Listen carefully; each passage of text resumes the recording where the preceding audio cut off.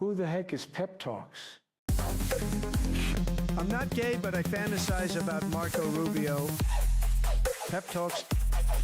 PepTalks. PepTalks. Let's eradicate the Kung Flu. I'm literally coming. PepTalks. PepTalks.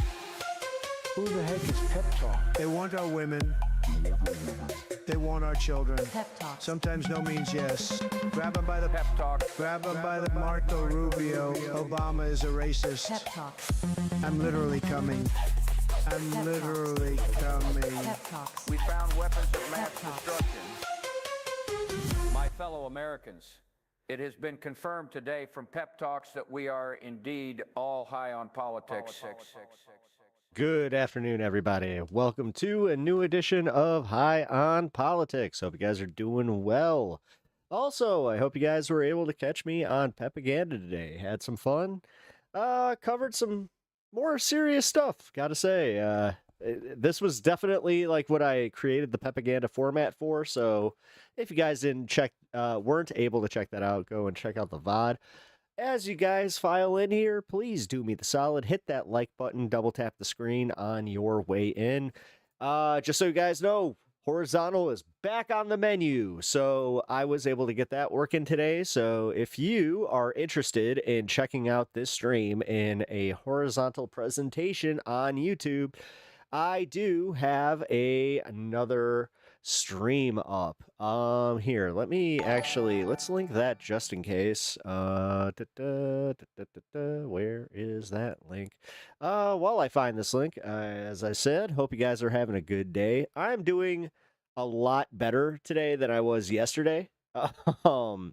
So I just want to say thank you again to everybody for listening to my my whole situation. I really do appreciate it, guys. I had some people reach out, and I really got to say, like, that it meant a lot to me. So thank you to everybody who did reach out. There was actually a few of you, and there was also, you know what, I kind of had that moment where I realized that I might have a friend or two that watched this stream. Because they were just like, "Are you okay?" So that was kind of cool. So I just linked the the horizontal stream, and also here's the biggie: follow me on Twitch, because you guys are gonna want to do this tonight. Might be the night, depending on how smoothly this stream goes and how late we go. I would like to kind of, once I wrap up here, I would like to move on over to Twitch, and we're gonna have like what I would consider a really chill hang. I have something that is let's see, how can I put this?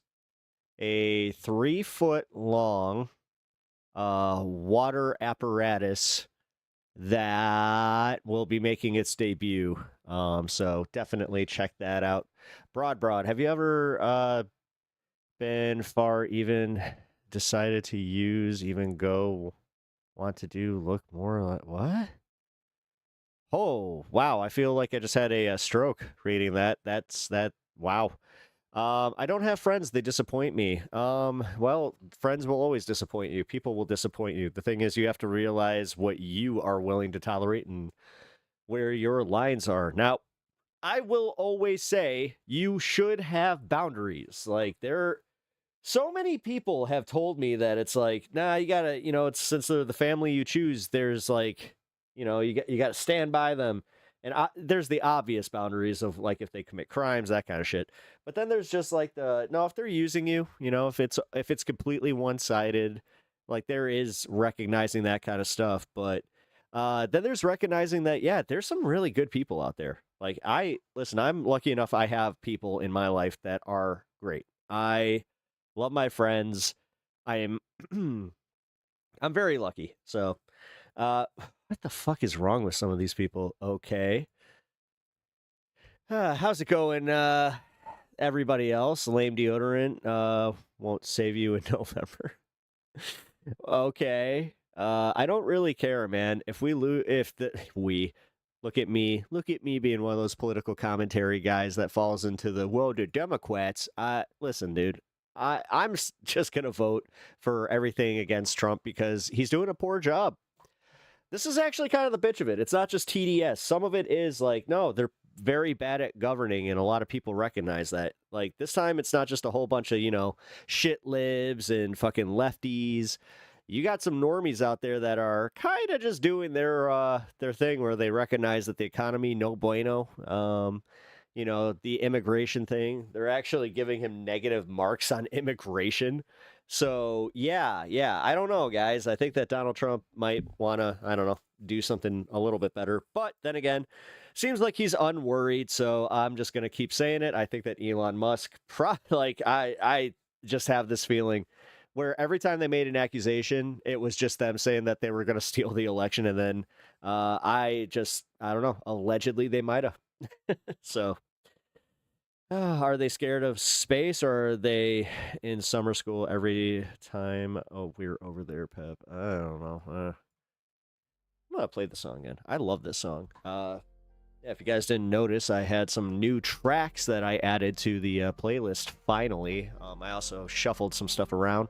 For the most part, I do kind of just want to keep my my vibes going with the channel. So I also, hey, for everybody that was curious about like where I got the music and how I curated it, shout out to you. Pretty cool. Good evening. Hello, Mitchell. How are you? How are you? He's paid by Big Stink. He's one of those like dudes that was like 13 and was just like, I don't want to wear deodorant. And everybody's like, please, just please consider it, please. The early stream I was meaning. The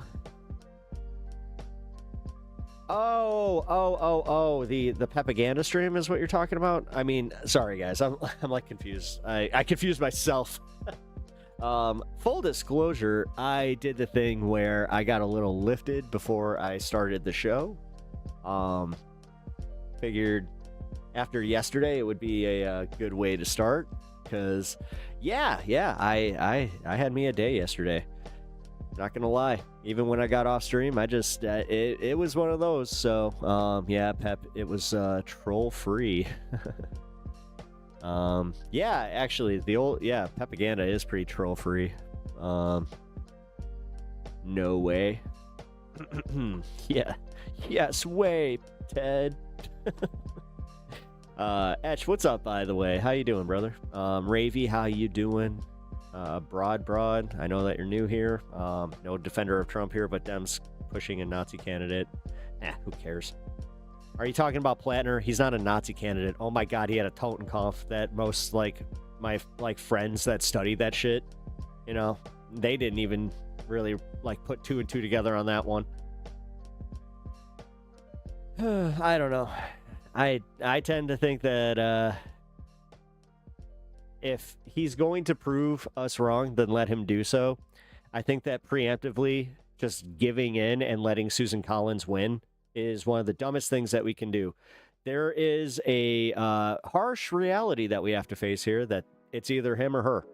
There is no other candidate. This isn't your perfect world where your DSA candidate, which he is technically, but you guys don't have the candidate out there.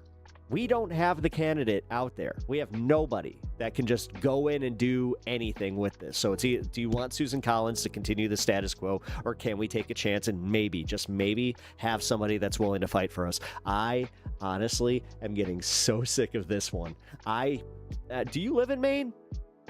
Do you live in Maine? Because if you live in Maine, then fine. Then you can sit there and pontificate on this all you want. But if you don't live in Maine, then just shut the fuck up. Seriously, just shut the fuck up.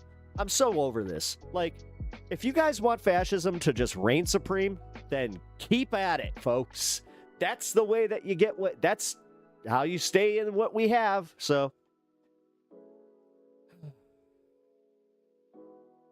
Graham Plattner is irking the supporters of Orange. Yeah, he is. He's like MAGA. A lot of them are worried that he can speak to the normie, which he can.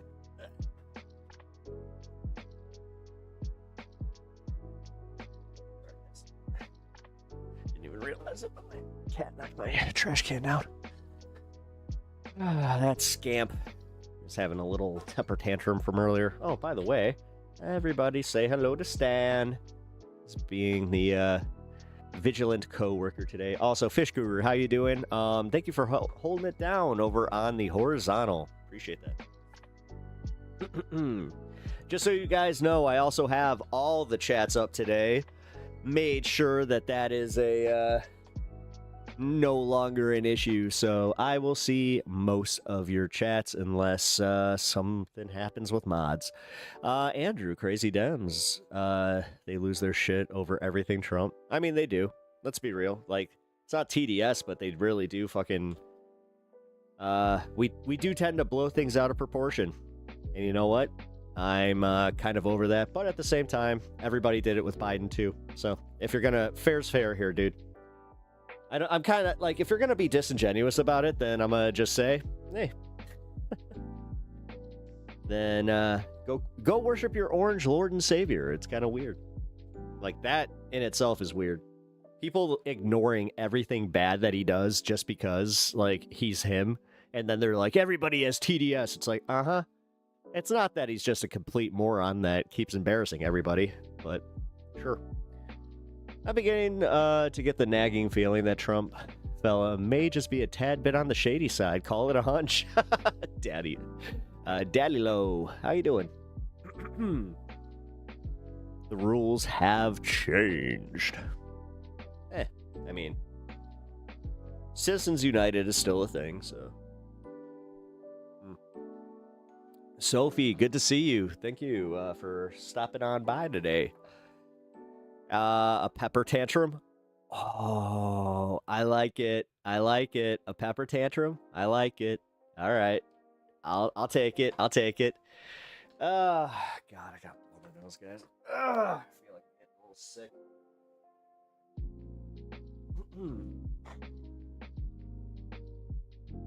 Ugh. This one doesn't feel like allergies. This one actually feels like, uh-oh.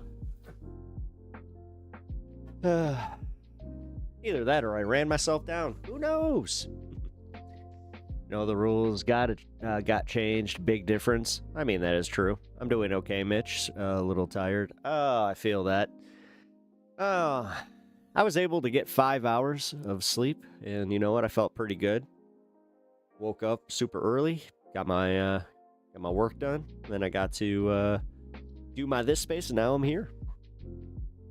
I have actually, like, after yesterday, I kind of, like, I covered this on Pepaganda. I meditated. I know. Whoa. But I was able to meditate for the first time in a while. And man, I sat there and I had this realization where I'm like, oh, I'm kind of running myself thin. And I'm doing it on purpose because I don't want to, deal with the reality that is, life. So, you know what? I quit running for that minute. I accepted it. I think that, yeah. With your help, I'm going to be able to, I got this. So. Daily Dose of Pep would make great shorts.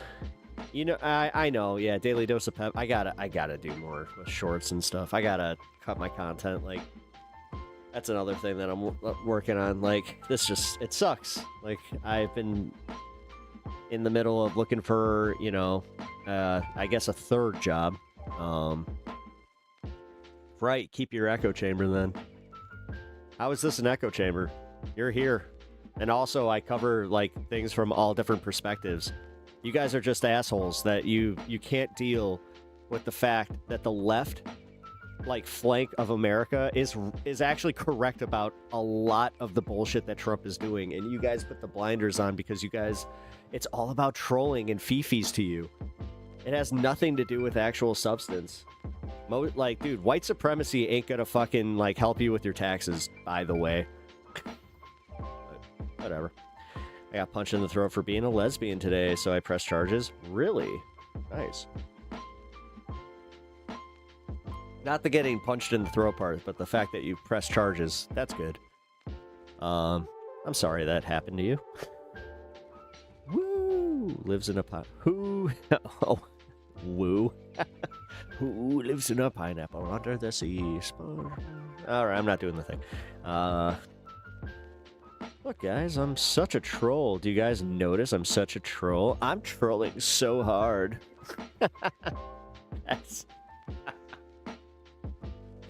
That really is what they do, man. It's just like, pay attention to me! Nobody likes me in my real life! I need to be mean to a bunch of people online that I feel superior to! Pay attention! Be trolled! Be trolled! Whatever. Fucking go on with it. We get it. You guys are weenies. Like, if this is what you find fun, whatever, man. I'm one of those channels that if you're just gonna be like your standard, like, but I like MAGA, well, then have fun. Decent rage bait, I'll give you that. Bring receipts. Alright, whatever, man. Fine, go ahead, bring your receipts. Decent rage bait. Oh, is that what this is? I'm rage baiting you with facts? Oh, well, that was easy. I didn't even have to work that hard. Cool. Well, thank you for joining the channel. You guys are checking out Pep Talks. I'm Pep. Nice to meet you. Pep, short for Pepper. Yeah. I have one of them. It's a nickname. I think I told you guys the story, but I'll go through it real quick. It was so funny, man. I was like shooting ideas for what I could call this. High on Politics actually came before Pep Talks did. I was chilling with one of my buddies, and he was just like, how the hell are you not going to call your show Pep Talks? I was just like, oh. And then I was like, oh, actually, I should call the channel Pep Talks, but whatever. Keith 420, maggot troll. Yep. We get those. How you doing? Chronic DB or 8D Reggie. How you doing? Or just Keith 420. Can I just call you Keith? Let's call you Keith. R.I.P. the troll. I mean, he didn't pay the troll toll. Therefore, he has been dealt with. You ever seen The Hobbit? That's what happens to trolls here. They turn to stone. And then we revisit them as an Easter egg later in the program to go like, hey, look, there's that stone troll. But guess what time it is? It's 4:19. If you guys know what's up, I am a Midwesterner. So it is the Central Time Zone, which means it's time. Let's go. Cheers, everybody.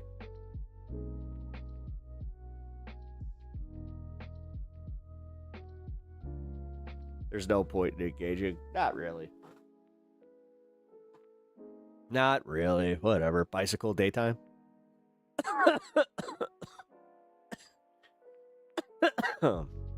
Also, who's talking Jesus? Let's talk some Jesus. Jesus is an alright dude. You can have your Jesus. I may not be like a... he is not my personal Lord and Savior, but if he's yours, have fun. His pony's still working, but cheers. Oh, well, cheers. That was a good one. 4/19's Bicycle Day. Oh, I did not know that. Well, look at that. I think Ezekiel 23:19 through 21 is more profound. Let's see. Got to refresh my memory banks on Ezekiel. I actually don't know a lot of like Ezekiel like at all. Let's see. What'd you say? 19 through 21.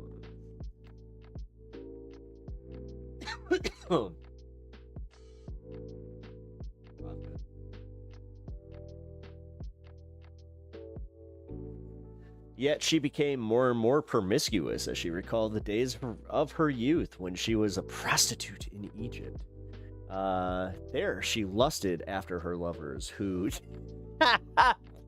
That's right, this one. Her genitalia. was like those of a donkey, and whose emission was like that of a horse. So you longed for the lewdness of your youth. And when in Egypt, your pussa. Damn! Oh, I think that there's a reason that I'm not too up on the Ezekiel stuff. No, dude. Songs of Solomon also has like, yeah, they got a lot of them. Hot, yeah, right? Yeah, damn. It's sitting there telling you got the stamina of a horse. You're hung like a donkey. It's like, why couldn't it all just be the?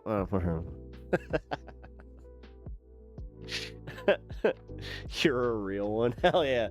No, that was funny. I'm actually like I used to do like the Bible stuff, so Vosh somewhere sweating. Heavy breathing in the corner. Meanwhile, he criticizes me for you know, whatever. I mean, he's a pretty harsh critic, so but that was hilarious. Jesus is the right choice. I mean, sure. Who knew they had size queens in the fucking Bible? I know. Damn. I mean, jeez. Dare I say, Jesus. Waka waka. In some states, oh, whoa. You mean that slippery slope? You guys remember when they were talking about, like, I've talked about this on the show a lot, but like when they were talking about like how gay marriage was going to lead to that, and it's like, it's a slippery slope. I didn't know you had beef. I'm just here for comedic reasons. Oh, I don't have beef. I got no beef at all. I actually, like, I don't think I have beef with any, like, content creators or anything like that. I know that some, like, ex-viewers have gone out of their way to be kind of, you know, not that cool, but whatever. You're mean, too. God, you're mean. Oh, my God, I need that drop. All right, that's it. Here. I've got to get the soundboard going. Because I looked for this, there's like a program apparently that you can do that with, where I was just like, oh, happy 420 something. Hey, well, you just keep going. Chronic, actually, hey, Keith, I'm not sure if you follow, if you've already subbed to my channel, which you should, but you should also follow me over on Twitch, because we're going to have a little smoke out over on Twitch a little bit later, so yeah, follow over on Twitch, and we're gonna have some fun hopefully tonight, if I can get to everything that I meant to get to today, which I should be able to. I don't do Rumble. No, I don't do Rumble.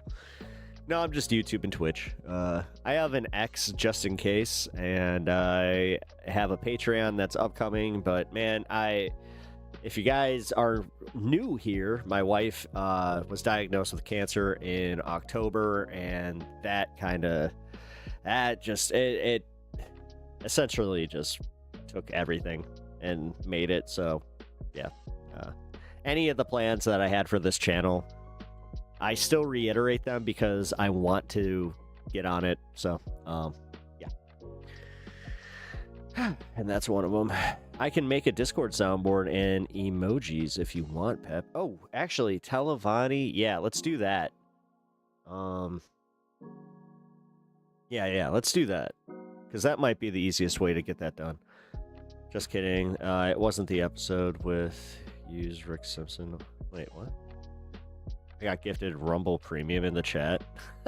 Really? Not from my chat. Am I a fan of Afro Man? Hell yeah, I'm a fan of Afro Man. He's doing a festival here in Chicago. He's gonna be at day 2 of Riot Fest, which kind of toying with going to. Fan of free speech? Yeah. Absolutely. Obviously, you know, it's got to be TOS because, you know, YouTube be playing that game. So that's my big rule here is keep it TOS. Also try to be cool. Yeah, dude. Lemon pound cake, man. The fact that, oh my God, that was so funny. The fucking lemon pound cake thing. Look at this guy. He's just sitting there lustfully looking at the lemon pound cake. Oh, look. Oh, look. He went back for more. Ooh, he's sitting there. Hey, what up, sweet thing? Who just left you here on the counter all unattended? And is that a knife? Well, if you're going to give me that lustful look, I guess I must cut myself a slice. Did he actually cut himself a slice of cake? I don't know. No, he does, Rumble and Twitch. That's the thing. No. Yeah, that's why I'm doing, like, I'm toying with what I'm gonna be doing here with the premium content over on Patreon, because realistically, I already have a hard enough time committing to the memberships only content because we're figuring this stuff out. Yeah, you never heard of cannabis oil being used for cancer? Yes, we have, but it doesn't work like the way that people say it does. It's not like this cure-all. Let's put it this way. If cannabis was like actually like a cancer killer, my wife would not have gotten cancer.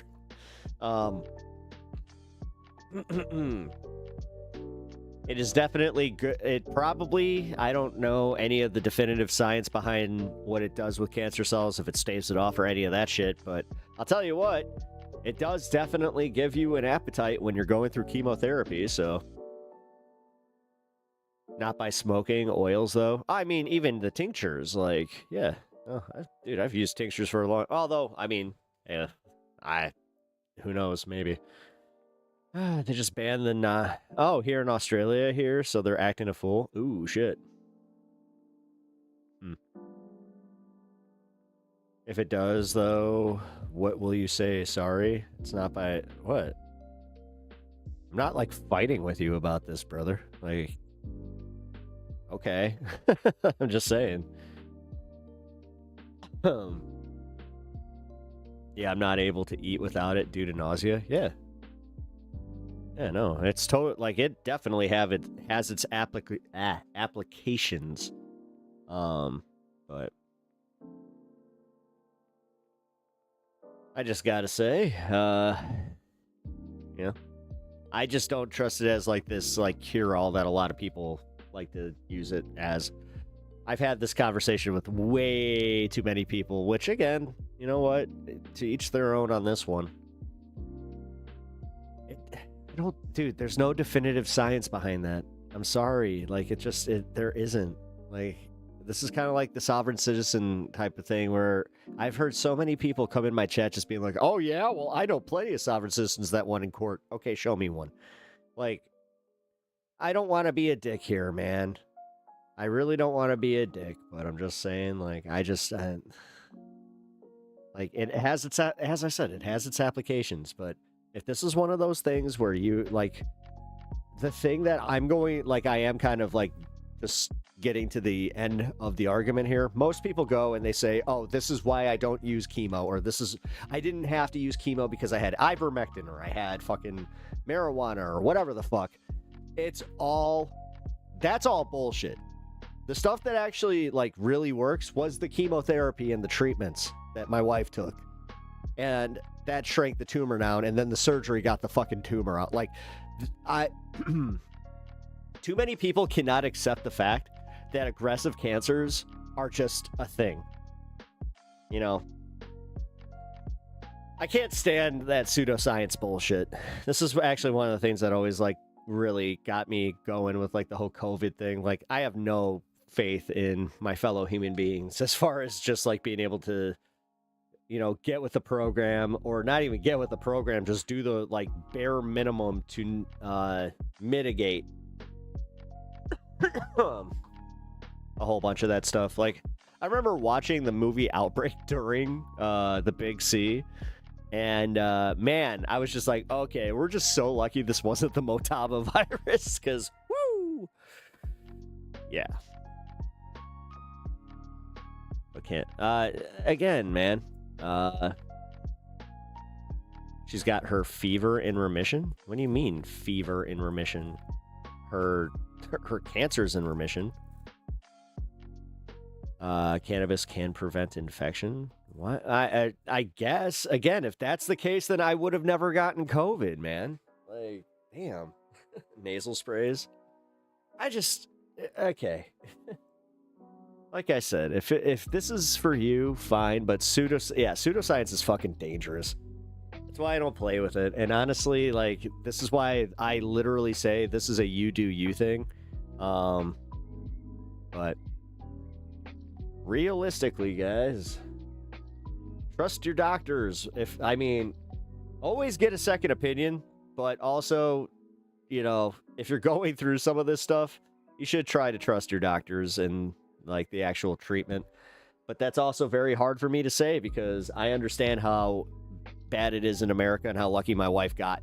My wife got so lucky with her care team, where all of them are top-notch in medicine and also top-notch human beings. So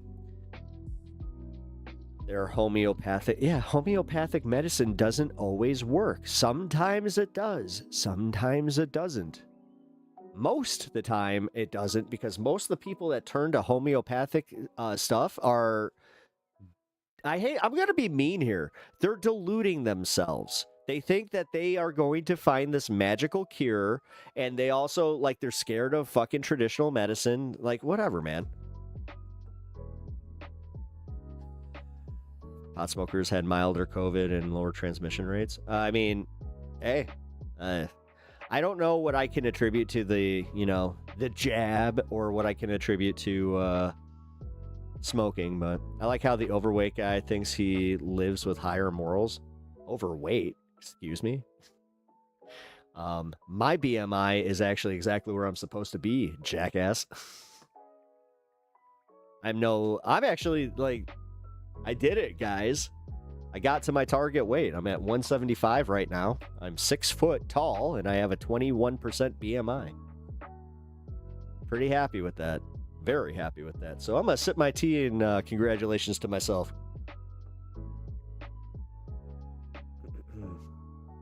Why are you trying to start an argument with me where I'm just trying to tell you, dude? Great. But you're like, whatever, man. Okay, Keith. You got it. FDA approves new chemos all the time and also reacts differently depending on all kinds of variables. Well, there's also, like, the fact that, like, with my dad, he had a live, chemo dose where it was essentially, the way that they explained this to me is that they kind of did it like a vaccine, where it was genetically modified from the actual tumor itself. He was in an experimental trial. My dad is actually the one where it's like, it was a miracle, because my dad had stage 4 mouth cancer. He was told that he had, if he was lucky, 4 months to live. So he was told, like, to start, like, planning last rites, all that shit, and, like, to, get ready to wrap it up. Then my dad went for a second opinion, and he found this guy in Chicago that was, he was doing, like, this experimental trial where it was using the live, like, cells from the tumor. So he signed up for this. This was 14 years ago, or 15 years ago, and he is still in remission, still with us. So I have to say, man, stage 4 survivals are rare. Yeah, and he still has his jaw. He didn't have to have surgery. Like, they were talking about taking, like, his tongue, his bottom jaw. Like, we said it was having the Ebert done, which, again, my family has a dark sense of humor, so take that for what it is. But yeah, he was he was resolved to the fact that he was going to have this done. And then, as I said, 15 years later, so here we are. Same happened to my dad, stage 4 bladder cancer. He wouldn't last a year after chemo didn't work. It's been 3 years now, and he gets tuberculosis injected as treatment to activate cells to fight it off. Yeah. Okay, so that stuff is crazy to me, man. And that's why, like, after seeing the team that my wife had, how they tackled her cancer, I totally turned a curve on this one, because I used to be a little bit more like this chronic guy in chat, where if you guys can't see him, by the way, he's in the horizontal stream. So, dude, YouTube has got to figure this out. I want to just mix these. I want you guys to just be able to watch and just tilt the screen and then have it, like, this is ridiculous. The fact that Twitch figured this out, and I'm just, I'm mad. Ooh, tarnation. My dad died, but he waited too long to get diagnosed. Yeah, it was my grandma. My grandma refused to go to the doctor, and I watched her waste away, and she knew something was wrong. She knew something was wrong. She was getting so tired, and she collapsed one day. I had to call 911, and that's when they found that she had breast cancer that moved to her liver, and I got to learn about cancer at that time. I was about 11 when she got diagnosed. That really sucked. For those that don't know, I had a situation where I stayed with my grandma and lived with her for a few years. So yeah, that hurt. That sucked. And it was all because she was a stubborn ass woman, you know. And I'm not trying to like say that's a bad thing. She was so stubborn but so awesome. But yeah, my mother passed last month due to lung cancer. She had smoked for 2 years. In her 20s, she passed days. But I'm so sorry, Porgy. 78. I'm sorry. I'm so sorry. I hate to say I'm part of that club. I lost my mom a year ago. She died last March, unexpected. She had complications from COVID. So it was pneumonia onset from COVID that stopped her heart in her sleep. So, rest in peace, Mom. I miss you every day. Anyway, sorry, guys. I try not to get too deep into that, because honestly, like, I'm not trying to like trauma dump on you guys, but it is what it is. Hey, Afternoon Tune, how you doing? Welcome to the stream. How am I? I'm okay. Our loved ones are all talking shit about us together up there, trust me.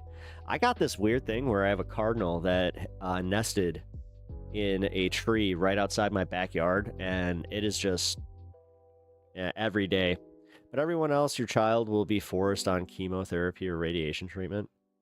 Nobody can force you to do these treatments. Stop that. Like, dude, stop with your fucking... This is the shit right here, man. What the fuck?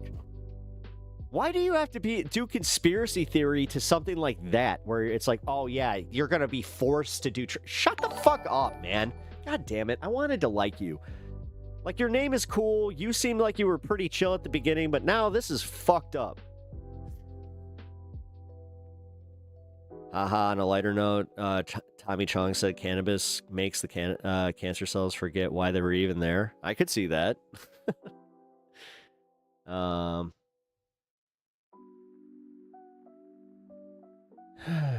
Apparently in the USA, unless Amish or Russell means preferred at some point, he died to what?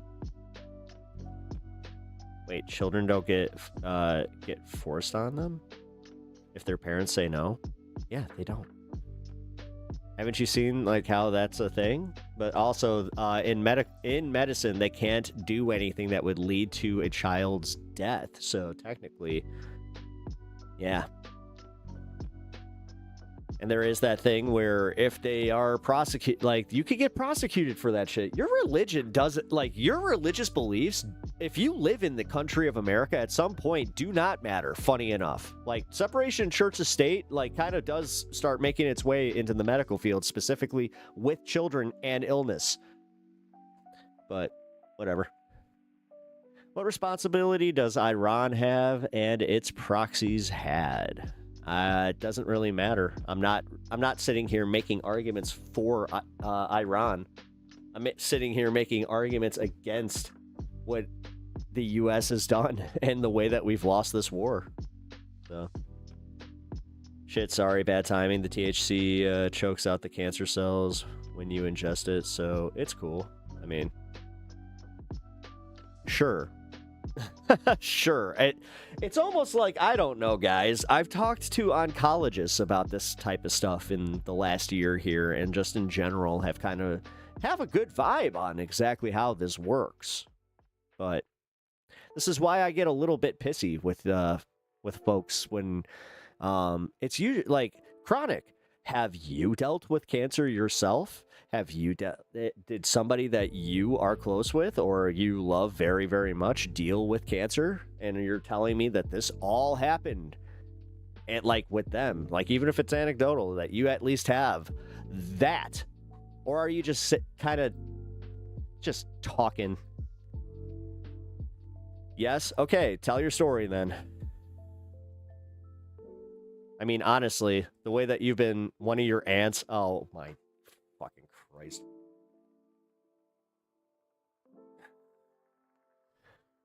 Okay. Pep knows the artist oncology surgeon. I mean, I actually do know like a famous surgeon, like now. Like my wife's surgeon is somebody that is world renowned, and like he is one of those guys that like people come to train under him from all over the world. So he's talking about a specific case where the state stepped in over medical neglect of a teenager. Yeah. Are we having the Twitch smoke sesh to celebrate the third thing in the title? Maybe. I mean, the third thing in the title is pretty cool, so I'm pretty happy with that. Did you guys see the thumbnail? Televani crushed it today. Shout out Televani Mage. If you guys do not know, Televani is a regular here on the show and also a contributor. She makes my thumbnails, and they are fucking awesome. So hope you enjoy those. Unlisted, what up, dude? How you doing? Good to see you, brother. Welcome to the show. Do you think there's money in a Listen, I understand where you're coming from, man. I used to be exactly where you're at. I read fucking The Emperor Has No Clothes by Jack Herrera. Like, I get it. I fucking get it. I get what the fucking industry did. Literally, I have all the propaganda posters right behind me here, brother. You're actually on the stream where you can see all of them. Do you not think I know a little bit about this? But also, in talking to an oncologist who literally, we did discuss marijuana and what it can help us with, but also the myths. And the myths tend to be exactly what you're saying. They kept saying that there's this influx of people that get diagnosed with cancer that then turn to tinctures, or they start doing this thing. He said, you cannot do that. Like, if you do that, then you're going to get sicker. That's just how it is. But whatever, man. That's just how it goes. Like, fucking A. I just at one point realized, I'm like, yeah, you know what? I'm not a doctor. I don't understand modern medicine. But these guys who went to medical school and they do all the fucking work and they're the ones actually making money from doing just that. Yeah, I'm going to kind of listen to them.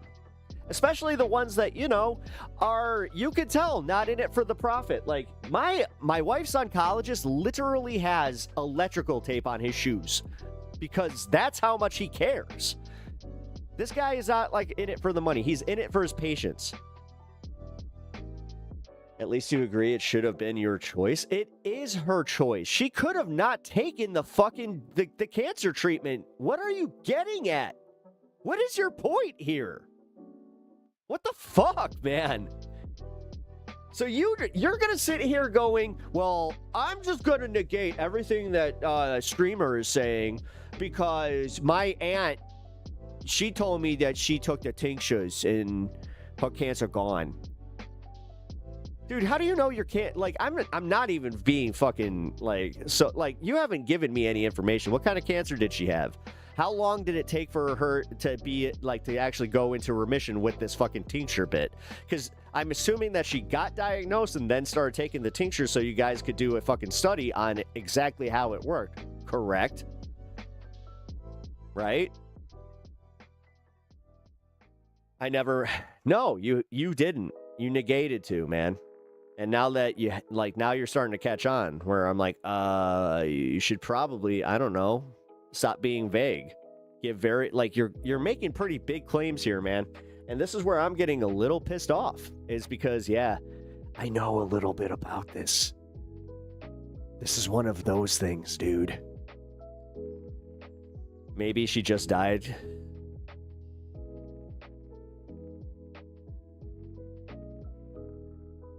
Wait, so your aunt, I asked if there was somebody that was using this that you knew. So she wasn't even using it, she just didn't do any. Oh my god. Oh my god. Like, this is one of those guys that always makes me like kind of pissed to be a stoner. Where it's just like, oh my god.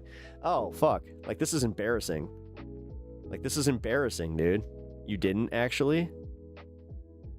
I shouldn't have had to. You implied in your mind? What? What are you talking about? You are at your most vulnerable after diagnosis. It's cruel to push alternatives. It is. It is actually genuinely fucked up.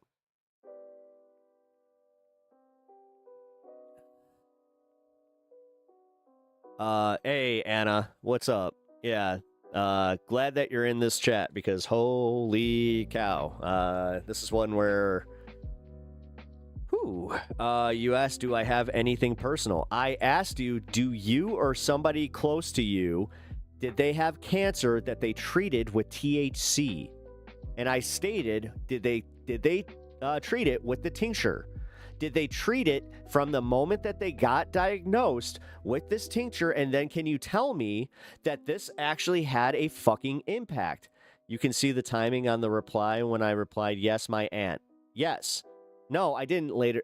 No, I didn't add that on later, dude. We're sitting here talking about fucking cannabis, like literal, like, THC, fucking, I gotta say it's stupid now. Blah, blah, blah, ha, ha, ha. All right, now you're starting to piss me off. What's going on?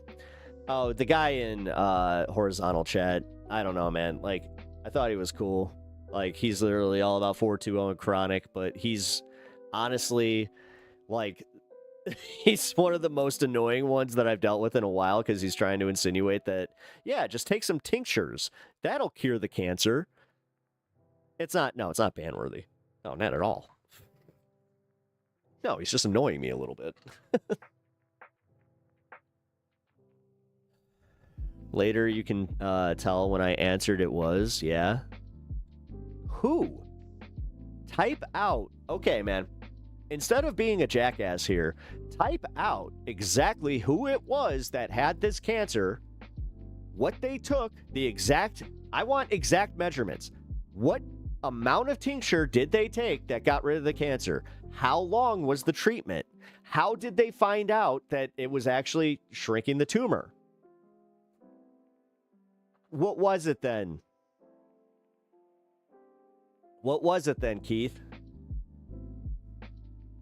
There's stories online. Now you're just moving the goalpost even farther. Now it went from, oh, my aunt to there's now stories online. Okay. So you're telling me that you're full of shit, that you have this hopium that, you know, if one day you get cancer, then you'll just take the tinctures.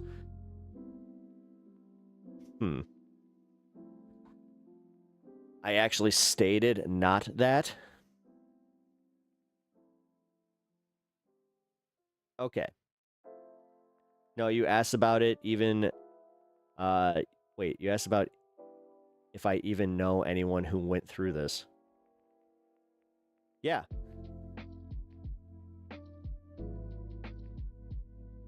No, someone with cancer that went through this treatment. Yeah, so is this your aunt that's dead? Is this your aunt that just died? Because you just said that she didn't know about the fucking alternative to cannabinoids, or did I read that wrong? Here, let's see.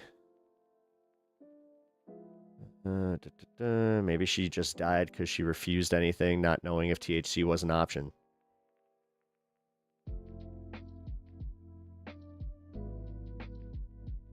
Keith also actually knows Nicki Minaj's cousin's testicles that fell, or cousin that testicles fell off from the COVID vaccine. It happened when she was very young. Dude, he's promoting his business. Oh, is that what it is? He runs a canna bakery on Michigan Ave. Oh, that's kind of fucked up. Really? You run a... Oh. Okay.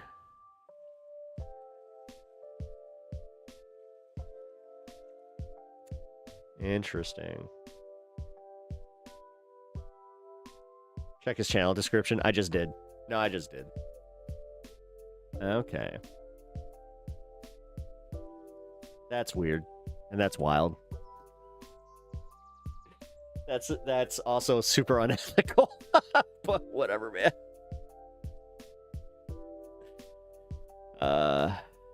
Though there are plenty of stoners at this event that will probably agree with you and disagree with me about this. It's not my it's not your business.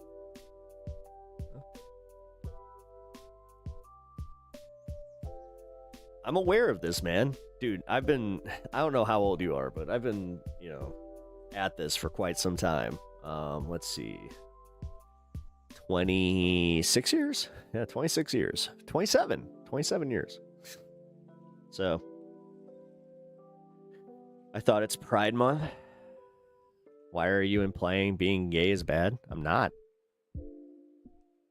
The fuck are you talking about? Don't get me wrong, THC is wonderful, but don't make it more than it is. That's what I mean. That's what I'm literally saying. Like, dude, that's my big thing. I'm like, dude, come on. Like, we can admit that it's, fun, it's great, and also it does have, some medical applications, but there are, like, it's not this fix-all. You didn't answer me question. Sorry, man.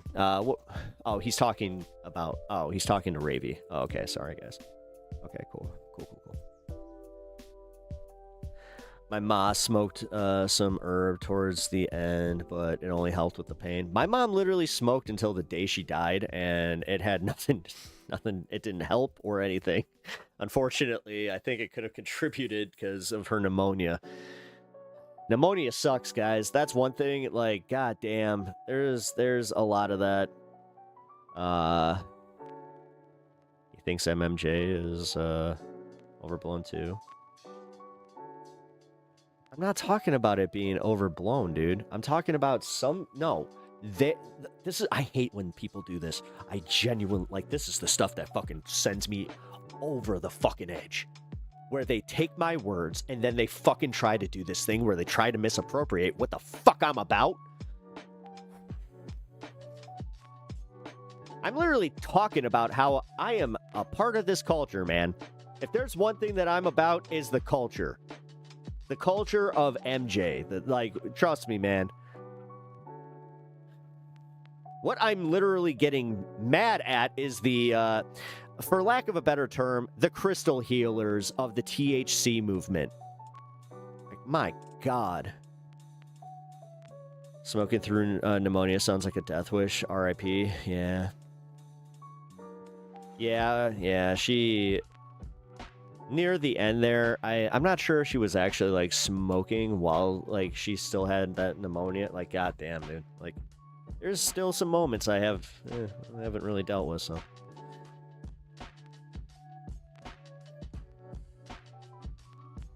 At least you're pro-free speech, so we can disagree. Oh, absolutely. This is free speech to state... No. And actually, no, it's not. Because you could be spreading known misinformation, which that's a blatant break of TOS on YouTube. So actually, you know what's kind of fucked up? I could like that could be a strike against you, but I took a tincture, or I took tinctures when you had pneumonia. Yeah, if I had I would do that.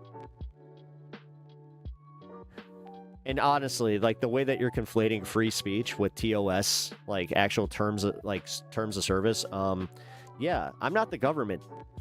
Free speech doesn't mean you get to say whatever and not be criticized for it. That's also a big, yeah, that is a big thing. Yeah, it's not freedom from critique.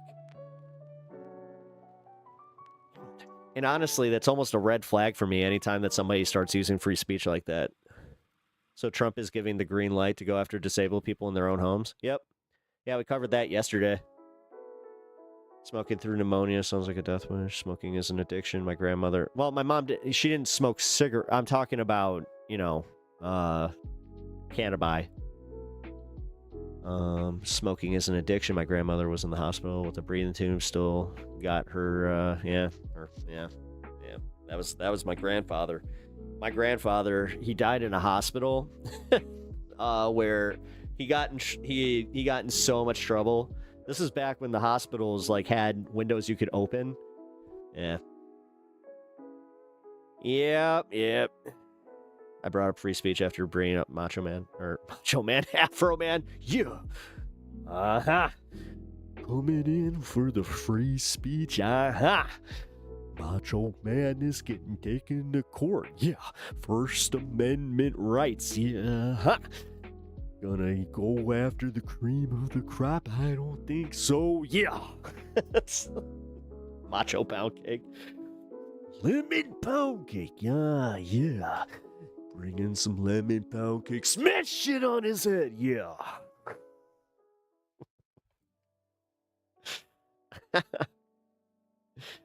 And this administration. I mean, yeah, right. I think you're doing Jesse Ventura. I mean, it's been actually a little rough lately. Let's see, Jesse Ventura. I haven't actually done it because, yeah, my jaw just like healed from doing it. Did y'all know that, yeah, this guy out here, he's talking about cannabis being a cure-all for everything. Did you know that there was a conspiracy against the marijuana industry where they tried to take them to court? God, dude, like I said, I am having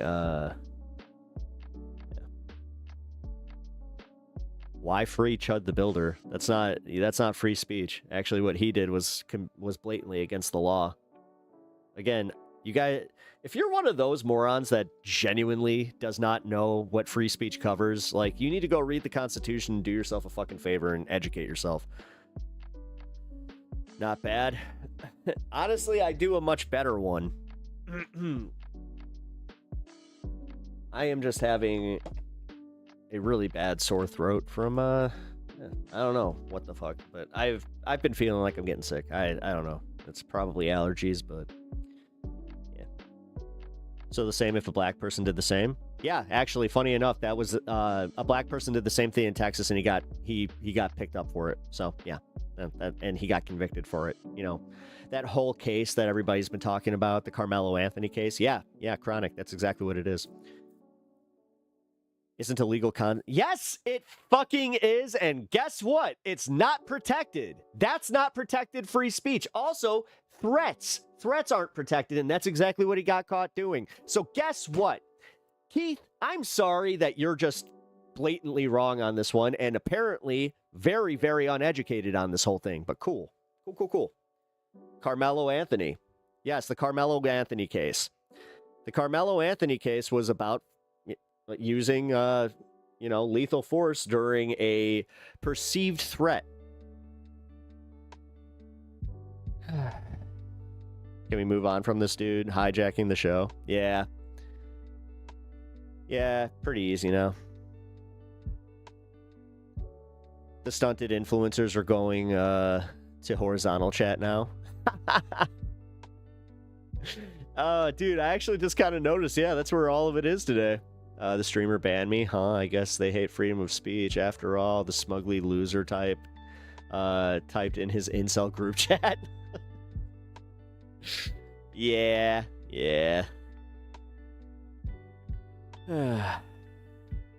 Americans are so silly with free speech stuff. Like, some think having an amendment means broad scope and other countries don't. Oh, yeah. No, the thing is, most Americans think that they have freedom to do anything that they want to do until the cops come, and then they're just like, what do you mean? This is America! But then, if they see somebody, of, usually a person of color, doing something that is perceived to be against the law, then all of a sudden they become fucking legal scholars. Isn't it fun? It wasn't proportional force to use? No. And honestly, after they released the court footage, like from the actual courthouse, it showed that he had instigated it by pulling his gun first. So, yeah. That's kind of funny. I heard that the unseen vandals of the reflecting pool were dressed as ducks. Also, the cameras are part of the deep state. It's kind of stupid because I know people from Iran who have more lively and respectful political conversations and debates than we do, despite our freedom. Yep. Free speech is a myth, in my opinion. I mean, not really. I mean, I've been to two countries that didn't have, real free speech. Like, when I went to the UK, I had a conversation with a guy that was running a venue there. Nice place, real, like, nice place. It was one of those, like, 100, like, I think it was like 200 years old or something like that. Like, it was one of those pubs that was freaking awesome. But he was talking about how, like, stand-up comedians will come from America and how they they don't understand that there are lines, and that, they give you like a list of things that you cannot say on stage. Otherwise, you do risk getting arrested. It's the same with Canada. Canada's even more stringent with their stuff. I gotta be real. Like, Canada was scary. I don't think I'd ever perform in Canada. I don't think I could. I'm actually kind of surprised, like, how streamers get away with a lot in Canada, where it's like, oh shit, like they got some rules up there, that's for sure. Hey, Pep. What up, Robert? How's it going, buddy? People are free to express disagreement with you. That's one thing that they can never tolerate. Like, that's kind of what's happening with this guy. I'm telling him, and I was telling him politely, how he just might be wrong about this stuff, and how he's kind of putting too much stock in, like, the THC stuff and just all of it. But then, then he comes in here with the Chud the Builder shit. Like, it's just whatever. I'm a free speech absolutist.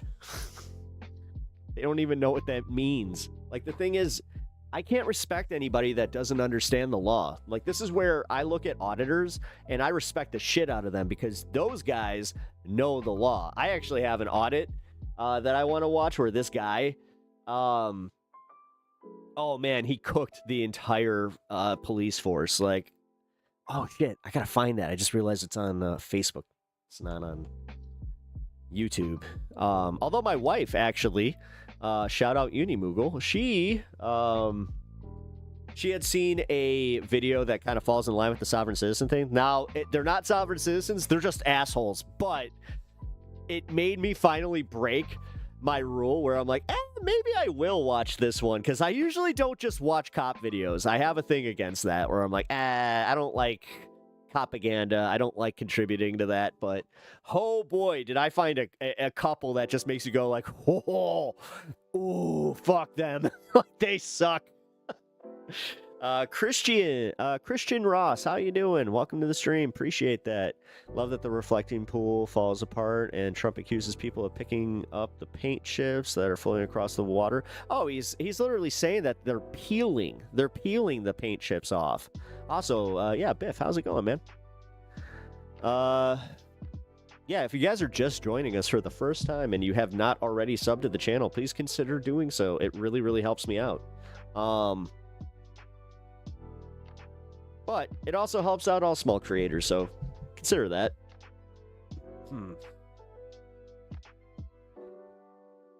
Bow to the maple tree and get deported back to the... Oh, did you see that, like, the weird report coming out that, like, Trump was trying to buy a whole bunch of maple trees, like, the day before he declared war on Iran?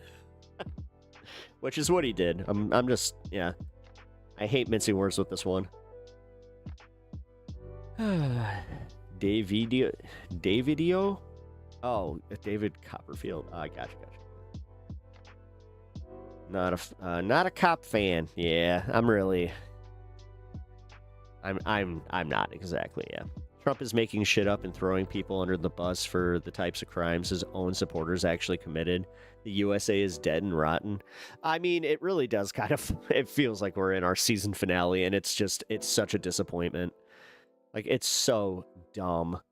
Like I was saying yesterday, what's disappointing is just how dumb everything is and how dumb Americans are with this shit. Where, like, dude, they banked on our stupidity and fucking, oh boy, did they get rewarded on it. That's for sure. Crowder could do appearances as his brain, wait. Oh, his character from Arthur. Crowder's a moron. Yes, he is. Trump isn't pro-speech nor Second Amendment. No, he's not. Dude, he tried to take guns from trans people. Like, you know, things got bad when all of a sudden the fucking NRA is just like, hey, you know what? Trans rights, because they buy guns too. Like, that was wild. Dude, we just kind of glossed over that one too. Like, oh shit. Didn't even really put much thought into that. The writers even managed to bring back Drain the Swamp. Oh, yeah. I mean, I said that yesterday. It was literally the title of my stream. It's Trump is literally draining the swamp. Isn't it fun, though? Isn't it fun? I mean, our cops don't carry for one. It's a bit different. I mean, dude. Yeah, that's right. I forget that, like, yeah, policing is so different in the UK and in Australia. I'm I'm a Caltech girly. Love some weird, it's also got to rep Florida. Really? Yeah. You look at the Caltechs? I don't know. They seem... I don't like the ones that look like they might fall apart after, you know, too much use. Give me a good old school Winchester, and I'm good. You know what I mean? I want it to be reliable. Good old, ye old reliable. Oh, no shit. He has a KSG. Ah, that's sick. Yeah, I actually, when I'm in Tennessee, I'll probably get to go shooting with my pops, which is going to be fun.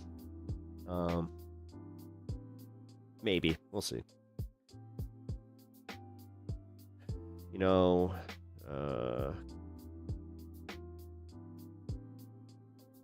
Chronic, how old are you?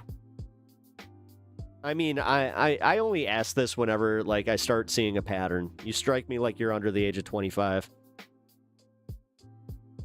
Search for the, for this 30-something min video, why the world is legalizing marijuana at the same time. That I am, that one's a little... Hey, that's actually one of the rare times that somebody recommended a video when they're kind of coming in here, you know, being a little disruptive, which, you know, whatever. Got to be careful. I know. You got to be careful with Tennessee. I'm very well aware. Thank you.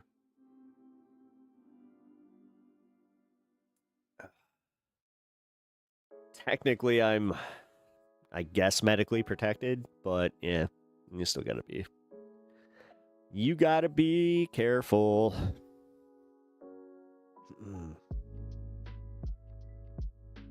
Our cops are more sit on their ass and do nothing type. Well, I mean, To be fair, we got a lot of that in Chicago too, man. I've seen more cops like sleeping in their cars than I care to admit. Where I'm just walking past an intersection, just like do the little peek in, and they're just like. My favorite ones are the guys that sleep like this, where it's against the window and they're just.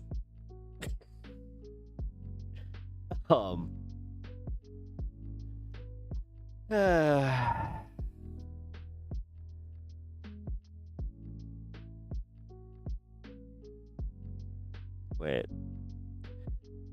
Yeah, Australia, they have tasers, but Bondi was a civilian, and another one in my city was stopped by a guy with a milk crate. Wait, the guy like just like picked up a milk crate and like threw it at the guy or something like that, or just was like, yeah, like nailed him in the head with it.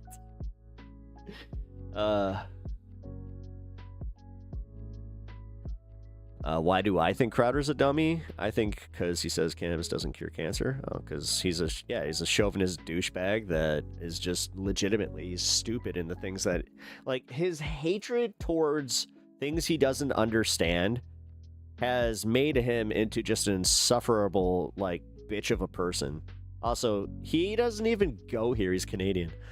What up, Bryant? How's it going? By the way, did I tell you about the podcast interview I was on? No, you did not. What podcast interview were you on? Fuck yeah, dude.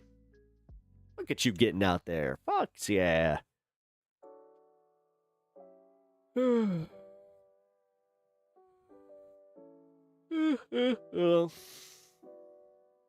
Sorry, guys. Didn't mean to, like, have a full-blown yawn there. Oh, it was for your campaign?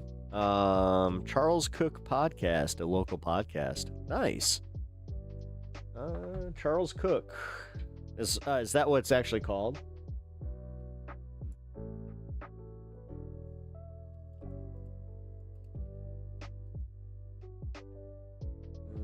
Locally focused. Charles Cook Podcast. Oh, cool. Podcast focused on local state issues in Tennessee. Hey, well, that's cool, man. I kind of like his bare bones, like wooden background with the on-air sign. Interesting. I'll check it out, man. His hatred is towards things he can't control. Or things he can't control, yeah. We have guns around too in Australia. I live 5 minutes from a gun shop. So we still have them. It's just super regular. Oh yeah, no, I knew that. I did know that.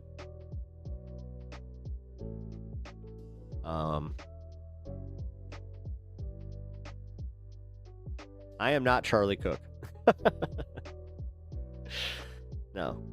I'm a different Charlie, dude. Different Charlie. All right.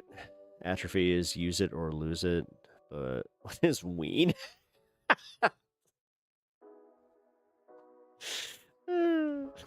Sometimes when I read something out of sequence in chat, I'm just like, oh.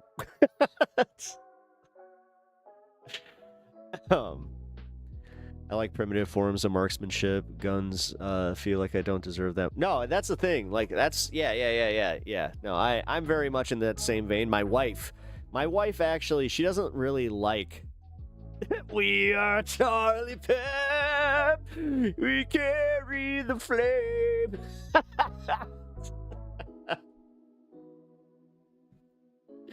Oh, shit. I haven't even thought about doing that yet.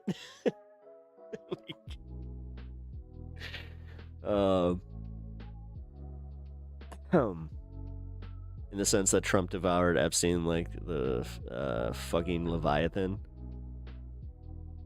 Oh yeah, that's right. We carry the flame. Bubble, bubble, bubble, bubble, bubble.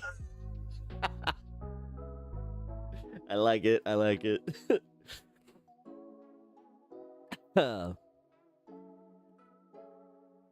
Wait, what? I'll never understand the American gun thing. We had one mass event in Reform. I still grew up with them, but don't get taken. Yeah, I mean, that's the thing. Like, I have always, like, respected firearms. Like, I don't know. I was taught to not only respect them, but to actually, like, to fear them in a way where you always respect them. Like, I've never hot dogged or any of that shit. You'll never see me fucking, point anywhere except for where I'm supposed to. It practice a lot of discipline with that. And that's honestly what always drove me nuts, hanging around other guys that were like that. Nothing like it. Like, these guys, once I know a guy that got his CC, which I'm genuinely shocked that he got, because the way that he misuses his CC is crazy to me, man. Like, I mean, I'll be honest, there have been times where I'm even just like, dude, do I have to, like, make a call here? Because it seems like this is dangerous. This is fucking dangerous. Like, and it's for him. It's the way that he, like, the shit that he will talk about while having that on him. Just there are times where I'm just like, I don't want to be here.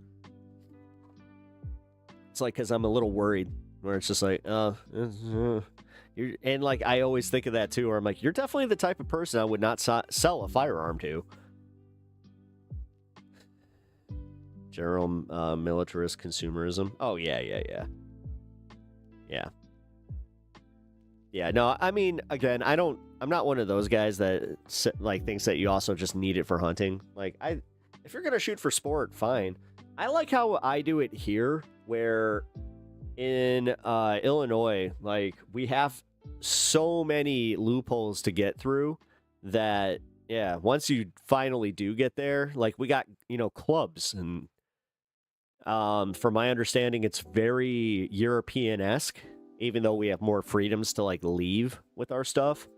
But yeah. They would have been better off had they not had access. I lost 2 loved ones to firearms, both self-inflicted. Yeah. That's where I do fear for this, and, like, with this one, and there's not much I can do. Like, what am I gonna do? Like, I've had these conversations. I've begged him to, get rid of his stuff. So I just hope it never comes to that. That's just how it is. Yeah, and it's a market in America, like, collecting figurines. Oh, absolutely. And the thing is, I get it. Like, this is why people are always confused about, like, when they find out I'm a leftist and they're like, wait, but you like pew-pews? It's like, yes, I do. And the thing is, I actually, like, I enjoy the sport of it. I enjoy the different types. I enjoy the different, the way that things handle, and just, I don't know. I enjoy it, but like I said, I think that I enjoy it in such a responsible way that, yeah, like I said, the way that some people are irresponsible with it, it scares the shit out of me. Cheers, by the way.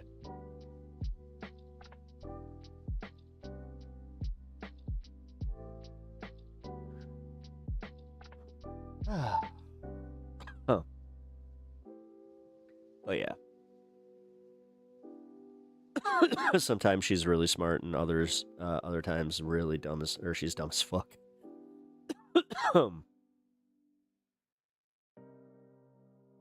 Wait. Yeah, I mean, losing 2 loved ones to, like, that's another one where, yeah, leftist and you like pew-pews? Yep.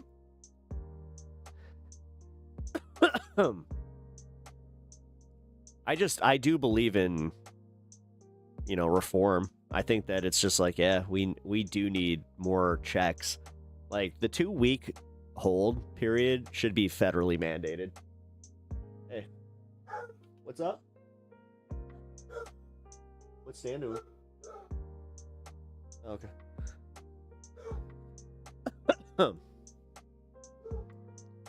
Like riding a road bike. If you want to respect the power behind it, you won't. Oh yeah, it's the same shit. Yeah. Actually, motorcycles is just one I'll never do. I'll never do that. Like I've ridden motorcycles before. I just lost my my cousin. He got hit at an intersection by a truck on his way to work on one of his choppers. So, and he was like the responsible motorcyclist. Like there's just, yeah. And everybody's like, hey, he died doing what he loves. I'm like, he did, but shit. Yeah, I know you can open carry with no license. Yeah, we have to have a license for it. Kind of glad that we do, to be completely real. I like them too for the exact reason. There's no denying that they're cool and they're dangerous and exciting and fascinating in the way that they work, but they need to be respected like a motorbike. Yeah, absolutely. Yeah. Perfect. Yeah, perfectly said. We don't teach the public enough about pew-pews if we're going to have them. We all need safety lessons, just general lessons about them, like S-Ed, difficult convos need to be necessary. Oh, absolutely. Absolutely. God, do you know how many times I've like, and this is scary. So I've gone to the range a few times where, because this is usually how it goes. Like if you're with a friend, like we got our own stuff and we kind of like swap around. So if somebody just walked into that not knowing what we're talking about, they'd be like, excuse me? But no, so like there was one time I went up there and like I pick up the 9 and there's just the safety's off and I look at my buddy and I got really mad at him. I'm like, why did you put the fucking safety on? He's like, what? He's like, we're firing. I'm like, I don't care. You put the fucking safety on. Like, I don't fuck with that, man. Hey, Pep, bring out your beautiful wife sometime. That's a whole nother thing. My wife technically, she works in a career where she cannot be front facing. If you know what that means, is she just can't be she can't like do streaming. She can't be on a camera, because of her career. Now, if we get the all clear, then hell yeah, that will happen. But for now, you get to see, you get to see peaks of her occasionally. Like, I've made jokes that she's kind of like the Miss Bellum from the Powerpuff Girls, where you just kind of see it. Like occasionally, you'll see her hand come into frame. Or she'll just kind of zoom past because I have a window here, so you guys do see her. So,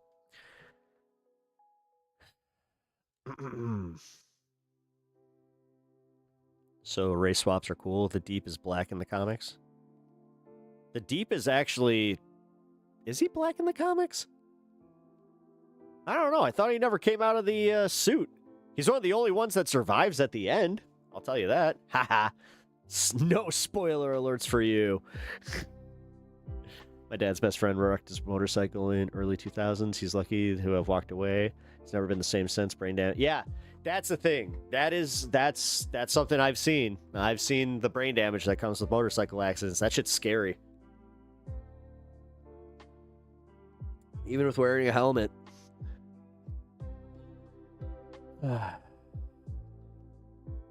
Dual Pepper Show? Yes. I do have 2 of the yeah, I got the 2 streams up. One of them, I'll be honest, guys. I wish, like I said, YouTube could just get this together so I don't have to have the 2 streams up anymore. The day that happens, I will be so happy.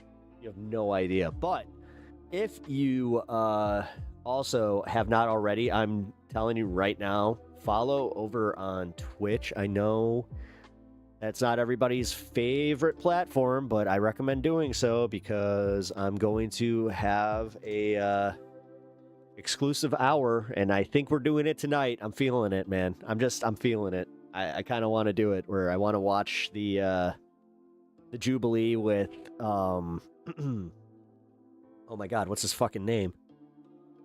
The kid. Forgot his name. Shit. Dean Withers. We're gonna watch the Dean Withers on Jubilee, possibly the Dave Rubin one as well, because I never got to watch that. For some reason, Jubilee is just something I cannot watch on YouTube, and I've asked for permission from that site, and they just will not. They are stringent on that shit, so whatever. But on Twitch, I can watch it. And then also on Twitch, I can do something else, so come have some fun with us, if you know what I mean. Liberal Spider-Man. Spider-Man's always been liberal. Well, not liberal. He's actually, like, been more left of center than anything. Left of center. That is a liberal. What am I talking about? God damn it.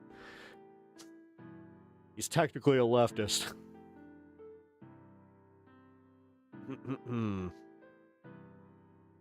Nearly 700k guns were given up. Oh, yeah.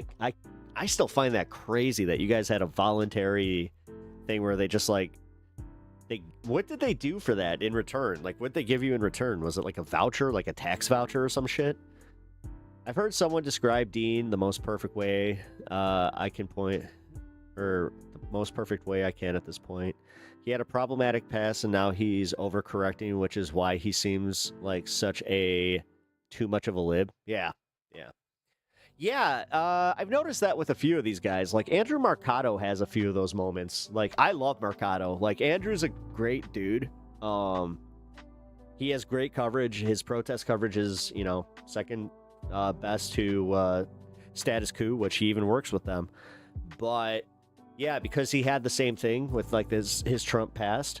You know, like, he does have a unique way of tapping into these guys, like, mindsets. But there's the occasional, like, I can see how you slipped into that. But no, Sylvie, that's a great way to describe him. Also, guys, if you have not already, let's see. Yeah, double tap that screen, because here. Let's get this out here. All right, who's ready for some segments? That's another thing that I got to get to, so. Segment time. All right, let's start with the fun news, and we're going to progressively get to some more serious stuff. That's how we do things here on Pep Talks, a.k.a. High on Politics.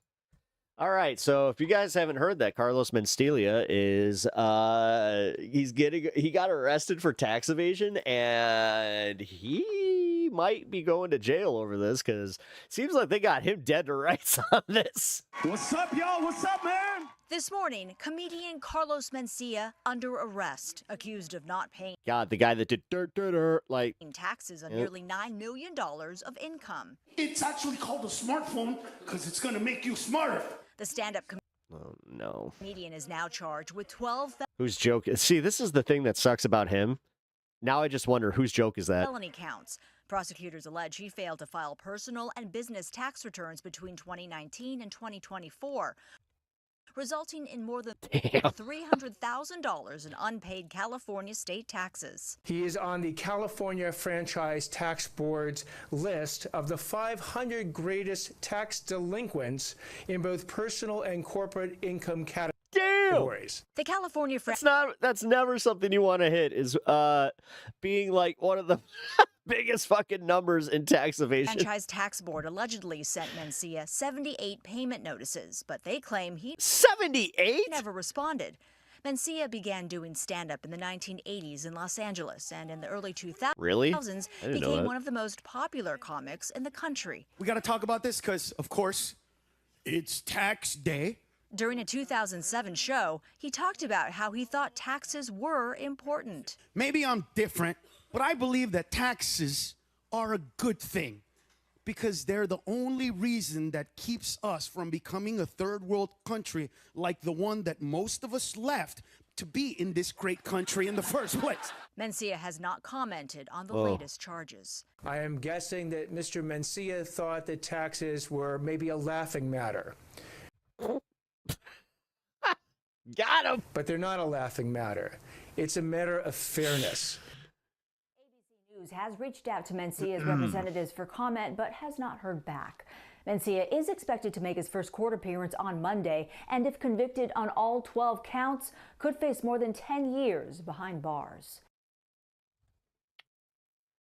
As I said, the fact that he's facing 10 years and like he's got this big of it, like I do think that he's not going to serve any time. I think that they're going to get him on a payment plan of sorts, and he's going to be just fine. But if he does do time, shit, that's one of those. Okay, FBI searches for more possible victims in Aurora, Illinois abuse case.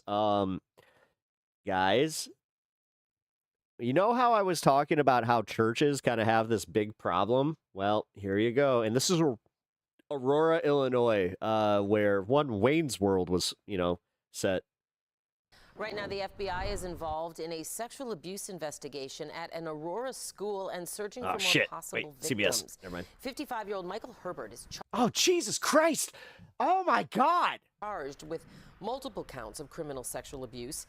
Prosecutors say he abused at least one teenage boy They always look the same. during his time as a board member at Aurora Christian School between 2013 and We used to play. 2022. We used to play against them in our sports. Aurora police say one victim came forward in 2025 claiming Herbert gave him gifts, money, and even promised him a trip to Disney in exchange for sexual acts.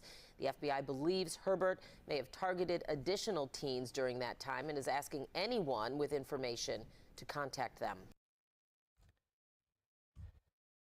I have gone to court at that exact same courthouse for traffic.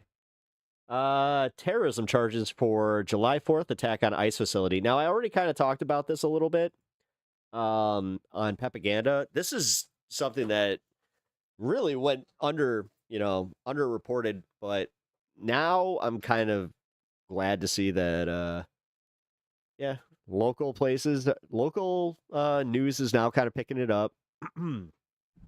But this has got some broader implications on just how they're going to start prosecuting leftists and what they are now calling terrorism. Federal indictments have been handed up for 9 people involved in the July 4th attack at the Prairieland ICE facility. Hello, everybody. I'm Heather Hayes. And I'm Steve Eager. Those suspects will face trial. 7 others, the government tells us, will take a plea deal.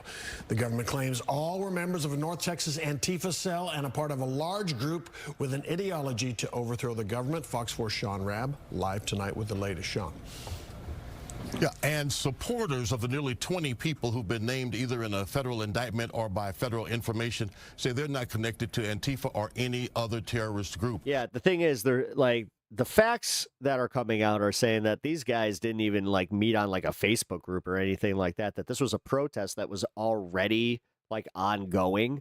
And that this was like something former federal that was like, you had one sect that like, or you had like one section that was like a few of them that were just like, hey, we're going to do a noise protest. And then you had other ones that were just like, okay, well, we're going to post up over here for security and like prosecute. Those are the ones where I'm just like, you idiots. Say that the government's going to have to show what happened at Prairieland. That nighttime incident was something more sinister than a noise protest, as the defendants claim on the 4th of July.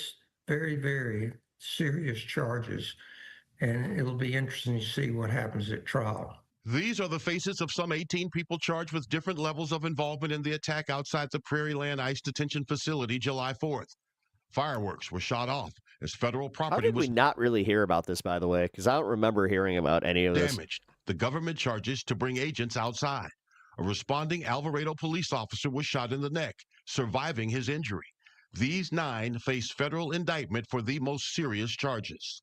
That are charged with either attempted murder of a federal agent or a local police officer. Avoidance maxing with Pep while I watch streams, smoke a spliff, and do some stretches while working up the courage to fill out these separation forms. Or other types of material support from terrorists. The DFW Support Committee backing those Talk to you facing later, federal friendly charges. people, hopefully, in my opinion. If you sub to the channel, then hell yeah. Tell Fox 4 they believe the indictments came as a consequence of people refusing plea deals. But a handful of defendants charged with providing material support to a terrorist have accepted offers from the government and will begin plea hearings this week.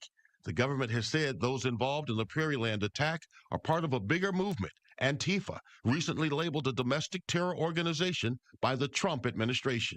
The U.S. Attorney says the group, led by Benjamin Song, collected over 50 weapons before the July 4th incident. and had Antifa All legally, materials by and the way. anti-immigration enforcement documents legally. and hid their identities in group chats using encrypted messaging. While this is the first indictment in the country against what the government calls Antifa cell members, former federal prosecutor John Tickle. Like I said, and this is the reason that I brought up a Fox report on this. This is how they're going to be reporting on it. And this is how, like, I'm telling you guys, like, they're going to normalize the shit out of this. Says the Justice Department now has to prove that. Yep. Going to have to try to connect the dots, so to speak, or tie together the people who are designated or identified as Antifa actors and these people who are rioters or protesters and anybody else involved, and try to connect them all together. Meanwhile, we don't have any one continuous conspiracy. You notice how that drone story from the UFC, that whole plot, that kind of got buried. I wonder why. It's almost like they were right-wing fucking nut jobs that believed that Trump was implicated in the Epstein stuff. It's almost like, once they found that out, every fucking news agency was just like, we don't need to talk about this. Antifa. So the government asked a federal judge to declare this case complex, and the judge did so. That suddenly means that the Sixth Amendment right to speedy public trial does not apply here. The government can take as long as it needs to build its case. They've indicated they may add charges, as well as that some of the evidence that needed could be classified documents. Those documents would have to be declassified, then given, of course, to a team of defense attorneys. A team of attorneys will take weeks to prepare for a trial that could take many, many weeks. Sean Rabb, thank you. All right, so the fact that they prosecuted these people without any actual fucking evidence is kind of wild, guys. Just remember that they have the right to appeal, even though they're likely going to say that means they can hold them forever with no trial. Yeah, I know. That's crazy. That's crazy that they keep subverting the Constitution for all of us, and they keep finding it on things that have very shaky ground. Yeah, if you guys live in Texas, I highly recommend don't fuck up, because they coming for you if you do. I mean, shit. At least I live in a state where it's going to be a lot harder for them to do so, but not impossible. Oh, yeah, this is... Welcome back. The Trump administration expressing Fox News alert. Confidence on progress in hammering out a final deal with Iran, but the president isn't letting up the pressure. He's now issuing some new warnings to the regime about complying with the initial agreement reached so far. I think Iran, I can say on a sort of a different scale, is in its own way working out very well. Maybe it's hard to say just as well, but maybe almost just as well. And we're doing very well in terms of negotiating a fair and reasonable deal. If Iran doesn't he can't even look at the camera when live he up says to their that. agreement, or if they're not behaving, I will do what I have to do. It'll be fun no matter what. Trey Inks is joining us live in Tel Aviv with the latest on this. Trey? Are always the same. Yeah, hey, Bill, good morning. After Vice President J.D. Vance announced that Iran has agreed to allow IAEA inspectors into their country, President Trump posted on Truth Social this morning, in part saying if they did not agree to this, there would be no further negotiations. Under the Obama Iranians deal? Today put out a statement of their own saying this. We neither had a meeting with the Director General of the International Atomic Energy Agency, nor do we have any plan for the agency to inspect Iran's nuclear facilities damaged as a result of the U.S. military aggression and the Zionist regime. Fundamentally, there is no procedure in this regard. A U.S. official is directly responding to these comments from top Iranian officials, saying, as President Trump and Vice President Vance have made clear, the Iranians have agreed to robust IAEA inspections of the remains of their nuclear weapons program, which was totally obliterated by Operation Midnight Hammer and Operation Epic Fury. This official goes on to say the Iranian regime will say what they have to say for their domestic audience, but the fact remains that we've reached a major milestone toward permanently ending Iran's nuclear program. Now, President Trump spoke from the Oval Office on Monday, saying that if Iran doesn't live up to their end of the agreement, he'll do what he has to do. The focus over the next 60 days will remain on addressing Iran's nuclear ambitions and keeping the Strait of Hormuz open. With the initial agreement in place, millions of barrels of crude oil are leaving the Persian Gulf. Gulf each day. Boats look like the ones that took down We took Godzilla. in more oil yesterday than has ever gone through the strait. You probably see that we have an oil gusher. The strait is totally open. You know that, and we're negotiating. We'll see how that all goes. But we have two things: we have an open strait, and we have a country that will never have a nuclear weapon. Will never, ever have a nuclear weapon. On Monday, the He U.S. doesn't Treasury believe that authorized for a Iranian second. oil sales, temporarily waiving long-placed sanctions against the Iranian regime. The Oh, sanctions shit. relief will be controlled by the United States, and unfrozen money Iran receives in the future will be used to purchase food and medical supplies for the Iranian people, according to President Trump. Now, since the meeting in Switzerland, we have seen a reduction in the tension between Israel and Hezbollah. Another key point in this broader memorandum of understanding, the Israelis say they did take some action against Hezbollah gunmen earlier today that were threatening their forces. Bill? All right, Trey Yings reporting live for us in Tel Aviv, Israel this morning. Trey, thank you. And let's bring in Republican Senator Tim Sheehy of Montana. He's a member of the Senate Armed Services Committee. And we've heard from the president and the vice president. They think things are moving forward pretty well. Are there I will say this much: at least Fox News is getting the same treatment as all the other networks. any major red flags that you see at this moment? Well, I think Trey pointed out well, Dana, in that we have to keep in mind the Iranians are speaking to multiple audiences here. They have to keep their hardliners happy in Iran and, of course, their extremist groups. So it's not often we're going to get the same messaging out of the Iranian leadership. And I give the president and his team credit because, as we know, this isn't JCPOA. They are starting from a position of strength. We've had the most aggressive campaign against them in history over the past 6 years, from Trump's first term to this term. Oh my God, but the this Iranians are fucking going to speak state to their regime media bullshit. Like, oh, we're so strong, we're so awesome, we don't fucking fail on anything. extremist base. They're going to try to speak to their existing population in Iran to keep them down. And of course, they got to shut the doors and speak to us. So there's going to be some messaging differential here. I think we got to give the team, the VP and his team, some credit that they got to deal with that. But of course, any red flag, Dana, is us giving any amount of cash of any kind to the Iranian regime. They're not going to use that cash for bridges and schools.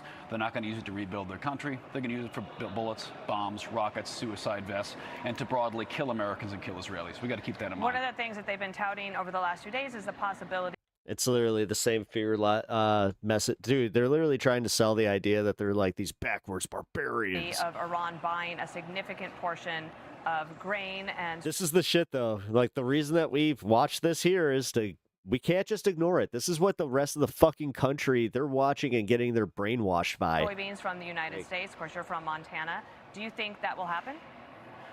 I certainly hope so, but as you know, negotiations with Iran, hope don't float. We can't trust them to do what they say they're going to do. We need to make sure there are concrete safeguards wherein we control those funds. For example, if we're going to unfreeze funds, we don't give it to the Iranians and hope they buy American farm goods. We say, great, we'll take that money and we will buy American farm goods with it. We'll take your frozen assets, buy those farm goods, and we'll ship them to you. But we cannot give them pallets of cash and hope they do the right thing with it. They've shown time and again we can't reward bad behavior, and the Iranian regime has a history of very bad behavior. So giving them control over any financial movement with regard to this deal, I think, is a huge red flag. So the proper controls are key, and controls cannot include trust. Trust is not a control. A control means we hold it and we are in control of it. The big kahuna, the issue of the nuclear weapons program and the dust that they have remaining, it's a concern. General Keane was on yesterday about that. The IAEA has been conducting inspections in Iran for decades dealing with nuclear things. They're told where to go, they're told what time to come and how much time they're going to spend there. And other places where they need to go and should go, they're not permitted to go. They have been manipulated by Iran for years. I'm not saying they shouldn't come, but we need to have U.S. inspectors qualified to do this. Obviously, based on your information, I know you can't reveal anything classified. Do you believe that this next era with IAEA would be one where we would have more direct eyes on what's happening in the country? No. We need to, because the general's absolutely right. I mean, We need to. That's a no there, Ainsley.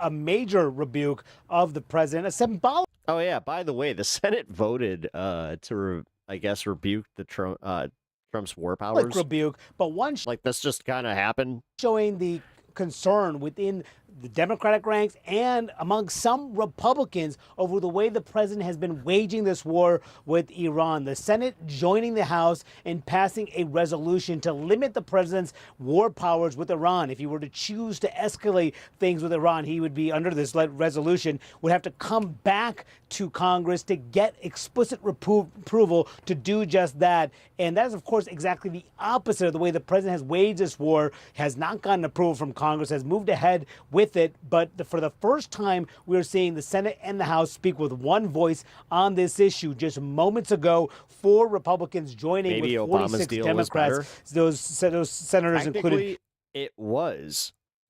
1.7 billion as opposed to 300 billion. Yeah, I don't know. Susan Collins of Maine in a difficult re-election race. Senator Lisa Murkowski of Alaska, someone who oftentimes does break with the president. Senator Rand Paul, a libertarian-minded Republican, one who opposes foreign intervention for the most part. And there's also Senator Bill Cassidy, a Republican who Trump pushed out of his Senate seat by endorsing his primary challenger, has come back to the Senate and voted against the president, broken with him on some key issues. This being one of them. Already. Republican leaders. Okay.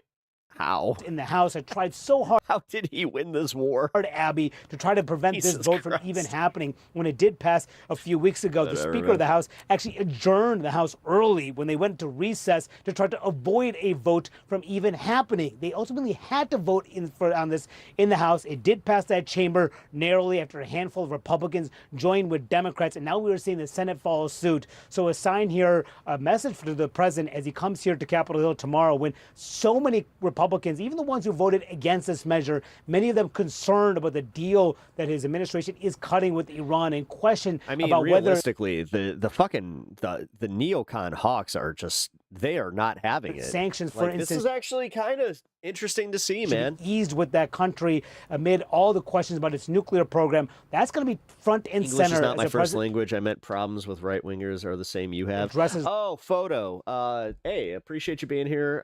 It's okay that English is not your first language. I hope that you can understand me just fine. Yeah, dude, I've noticed that it is very much the same pretty much everywhere you go. They stoke the fears of the outsider, and then based on your fears of the outsider, they manipulate you into, using your fear to not recognize the blatant way that they are just taking your rights away and taking your money and ransacking your country. Who are very concerned about the way he is waging this war. A Republican House and a Republican... Y'all want to dig up the war again? No, actually, I would have been more than happy had he never done this. Believe it or not, I actually want our country to succeed. Senate. Kind of weird. I'm not actively rooting for Trump's failure. The thing is, he just kind of gives us that. Just voted to basically say, time to stop and come to us for approval. That is a pretty strong sign. Why do y'all do that thing where you just kind of ignore exactly what's happening and all the shit that he's causing? The president's control, especially over the situation in Iran, is slipping. Well, and I think it's a reflection of... Well, Iran is not going to just give up the nukes. Dude, he's the one who said that they don't need to anymore. Listen, we destroy the nuclear dust, as I call it. It's already under the mountains. It's already buried. We don't really need to even go in and do anything. Where a lot of those Republicans who did, join Democrats in this vote, where they see the popularity of this conflict. Now, the irony is the conflict has gotten less popular as the president has been working to end this war. The memorandum of understanding. We're not going to take it, though. That's the whole... You're a fucking moron. You're one of those fucking morons that, dude, they're telling you that they're not going to do that. And he didn't do that. You're fucking retarded. Get out of here. I'm done. I'm done with these idiots. Get out of here. I'm not going to argue with somebody that's just blatantly fucking ignoring everything happening around the world. Sorry, bro. That's not happening in any fucking circle, Republican or fucking liberal. Get out of here. Which nobody cares about your dumb fucking takes. Because it's bad. Frankly, baffles me. We'll get into all that. That's what he's trying to say, Anna. No, Give him a second. I'm actually massively optimistic on this course, and I think that the worse it lands in They're literally out here talking about, he got rid of the nuclear dust. the U.S., the more the Iranians will make concessions on their side. But this is a reflection of the political polling, because they have to sell it to their populace too. I mean, if you're the guy who's well, not really, because you got idiots out here that will just lap it in up. charge of something that looks like you Sorry. surrendered I just realized I slipped. My bad. to the U.S., you're not going to be in that role very long. I don't get how this looks like a surrender to the U.S. I think this is really bad for the United States because Donald Trump is in a horrible position right now. Right now, he's in the point where he's losing support from his own party. Not only do you have these four U.S. senators. You say the walls might be closing in on Donald Trump? Yes. After a decade of. Well, I mean, this is a big deal. You don't normally get. By the way, Pep, these chuds are lying to your face here, where you have the power to ban them. So when they get in your face, they control you into swinging at them first. I get it. United States who has this. Trust me, I get it. And honestly, I don't care. Own party who goes against them is very unpopular. What are they going to do? Go on Reddit and complain that Meanie Bobini Pep Talks ban them? War. Not only do or are they going to fucking, do the real one where they get obsessed with me all of a sudden, need to grab my IP address and fucking dox and swat me because, they're totally stable. You have those 4 U.S. senators, but you also have. Realistically, that's what. I mean, this is why people quit content creation. You have John Cornyn. Shit like that is because babies out there, they don't know how to fucking act. This online fucking brain bullshit where they're just like, Cassidy. This guy was mean and didn't want to hear. Cassidy who's already come out opposed to him on several other issues. So it's not trust me, if I quit content creation, it's not the trolls. You've got now 6 U.S. senators who are open. It's the actual game itself where it's just like, no, YouTube likes to fucking string you along, and they like to do this thing where it's like, if you get close to leaving, then I kind of notice that's where they're just like, oh, wait a minute, don't go. Well, hold on, what if we give you a little push of the algorithm? Opposed to Donald Trump's agenda, not just on this, but on Bill Pulte as Director of National Intelligence. You've got the whole issue about FISA that's stuck. He wants that passed. He can't get that through. Donald Trump is been doxxed twice, and I think that I don't know. I had let's just put it this way. I had my local PD cyber division contact me and ask me a few questions. It seemed like someone was trying to dox me. Difficult position. He's almost a lame duck president, and we haven't even gotten to the midterm. Look, all of these things are layered. If any of you guys are going into content creation, just remember to always make it like pretty much the first thing you do when you make your channel, go and register it with your PD. Right. There's make sure they know what you do, especially if you talk politics. Somewhere in the middle, who sided with Trump in the last election because they hated the way that Biden managed the economy. They now hate the way Trump has managed the economy. Because most people are going to the grocery store and still seeing the price of beef. They're still feeling the price of inflation. No matter how much the news media ignores all this shit, they are still feeling that. This is where Fox News, this is where it is insane, and I kind of wish that more people would recognize just how, he has his regime media just doing his fucking bidding. His handling of inflation among Republicans is just 64%. That's compared to his general approval, which is usually in the 80s and the 90s. Then on top of that, you have Trump backing off one of the big things, which is we don't get involved in foreign wars. He literally told them he wouldn't start a war with Iran, and then he starts a war with Iran. So when you combine all of these things together, what's the impact? Kamala was going to do it, and then he did it. To one point, populists are fickle. They go where the popular kind of movement is, and those voters who are abandoning them now were Democrats and abandoned them then. They kind of swing back and forth. I think one of the challenges the Trump administration has is he came in confronting 2 long-term threats. One was Iran getting a nuclear weapon. The other was the degradation of our industrial base. He was correcting the degradation of the industrial base through tariffs, but that had an inflationary effect. So the costs are front-loaded, the benefits are back-loaded, and same thing with Iran. The costs are front-loaded. We saw that with the closure of the Strait of Hormuz, the rise of gas prices. The amount of lives that may have been saved by going to war and preventing an Iranian nuclear weapon, potentially changing the direction of that regime. Hopefully, that's the intent of the MOU. That's not what happened. That is something. Hopefully. God, this is also the thing, these dipshit fucking Republicans that are still what I would call milquetoast Republicans. They're sitting up here just selling you on hopium. We hope this is how it goes. That's incalculable. But I don't know. Experts are saying no.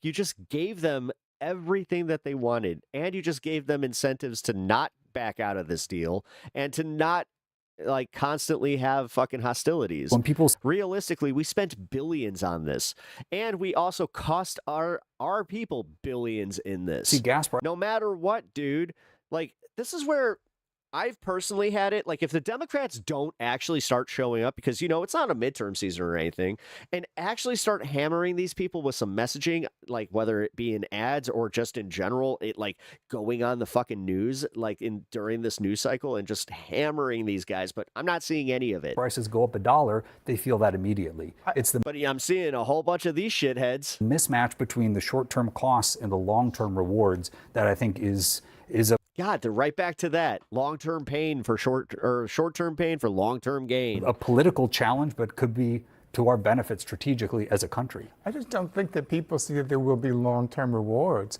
No, nobody is. I mean, we had a joint comprehensive plan of action under the Obama administration. Trump threw it away in his first term.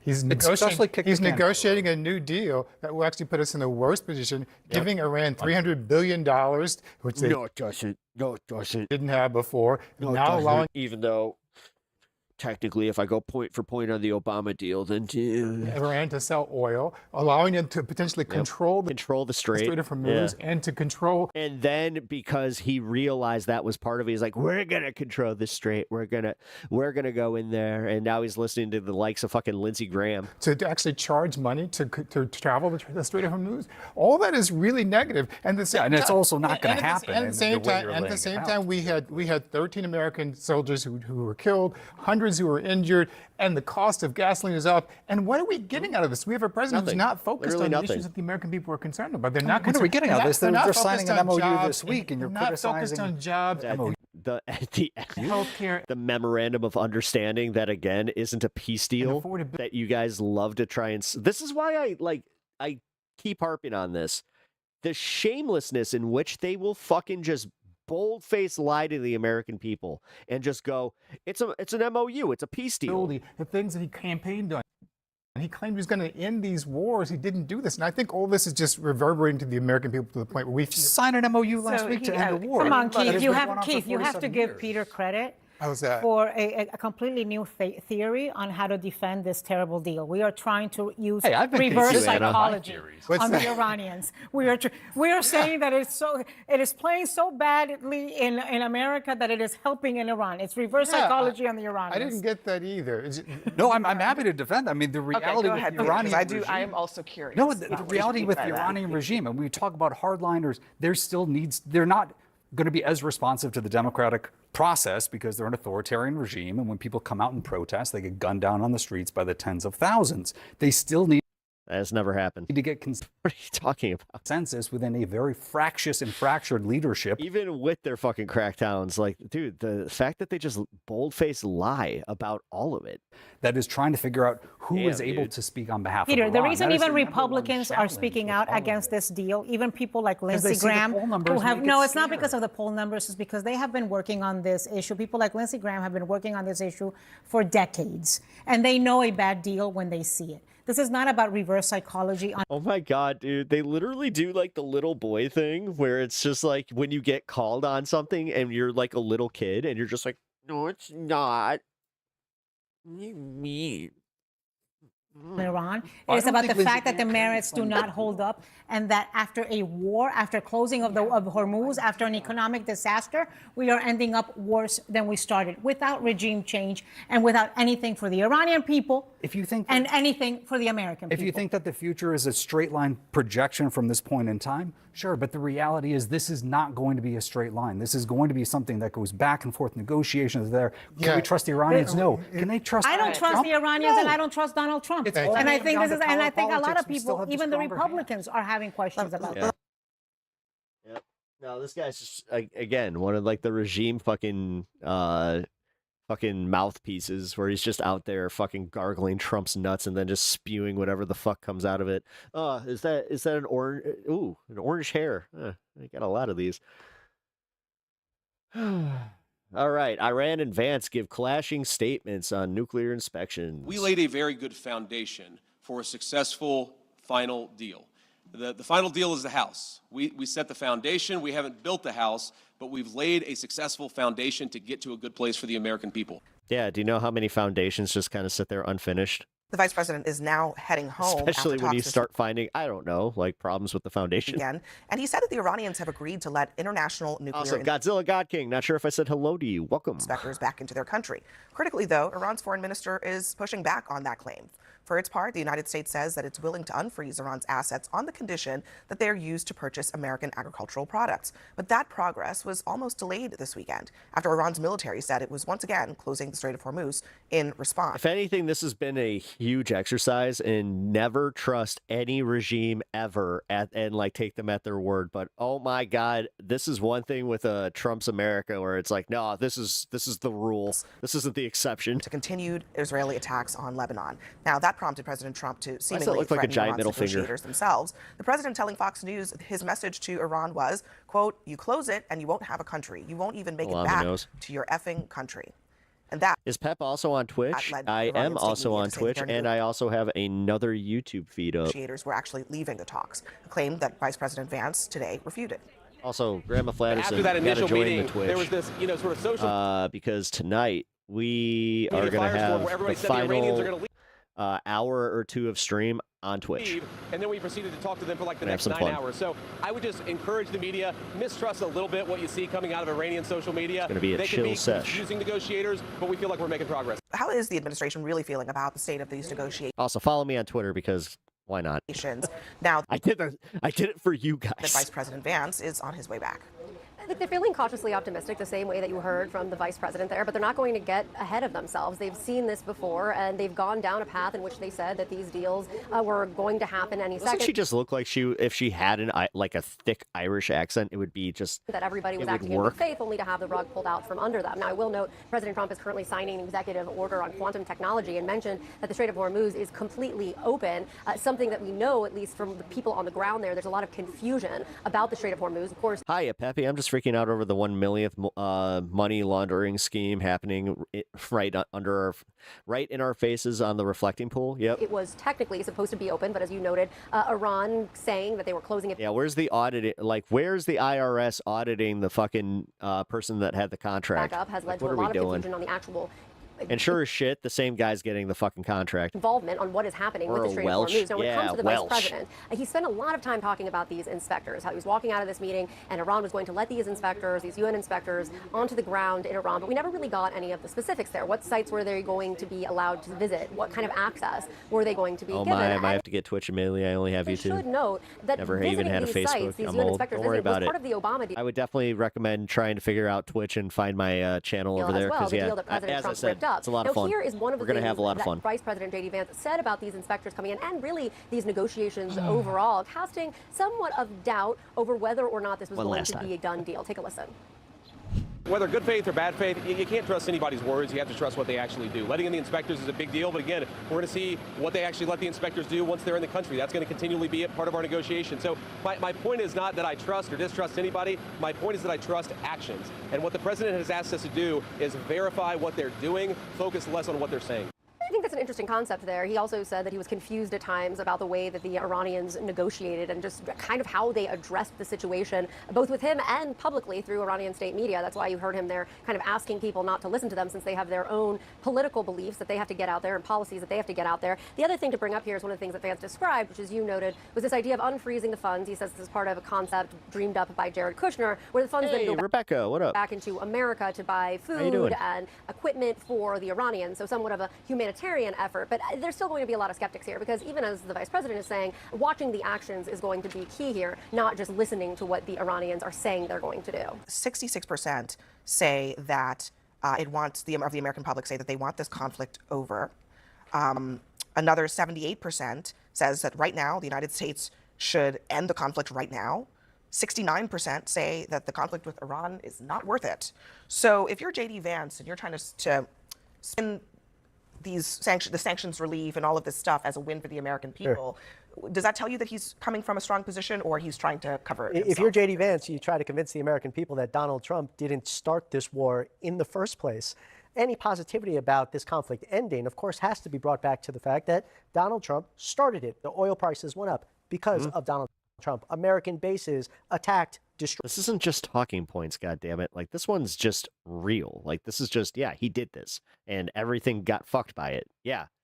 I don't know why this isn't the layup that Democrats can use to win handedly. Like, I don't know. Destroyed. Democratic leadership really is. It's getting to the point where it's just like, okay. Because like, of you guys Donald deserve Trump, to just our fucking allies go moving out away from us. to not only go out with a whimper, because if they lose this midterm, I swear to God, that's the end of the Democratic Party. Because like as we know it, Donald Trump, and now APAC money ain't gonna save those bitches. we have an agreement that if it were Barack Obama that signed this agreement, the entire Republican Party would be unified in opposition to it. Good, Pep. Hope all is well with you guys today. It's okay. Saying, rightfully so, that it is giving billions of dollars away to one of our principal enemies. It is a disgrace, and it makes Donald Trump look like the weak president that he is. Oh, Jesus. Scott, speaking of what the Republicans would be saying if Obama had signed this deal, the oil sanctions relief, which is effective immediately, it's according to this report, these new market rate transactions could translate to roughly $14 billion in additional daily profits, or about $840 million to the Iranian regime over a 60-day Celsius would be. So they're getting That's like 50, right?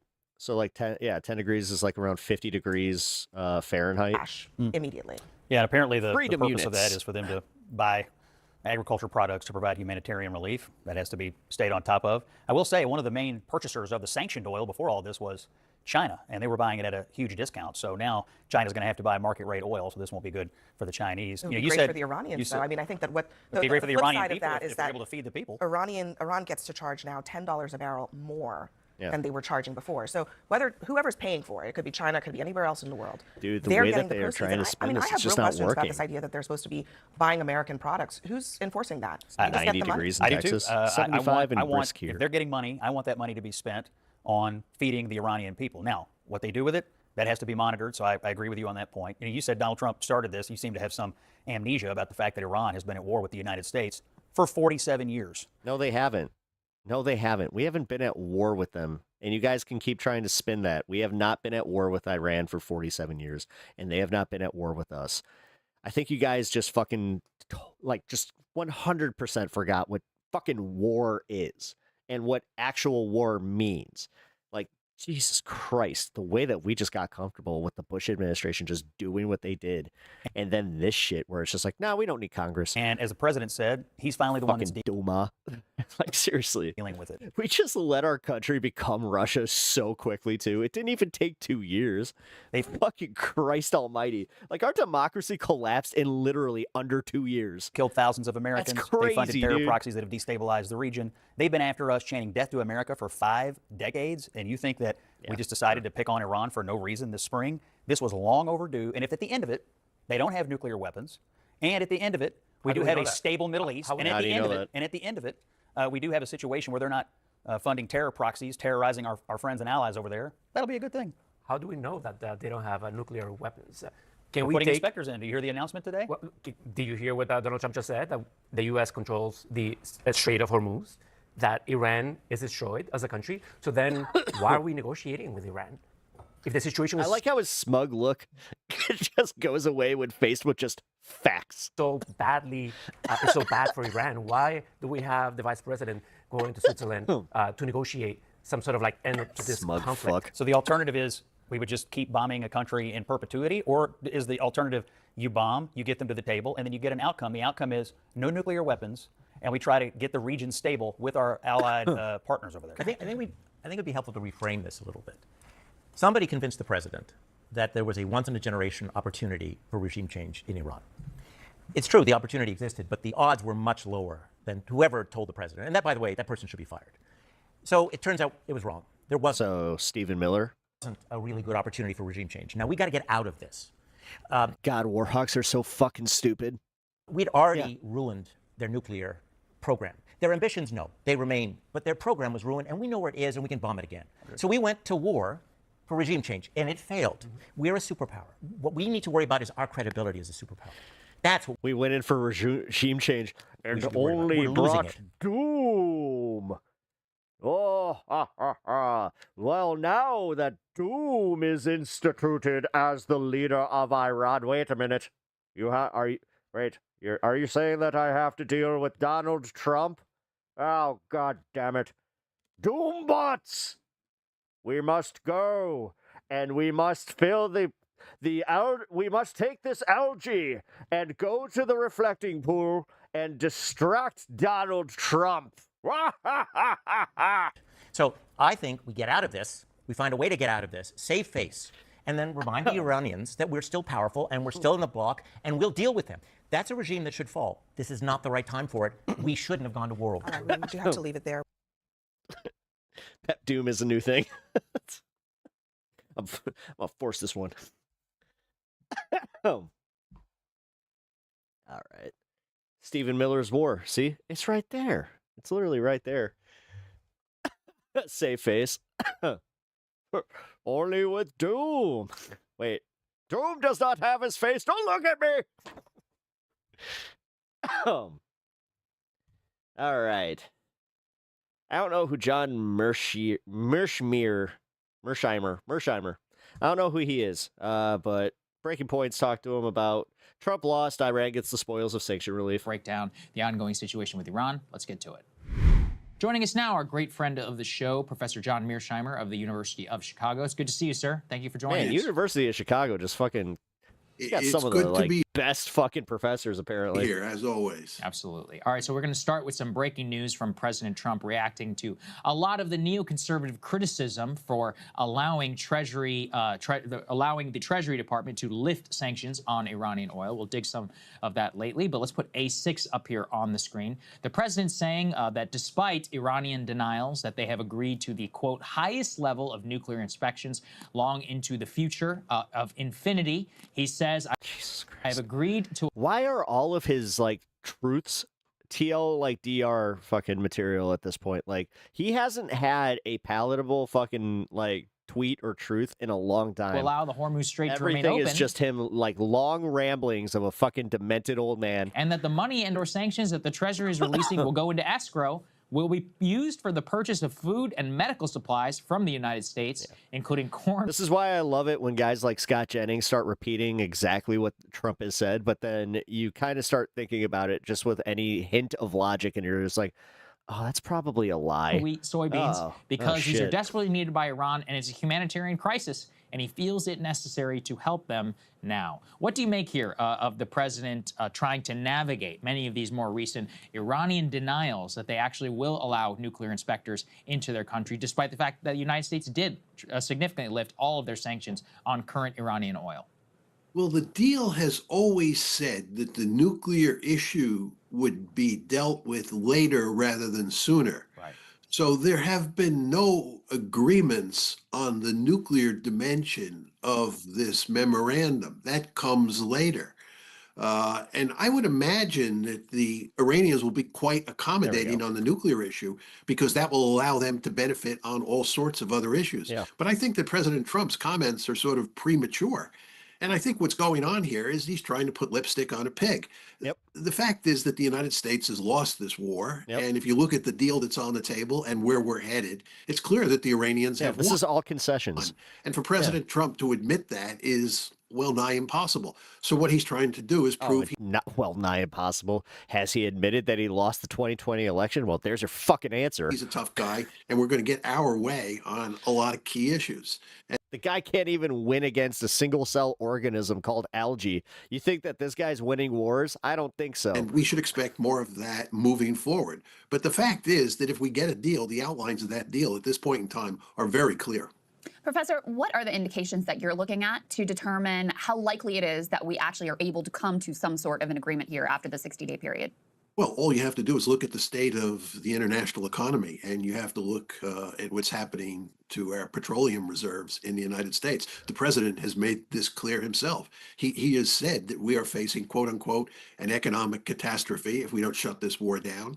He's explicitly said that he doesn't want to be Herbert Hoover II. He fully understands that this war just has to be shut down. There's a set of economic imperatives at play here. Somebody came in and told him they showed him a chart of exactly what was going to happen if this war didn't end by July. You want to ask yourself, why is it that President Trump... And it was devastating. It was one of those things that was just like, yeah, you're going to tank the entire world economy. Trump is willing to sign on to an agreement where we lose on almost every count, and the Iranians win on almost every count. They come out of this agreement much better off than they were going into the war. Why did this happen? And the answer is the international economy. And to take it a step further, if you look at the conflict that's now taking place between the United States and Israel, mainly over southern Lebanon, it's quite clear that what has caused President Trump, for the first time in his presidency, to play real hardball with the Israelis is the fact that he's staring an economic catastrophe in the face, and he wants to avoid that at all costs. And in those circumstances, he's willing to be really tough with the Israelis. Right. And sir, one of the interesting things is that the vice president and the United States is taking an extraordinary amount, really, of pushback from the Iranians. Here's the vice president speaking yesterday on the tarmac in Geneva about the Iranians supposedly walking out and then coming back, and a lot of symbology. Let's take a listen. I've spent a lot of time dealing with the Iranians over the last few months. Sometimes I find them extremely confusing as negotiators. But look, we had a little press conference. They obviously don't quite have the same First Amendment protections in Iran that we have in the United States of America. We talked to you guys and then had a series of really good meetings. What I did find kind of funny is that after that initial meeting, there was this, sort of social media firestorm where everybody said the Iranians are going to leave, and then we proceeded to talk to them for like the next 9 hours. So I would just encourage the media, mistrust a little bit what you see coming out of Iranian social media. They can be confusing negotiators, but we feel like we're making progress. There seems to be this just consistent downplaying of any Iranian, pushback or any Iranian snub. Always.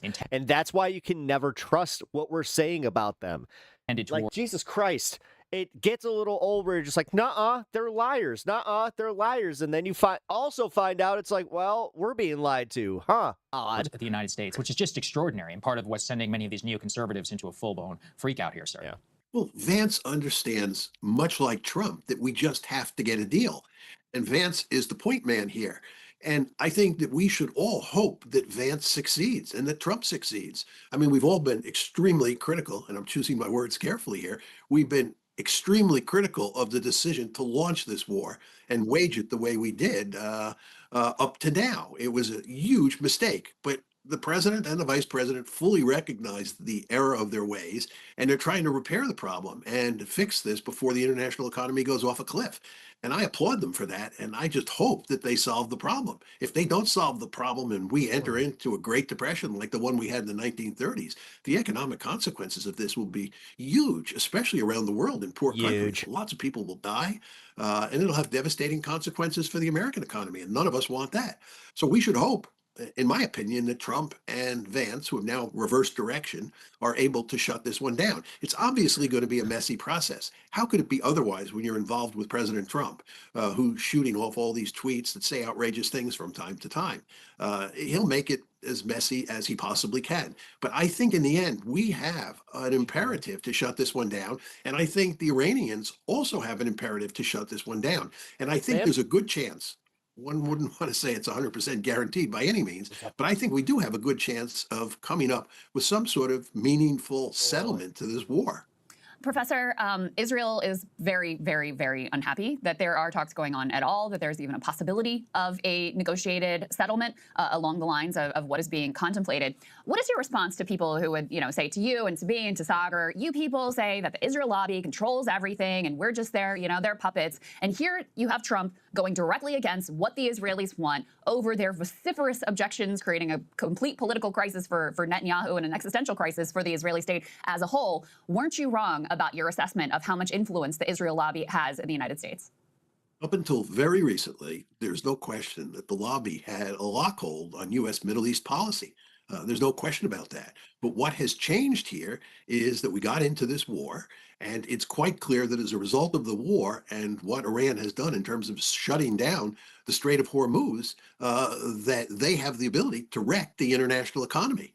And that is a threat that is so great that for the first time in President Trump's second and first term in office, and for the first time in any recent president's experience, we are seeing a president really bring down the hammer on the Israelis. And I would imagine that as we move forward and it becomes clearer and clearer that this one has to be shut down for economic reasons, President Trump and Vice President Vance will go to even greater lengths to be tough on the Israelis. So this is an anomalous situation, and it's caused by extraordinary circumstances, in particular, the threat of a Great Depression. Something that we think is absolutely fascinating, sir, was throughout the war, it became very clear about the role of the U.S. dollar throughout this. The petrodollar, of course, has always been a long subject of analysis and of explanation. However, we also saw that China and Iran, via use of crypto or denominating these tolls that they were charging in the middle of the war, were able to bring them some revenue. The recent clues in the U.S. Treasury sanctions, let's put A3 up here on the screen, seem like a clawback at trying to have at least some of the dominance that we previously had before the war, where the most recent interesting part of the primary sanctions relief actually allows Iran not only to sell its oil, but to actually allow those settlement of transactions in dollars. It means that Chinese buyers could pay Iran in dollars. It also even means that American refineries could buy any Iranian petrochemical products.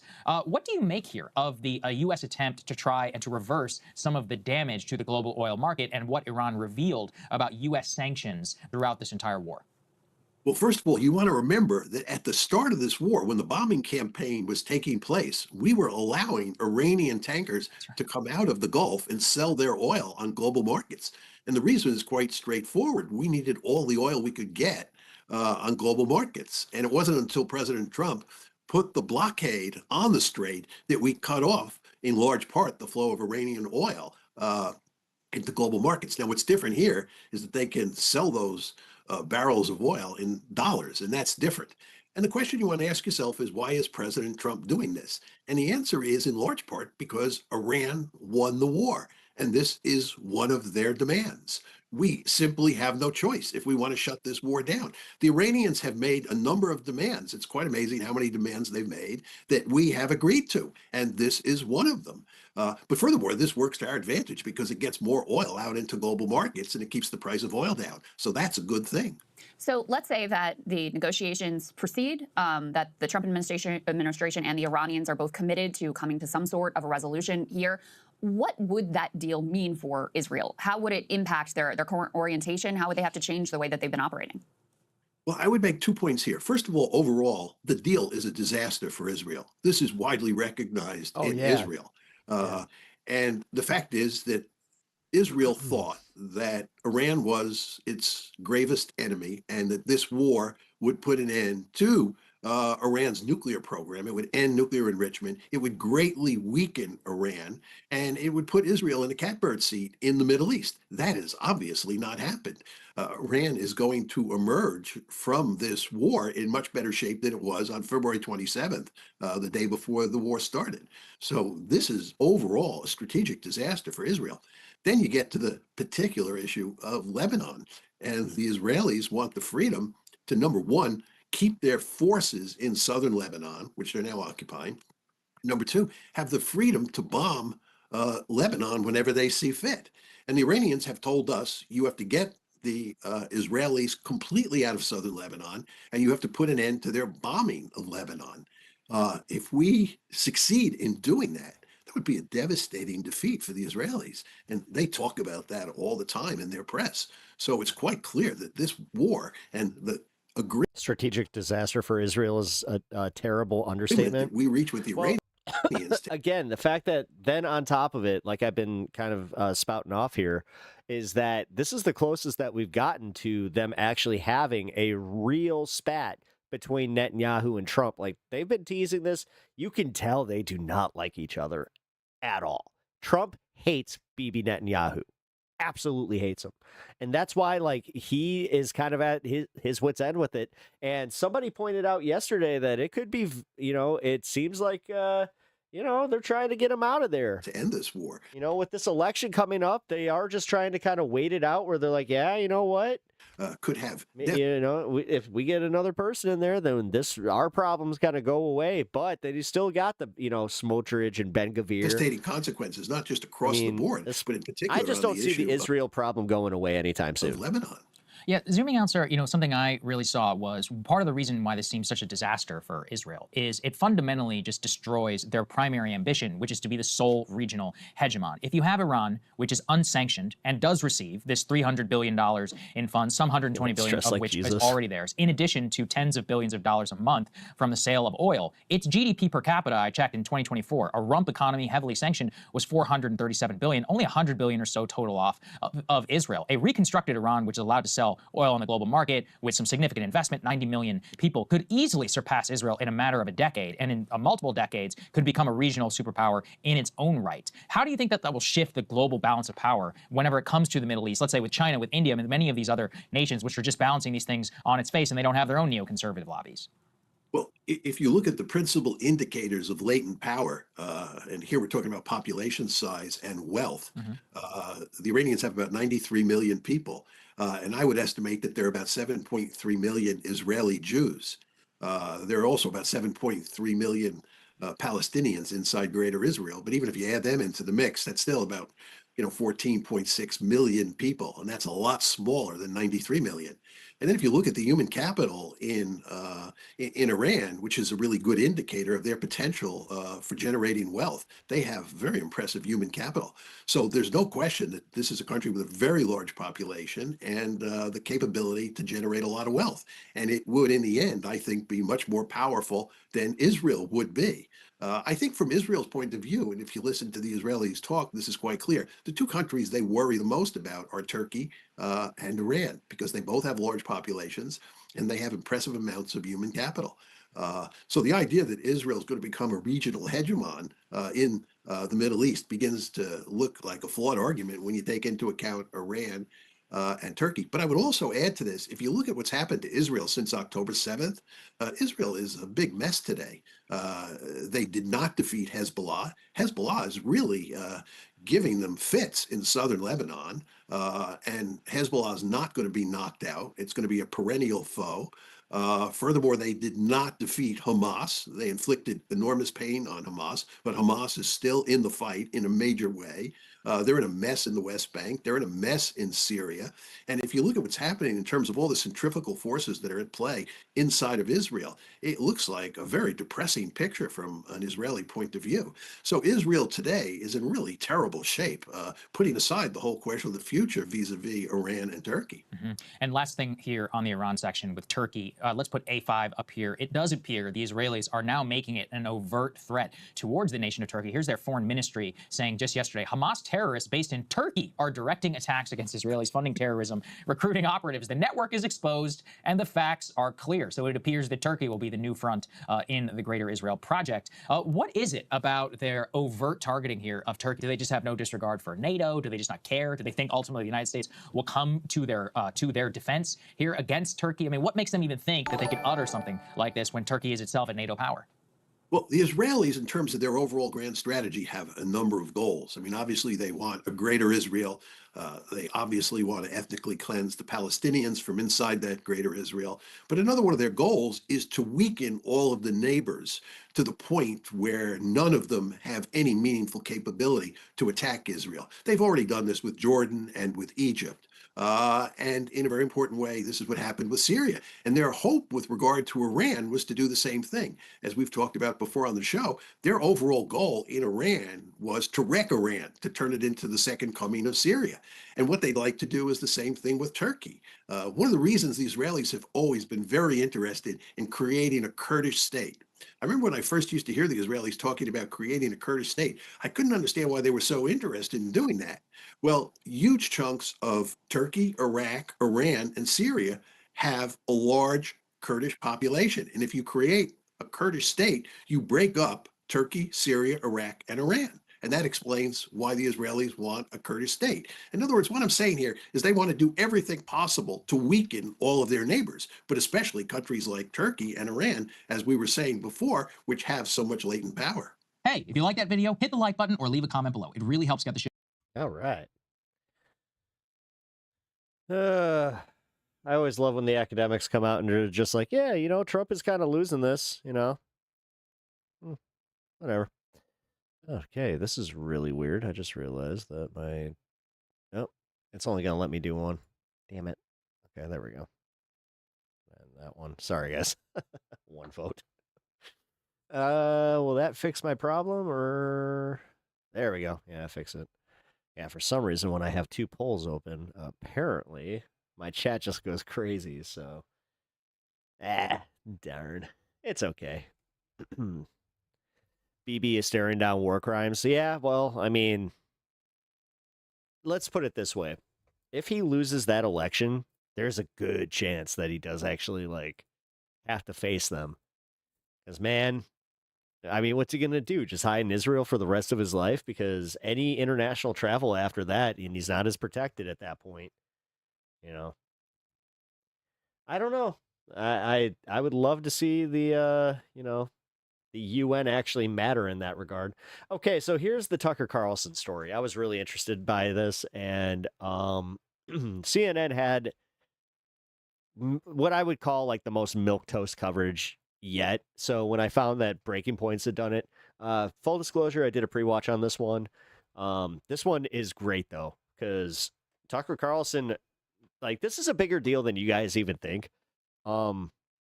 Like, I know that we've seen the writing on the wall and that he's been doing these podcasts and talking about, like, he's been breaking with Israel and he's been breaking and doing like the America First thing. And people have been talking about, will he run as a third party candidate with Marjorie Taylor Greene? Are they going to start like essentially the Green Party of, right wingers or whatever the fuck, or are they going to try and take over the Green Party? Like, are they going to try a third party push? Which, I hate to say this, between like a leftist like third party push and a conservative left party or like third party push, I actually think the conservatives could actually gain more traction than the left can, because for some reason they're better at amping up their base. But I don't necessarily see that being a thing. Personally, I don't think he's going to run. I think he's got the Jon Stewart thing where he's got a good life. Why would he want to uproot all that just to go be part, just to be president for what? Like, he seems like one of those types where he's just like, no, I wouldn't want that.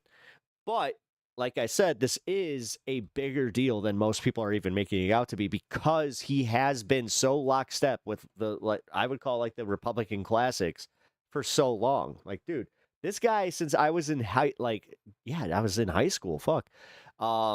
He was on MSNBC for a while. He was on Fox News. That's where he had his own show. And like you could argue that's where he had like the breakout into the, major right-wing spaces. Like, dude, he was one of the ones that was like originally like a Republican that he went full MAGA and like he embraced that shit. Megyn Kelly was a close second with that one.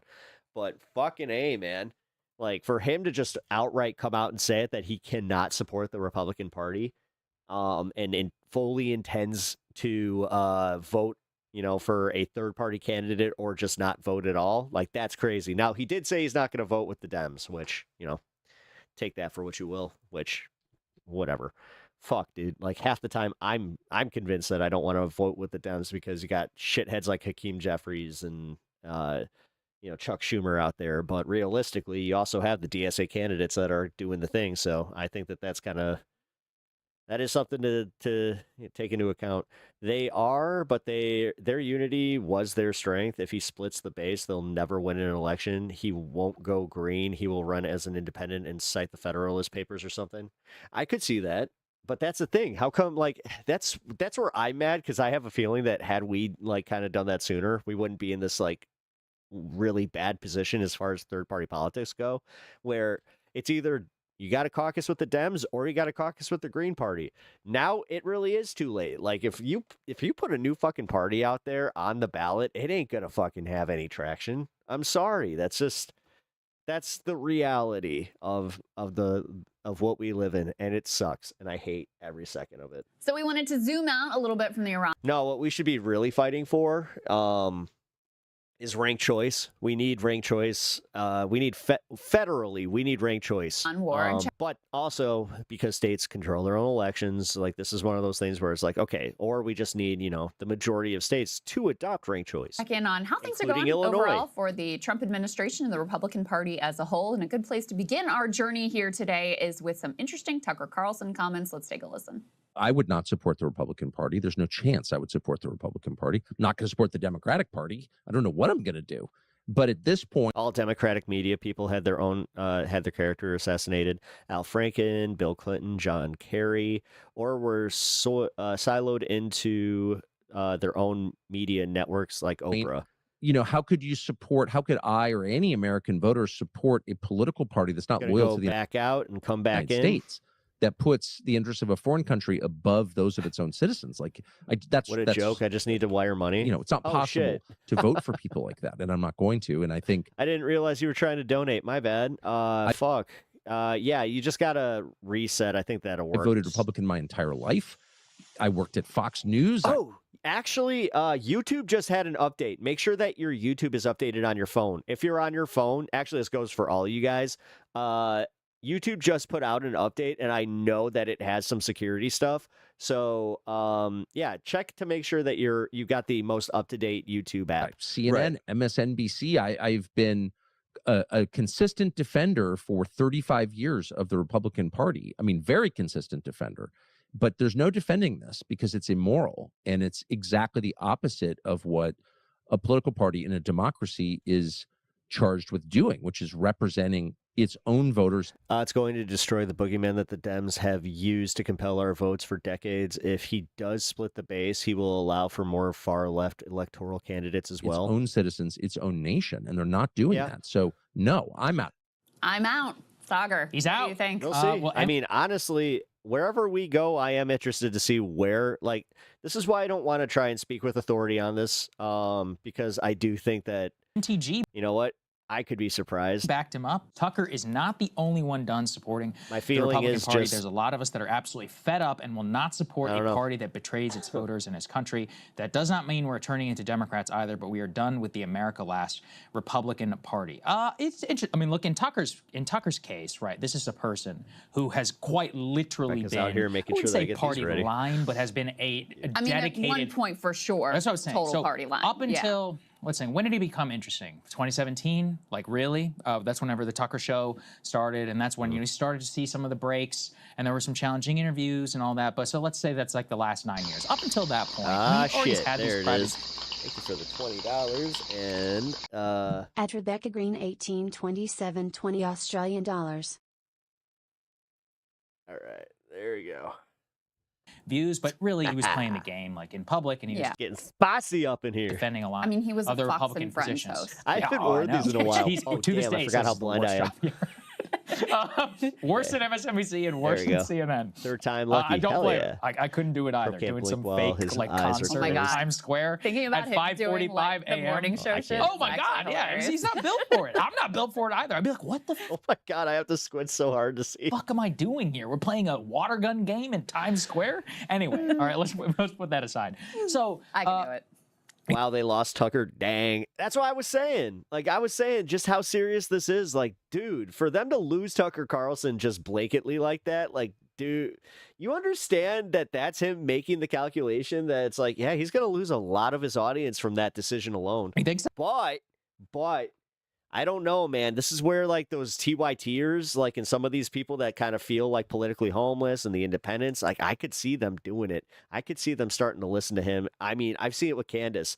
I have somebody in my life that's definitely, like, what I would consider, like, center-left that started watching Candace. So?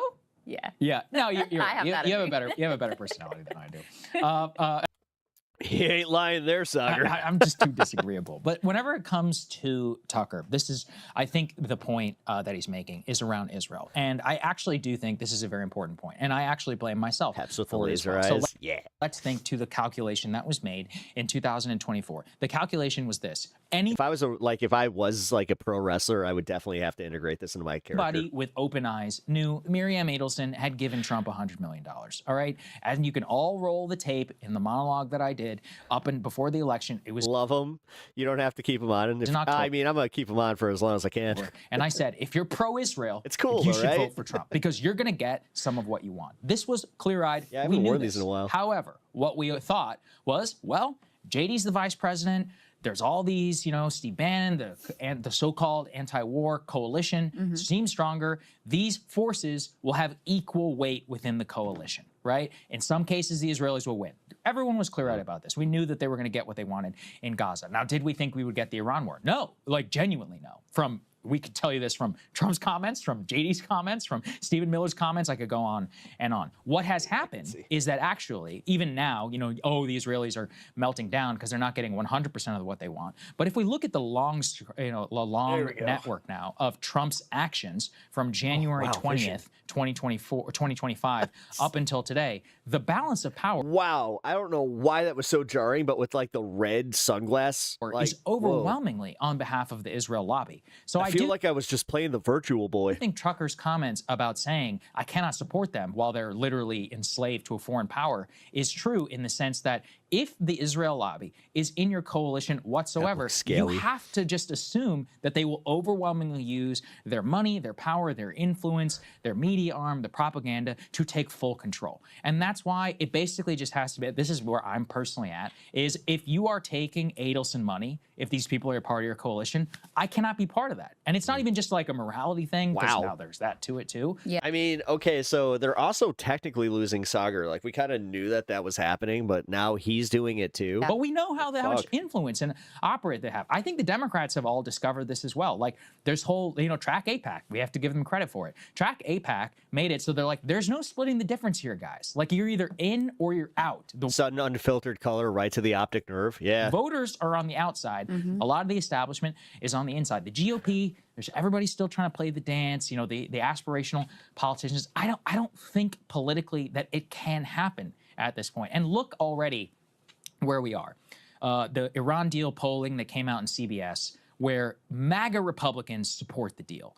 80% of the American people support ending the war now, even though they know that we lost. The political constituency of neoconservatism is so tiny that I actually do think we just need either both parties or one party, whoever it is. But like I personally, and I think a lot of people can as well, you cannot expect to have equal weight coalitions ever again. After what has happened, we can only go off of what we see now currently. Currently, the evidence exists. And I'm not just talking about the Iran war. How about bombing Iran back in June? How about deporting all of these, student protests? Have you seen this shit with the coffee shop? Yeah. What's going on right now? Yeah, okay, yeah, let's talk about it, right? Because this is important. So there's a New York City coffee shop, and what did it? They did not, Dan Goldman, the congressman, came in, and I think they found out who he was later. They refunded him. They're like, you're not welcome because you support Israel's genocide.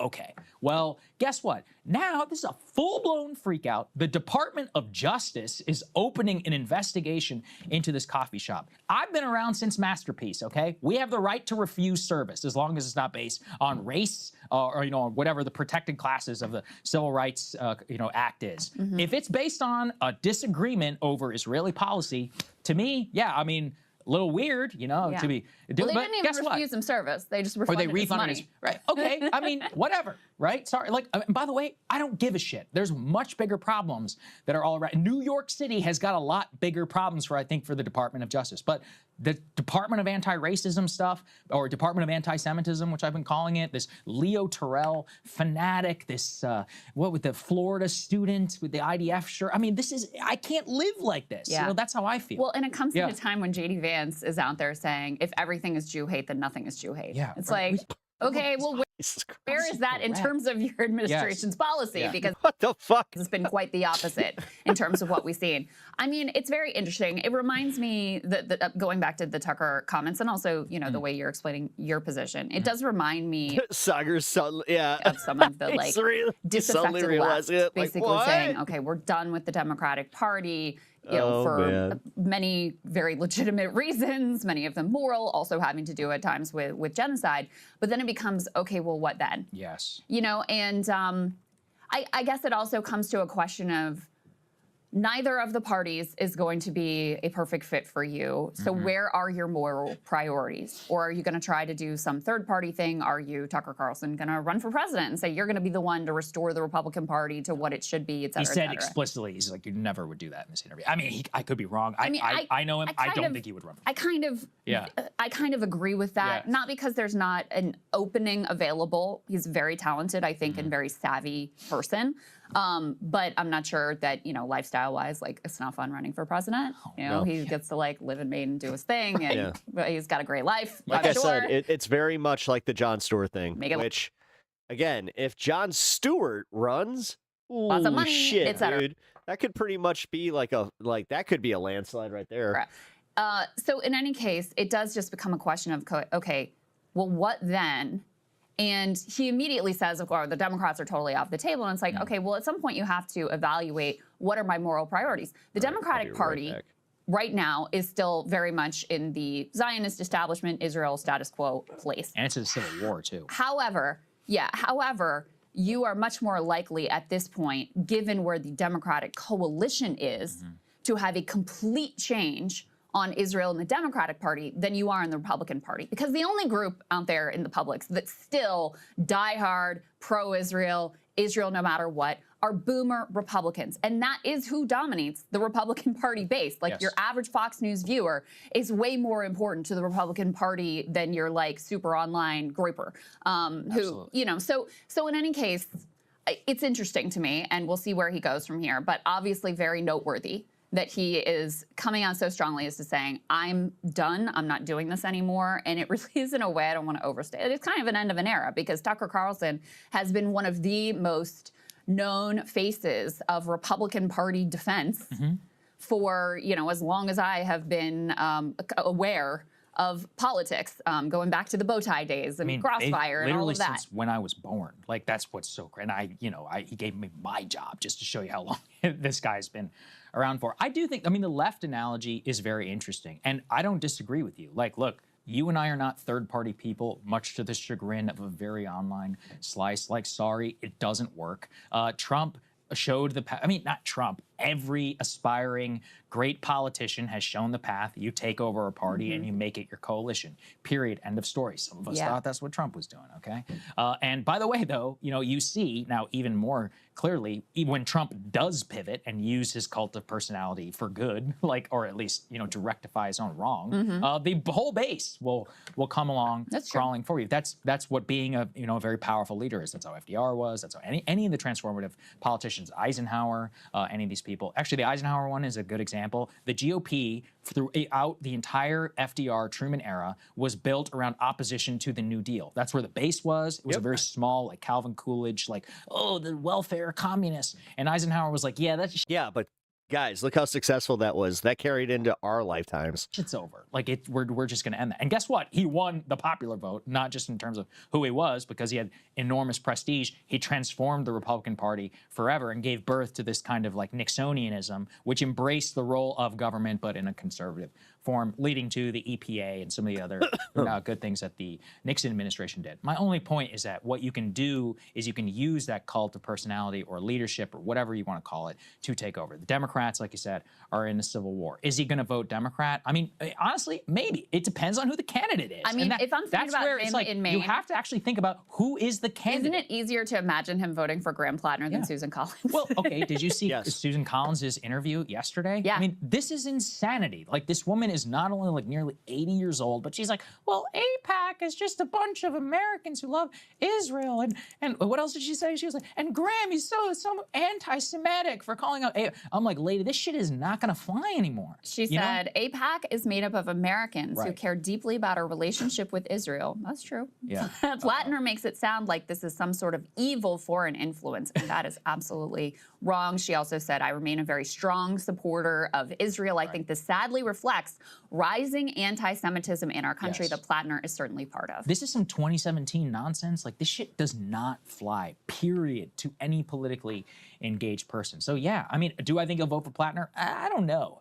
By the way, I still think Graham should go on his show. I know that was a significant controversy, I think, in Maine, which I think is ridiculous because I think very obviously he'd reach millions of people, and Tucker is a Maine resident. They could actually probably talk more in depth about Maine-specific issues than any other national television host who would interview him. But like you said, zooming out, it depends. And ultimately, someone made this point. You don't vote for parties, you vote for candidates. Like, it's about the candidate. So let's see. At the presidential level. Especially at the presidential level. Yeah. You're right. Right. Because, you know, Democrat, Republican in the House, Senate, 90% of the time, these people just vote party line. Yeah, and it matters more who has the majority and who's being elected Speaker of the House and Senate Majority Leader than, you know, if you're president, then yes, the individual person makes more of a difference. Yeah, this is why in red states they often can elect blue governors, is because they're executives. So they trust, you know, that person to oversee things differently, even though they might vote Republican. I don't know. I mean, and I know this is a bit long-winded, but I do think it's important to talk just about how the coalitions and all of that evolve. Like, let's see who the Democratic presidential nominee is, and then we can all evaluate based on that. A lot of Democrats voted for Trump, or former Democrats, or any of these other people. A lot of Republicans may vote for a Democrat whenever it comes to 2028. I have no idea, but that's where the candidate matters more than anything. Yeah. So. Yeah, so we will see. We also want to check in on, you know, my thesis is effectively that the Iran war really just destroyed the Trump presidency. Like, all of the grandiose goals. Dude, that's such a fair assessment, too, because most people are kind of feeling that way. And we still have yet to deal with the actual repercussions of all of this. Just remember that we're going to be feeling the economic repercussions of this no matter what. Not to say there isn't still lots of harm being done, but in terms of the most maximalist aims of the Trump administration coming out, you know, out of the gates with Doge, and then they have the mass deportation. They're buying all these warehouses. National Guard is invading cities. Protests are getting shot in the streets. That has all been dialed back a lot in terms of the, at least, public image and the sort of aggressive posture. A lot of that really happened after Minneapolis, and there was I think I was skeptical at the time, frankly, but I think there truly was a retreat from the Trump administration in terms of their, again, aggressive public posture. You brought in Markwayne Mullin, you got rid of Kristi Noem, and so now we've seen a few interesting things on the immigration front, which really was the core of their promise, the place where they probably did have the biggest mandate, that and dealing with cost of living, which we all know how that has gone. In any case, let's put C2 up on the screen, because this was such an emblem of the Trump administration approach, which was very showy. It was meant to be showy cruelty with the intent of signaling to immigrants, just get out before you find yourself in alligator Alcatraz, or you find yourself, you know, being dragged and your kids being torn apart, all of that, right? That was an intentional direction led by Stephen Miller and Kristi Noem. So now alligator Alcatraz is actually shutting down permanently. This was in Florida. Ron DeSantis was very gung-ho. In fact, Florida taxpayers fronted the $1 billion that went into this. They ain't getting that back either. Monstrosity. It was beset by problems from the very beginning. Sewage overflows, worms in the food. You had, you know, abhorrent conditions because it is basically in. Oh, JP, what's up, man? Good to see you. Swamp. It was never meant to have this many people being held for indefinite periods of time. The federal government was supposed to reimburse Florida. They're still holding the bag on that one. That money has not come through. Colbert is a capable code switcher, so good at it that they thought it was his actual personality when he was on after Jon Stewart. Oh, yeah, absolutely. And now the whole thing is being completely shut down. The thing about Jon Stewart is that he actually cares. It's not just that the fact that he's a funny media personality, but he has that. Like, that's just a very small part of it. Realistically, it's because he has fought for firefighters. He has fought for your average New Yorkers, your average Americans. He's actually very well read on all these issues, and you know, it seems like he genuinely cares. But can we count on him to, you know, actually run? I don't think so. Like she was saying, that's a big ask for somebody that doesn't want it.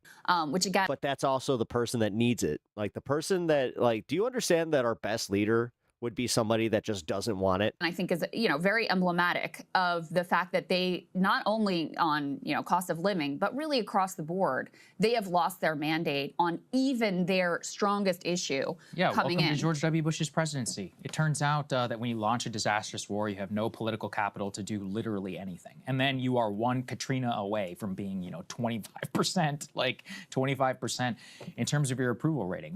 Look, you're right. And, you know, by the way, I hope that we don't bail out about Florida, and I hope that they have to raise property taxes instead. Yep. Anybody else sick of bailing Florida out? I am. All right. I very much am, and I think it's insane. Every time that they like smugly are just like, well, we don't have property taxes in Florida. We have a growing economy in Florida, even though they don't anymore. Paid too much money to Florida. I know I've spoken against that. We really have in the past, but whenever they're considering abolishing their property tax, somebody has to draw the line. But on the immigration front, let's just think. No, could you just imagine Tucker Carlson versus Jon Stewart as a debate about this? Very logically on timeline. They came in with the mandate. The mandate was against chaos at the border. Then they decided they had two paths. One was reportedly pushed by Tom Homan, which is we need an orderly arrest process. By the way, not a shrinking violet, Tom Homan. He was like, we need to use this new budget to target these criminals, and instead of doing large-scale civilian-style raids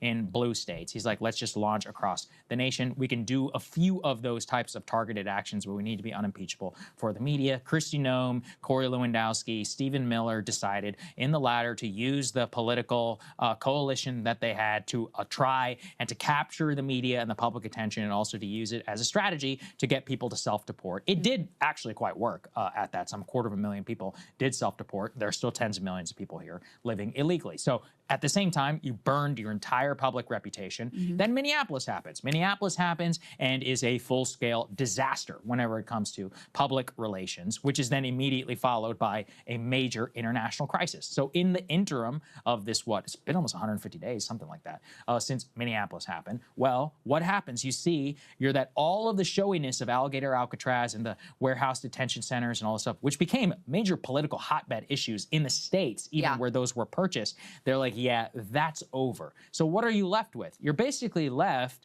with an overwhelming amount of money, no strategy, and your political capital has been burned. Also, at the same time, you have come on the heels of this disastrous Iran war. Soon we will have the midterms. We will even have Republicans, I believe, in the future. Once the midterms happen and Trump is officially an actual lame duck, I'm not going to say they're going to speak out against him, but it'll be very John Cornyn-esque. Like things will start positioning for the future. Things will really start to go in a different direction. All kinds of people are going to be opening their mouths in a different direction. Yeah. But this is a casualty. Well, yeah, especially if they're kind of, that doesn't solve the problem that they have, where if he does decide to kind of go after them in the next primary season, like Taylor Greene, and then already there, John Cornyn just gave a big interview. No matter what in 2028, whether or not, we don't know what's going to happen, but in a normal American political season, they would, a lot of these guys would be looking to count on his endorsement. Where he was critical of will it carry any water at that point? Trump, and critical of the sycophancy and saying they're pushing people like me out of the Republican Party. So sort of like the country club type Republicans, which is is the biggest emblem of. You'll start to see more of that.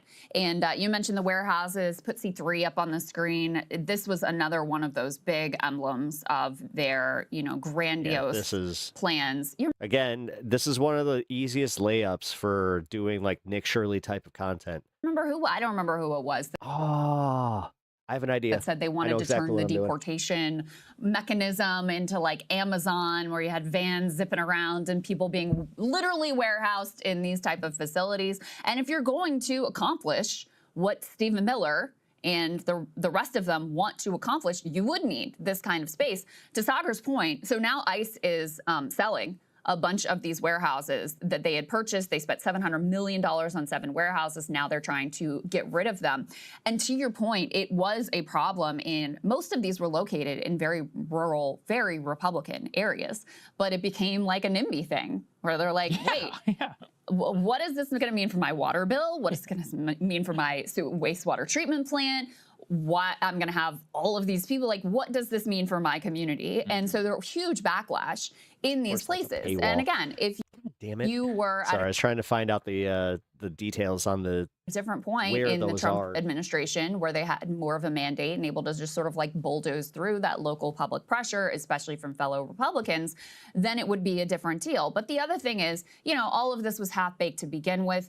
warehouses are not set up to be able to hold human beings for any period of time, just in terms of Georgia, what New would Jersey, be required Utah, in terms Michigan, of renovating these things. So Pennsylvania, it became El a Paso. complete boondoggle. And even though they have effectively all the money in the world that they could possibly want to buy these places and rehab them to, serve the purpose, et cetera, they just decided, you know what, we're not doing this. We're getting rid of this. And one more on this front with regard to immigration. Put C1B up on the screen because this just happened yesterday, and we were talking about Minneapolis and the way that genuinely did mark a huge turning point in terms of the Trump administration's approach. Blatantly unlawful. Judge blocks DOJ subpoena aimed at On Tim Walz. immigration. Yeah. You now have a judge blocking these DOJ subpoenas that were aimed at Tim Walz and other, I think that... They already got what they wanted out of it. Now the MAGA base is out there. Yeah, did you see Tim Walz? Mayor Jacob Fry and some other Democratic officials in the state of Minnesota, calling them blatantly unlawful, seeing them as direct sort of political retribution. They said initiating a criminal investigation in order to harass political opponents or coerce them into taking official action, particularly official action the federal government cannot directly require those political opponents to take, is a blatantly unlawful and unethical use of the grand jury process. This was a George W. Bush appointed chief judge who, like I said, the fact that the judiciary is still holding with this believed, correctly so, it's all we've got, that the subpoenas were aimed at sort of bullying and intimidating Tim Walz into cooperating with them on what they wanted him to do with regard to immigration. And you may think like, okay, this probably would have played out regardless of what happened. Make public housing out of those warehouses. Yeah, right. That would make sense. Minneapolis, regardless of the strength of the Trump administration. But judges are very political creatures, and they do also put their finger in the wind and see where the public mood is and see where things are shifting. And on that note, we could put C4 up on the screen. We've got SCOTUS set to rule on a few different matters, including the Trump administration's opposition to birthright citizenship and attack on birthright citizenship. That's the biggest one. And it looks like in these three key rulings, two of which have to do with you got one win today, like who you can hire and fire, and the other one is the birthright citizenship thing. Yeah. The hire or fire one apparently is not going to make it through this session. It looks like in 2 out of the 3. They're going to go against Trump. Yeah. Mostly throughout the administration, they have kind of given Trump what he wanted. The 2 significant rulings that went against him were on Kilmer-Garcia, where they said the way you did this was not right.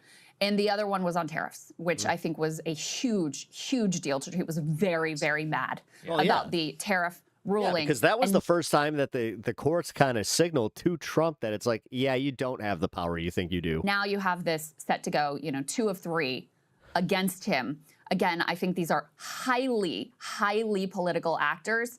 They're not just weighing the merits of this case. They're also looking Adam Priest, he totally knew about it because it was already being litigated. At the public mood and how you do understand that like all that fraud that Nick Shirley was talking about was already being litigated. It was already in the courts. He didn't really break anything. How strong the president is and concerned about. But you know what? I'm going to do the same thing. I just broke a story on $300 million in fraud. You want to know what's up? What's interesting about that? Their own legitimacy and. Yeah, it's all tax money that was wasted by ICE, and I don't see us getting it back. I don't see a refund coming. So, yeah, you know what? Maybe focus on that a little bit. Whether or not there's going to be, if you actually care about waste, fraud, and abuse, some extraordinary actions taken by Trump to to go around them or pack the courts or defy them outright.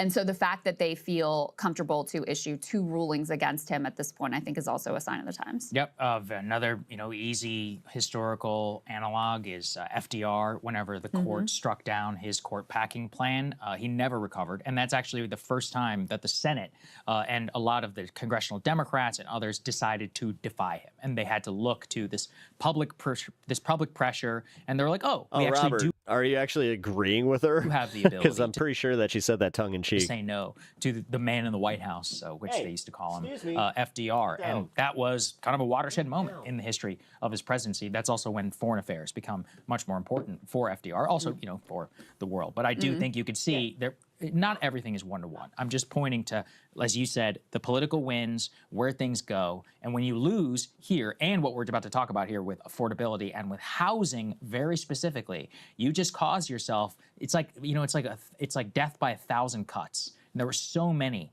over the course. Iran is definitely the turning point. I think the midterms are going to be a big one. We'll see. Like modus. We'll see. Like the way that I'm thinking framework wise for. Because now I'm the alarmist. Now I'm the guy that's just like, that's if he doesn't rig the fucking election. Because, dude, the way that he keeps saying that he's not worried about it, I'm telling you right now, it's sus as fuck. And now I'm going back to when he won that 2024 election, where it was just like, where he was just like, I'm not worried about it. You'll never have to vote again. Like, this the last 2 years is just the Clinton presidency. Clinton from 98 to 2000, he lived in hell. He lived in Lewinsky hell. He could do nothing. Everything was just Congress, bitching about this, Congress calling you for this, press conference over this, just constant warfare with the congressional Republicans, with Kenneth Starr, and with all of that. People were in open revolt, and Clinton still had 60-something% approval rating, but it didn't matter because the whole political system was against him. He got literally nothing done in those 2 years. So I think that's basically what it's going to look like. You make a good point, though, that presidents who are on the rocks with public approval and don't have political support remaining in Congress, what do? They turn to foreign policy. I mean, we already see that really with Trump. And so even after the Iran war, if it resolves here, which big question marks there, obviously, what's it going to be next? Is it going to be Cuba? Is it going to be Greenland? Is it going to be Cuba and Greenland? Is it going to be something else? I mean, I could definitely see him continuing to go in that direction because that's the area where he has the most unilateral power. And we saw the same thing with Biden and his obsession with NATO and AUKUS and all. I mean, it was partly like his declining brain, but it was also his declining power with regard to the public and any sort of political mandate. Tale as old as time. Obama, JCPOA. It's like they all. Well, at least he did something good with it. No, I know, but I'm more just saying, like, when they lose Tim Walz, you almost got there. Their power in Congress, they just all look abroad. They're all, egomaniacs obsessed with their own legacy. So that is unfortunate, I think, for us, especially probably for Cuba. Okay, let's get to housing. Hey, if you like that video, hit the. All right. Yes. Actually, I will hit that like button. You guys, I'm going to make one quick recommendation. Should do the same. You know what? Let's take a little palate cleanse.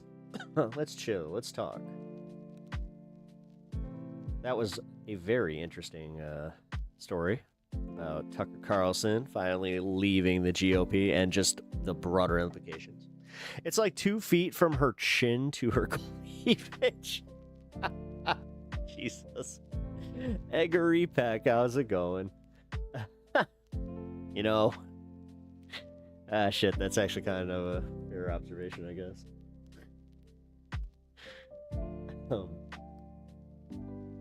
How you doing, man? Welcome to the show. If you guys are just joining us and have been hanging around and not liked the stream, please consider doing so. Also, this is the big ask. Follow me over on Twitch because we're going over to Twitch in a little bit. I still got an hour or two to chill here. But when I go over to Twitch, we're doing we're going to have a fun sesh. So, it's already technically labeled as such too, by the way, over there now. Hopefully we get some people that are like-minded in that regard, but smash that like button. Yes.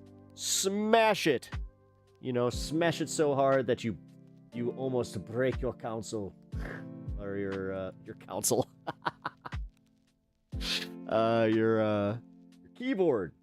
There we go. Keyboard. All right. Oh, man.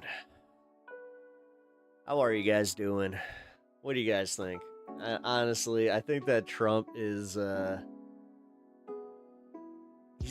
think this is just like him doing the same thing, playing the markets, and this is the closest he's gotten to actually getting an end to the conflict. And, like, he can't go 24 hours without making a threat.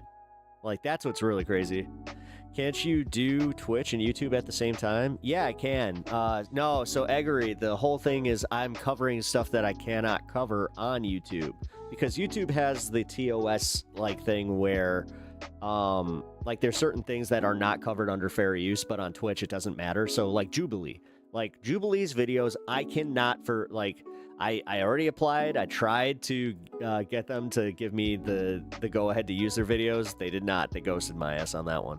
Guess I'm not big enough, whatever. So yeah, I watch the Jubilee videos over on Twitch, and then I have open smoke sessions over there where I don't have to step off cam, if you know what I'm saying. So it's gonna be fun. Yeah, it's gonna be a lot of fun. It's gonna be just like, as I said, quick hour, maybe 2. We're gonna hang. I'm excited for it, guys. Like, honestly, I need this. I just need it. I have a special debut coming up too, where when we do make our way over to the Twitch, we are you guys get to see my 3-footer. Yeah, like it's a proper 3-footer. So Jubilee, the X-Men that shoots fireworks out of her ass. I mean, it's out of her hands, but sure. You can't smoke on cam. No, I cannot. Not on YouTube. Not on YouTube, because I want to, like, the thing is, technically, I can, like, even this is still, I don't like playing with games with it, so, no. I'm going to just say no. You got a 2-footer? Nice, nice. Yeah, my Zong is technically, when, like, if you were to account for actual smoking space, it's about 2 feet long.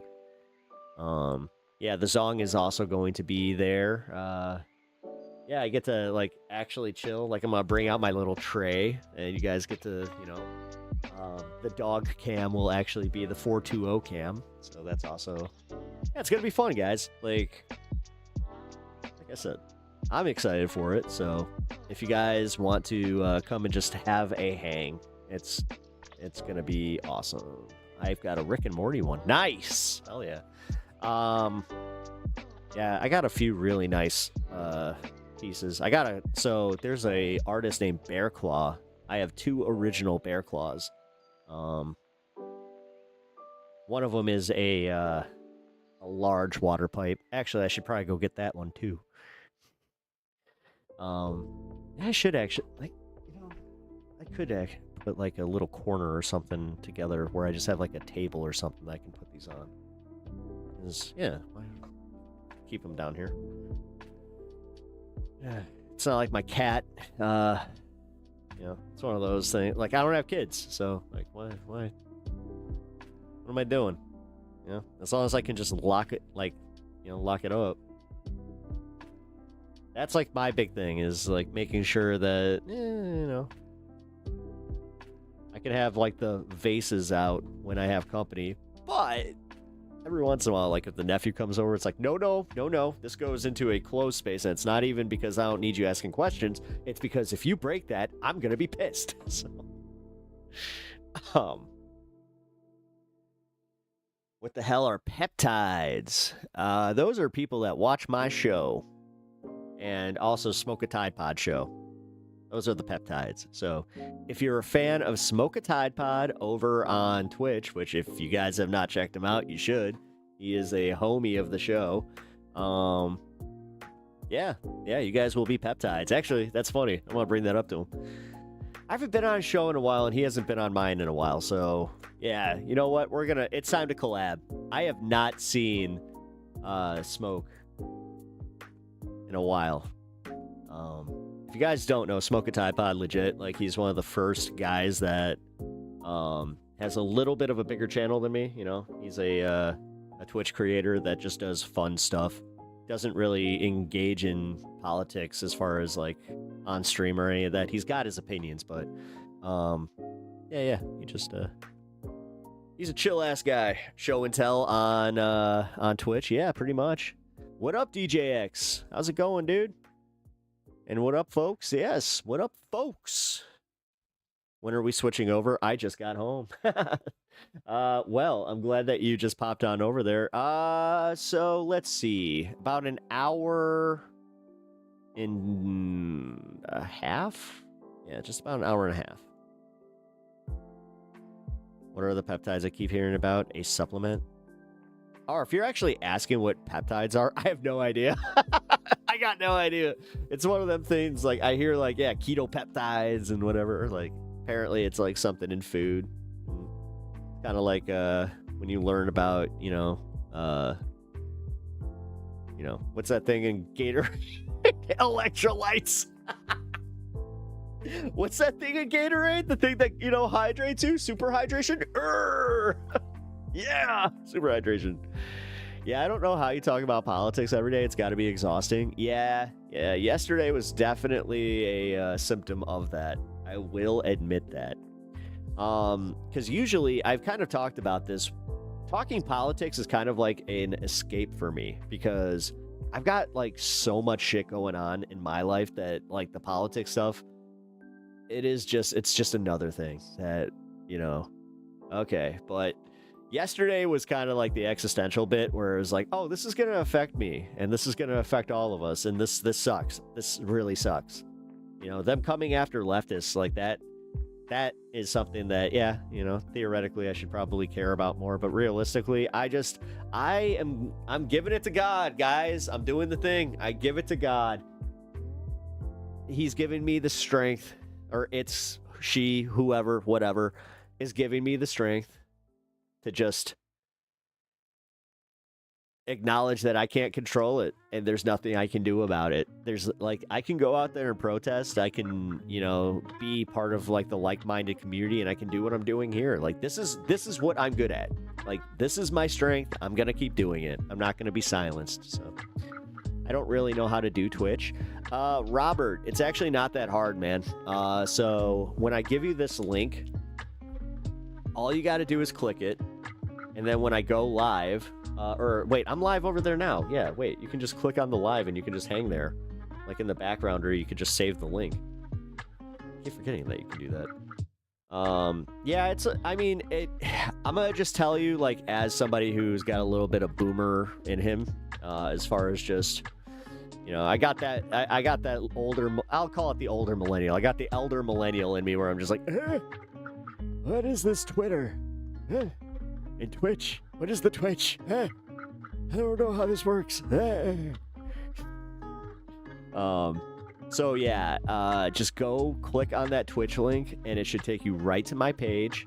And yeah, you should be able to follow me, or just hang out for the stream. It's pretty easy. I struggle too. Yeah, it's okay. Don't worry about it. It is not the easiest thing to navigate because once you get to that homepage, it's really, really, especially if you're on a PC, it's daunting because like, dude, you see all like those little like circles, and then it takes you to the fucking first one that you see, which is usually iShowSpeed or some fucking dipshit like that, and you're just like, PepTalks, where is he? Oh, is he live? Okay, cool. And then it asks you if you want to sign up for your own account, which I do recommend, doing just in case. It's easy. Like, who cares? It usually ties to your Amazon account. And when it does, it will give you if you have Amazon Prime, do not forget that you guys have a free $5 from Amazon Prime that you guys could, if you have nowhere else that's going, I'm your guy. Hey, that would really help me out a lot. So do not be shy with the subs. I don't blame you. I would never waste my limited time on earth protesting whatever the righteous cause of the week is. Just saying. It's not about necessarily all that. Like, remember, it's about community. Like, there is something to be said about, numbers and just being like, oh shit, thank you for that, DJX. Fucking A. Hey, look at that. DJX just became a sub over on Twitch. That is fucking awesome. Thank you, dude. I really, really appreciate that. Solid. Hell yeah. Burn one for that. Actually, hold on. Wait. We got 2 minutes. Boom. I primed it on Twitch. Dude, that's awesome. Thank you so much, dude. For real. I mean, that means a lot to me because that helps. Like, that helps me with Twitch. Like, I'm going to just say this much. Twitch, as far as like the payouts, it's okay. But realistically, I gotta say, I actually like the interface. Once you get used to it, I love the emotes. Like, dude, my emotes rule. Yeah, there you go. There's one of them. I like my PepTalks one. You got that one. You got Stan. You got fucking Stan as an emote. Like, come on, it's awesome. Eric, what's up, Eric M? How you doing, man? Thank you for popping by today. Appreciate it. yeah, if you guys are just joining us, also, if you guys are hanging in the horizontal chat over on YouTube, how you doing? So I finally was able to kind of integrate the other YouTube chat. So what I'm gonna start doing is actually I'm gonna go back to doing this on the horizontal or on the vertical. We're gonna start bringing the chat back. Let's see. Yeah, there we go. You can actually read it now. So yeah, we're gonna start mixing the chats again. It's happening. Because yeah, right now, as it stands, I have 3, technically 4 streams going out. The only nice part is that over on Twitch, it's awesome. DJX, you can confirm this. You can switch it. Like, dude, just turn your screen. It fucking works, man. It works.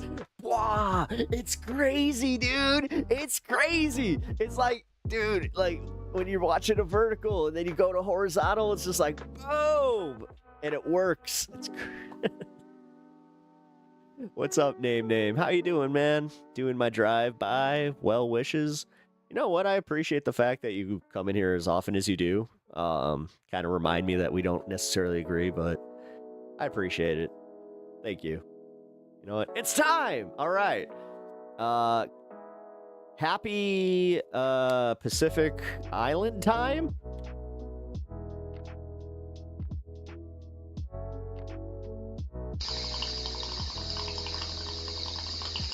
Appreciate the stream, bro, but also thanks for not being Madam Priest, $9.99. Appreciate the stream, bro. Also, thanks for not being a lame when people like me troll you every now and again. No. Hey, thank you for that. I appreciate it. That's actually a very nice compliment. Also, thank you for the $10. I really appreciate that. Speaking of, let's update the goal. Oh, shit. I just realized that we're at 350. We're at 350. Look at that. Getting so close. Yeah, just so you guys know that this is the actual, like, weekly goal that I'm trying to make. Like, if I can do 500 a week, that'd be great. Yeah, but I also know, like, come on. Gotta grow for that one. Hello, unapologetic pothead. Hello, repentant man. Hello, the crummiest of crumb bums who likes to just be a Buzz. You're Buzz Killington. Actually, that should be your screen name, is just Buzz Killington. God, I would respect you for that. I don't respect you for much, but I'd respect you for that. Calling and protesting the righteous causes of the weak really downplays how ongoing and important these issues are being protested are and shows the lack of understanding this person has. It's okay. Like, Sylvie, I'm not trying to get, like, bent out of shape about it, because realistically, it's just like their opinion, man. Like, and it's fine. Like, it's fine. Sleepy, Clinsepi, or Kinsley, haha, there we go. Kinsley PE, wow, you're on all day, great. Yeah, I do kind of, I stream a lot. I do stream a lot. Kinsley, Kinsley, if you have not already subbed, please do. And also hit the like button on the stream, does really help me out, but I appreciate you being here, Kingsley. Okay, I got it, Kingsley. Yeah, no, I do long form streams. Like I love doing this. Love to entertain you folks, love to chat, love to just kind of hang. Trying to, like, honestly, if I can make an impact on some people's lives and just show them that the internet doesn't have to be this fucking lonely, awful place where even discussing politics, like, we can be chill, we can have fun, you know? Like, it's not enough out there, man. There's not enough content out there like that, so I care because done playing this stuff happens all the time, and what makes it spread? It makes more people believe that the protests aren't important. Yes, okay, then that's fair, and yeah, we should, okay. Yeah.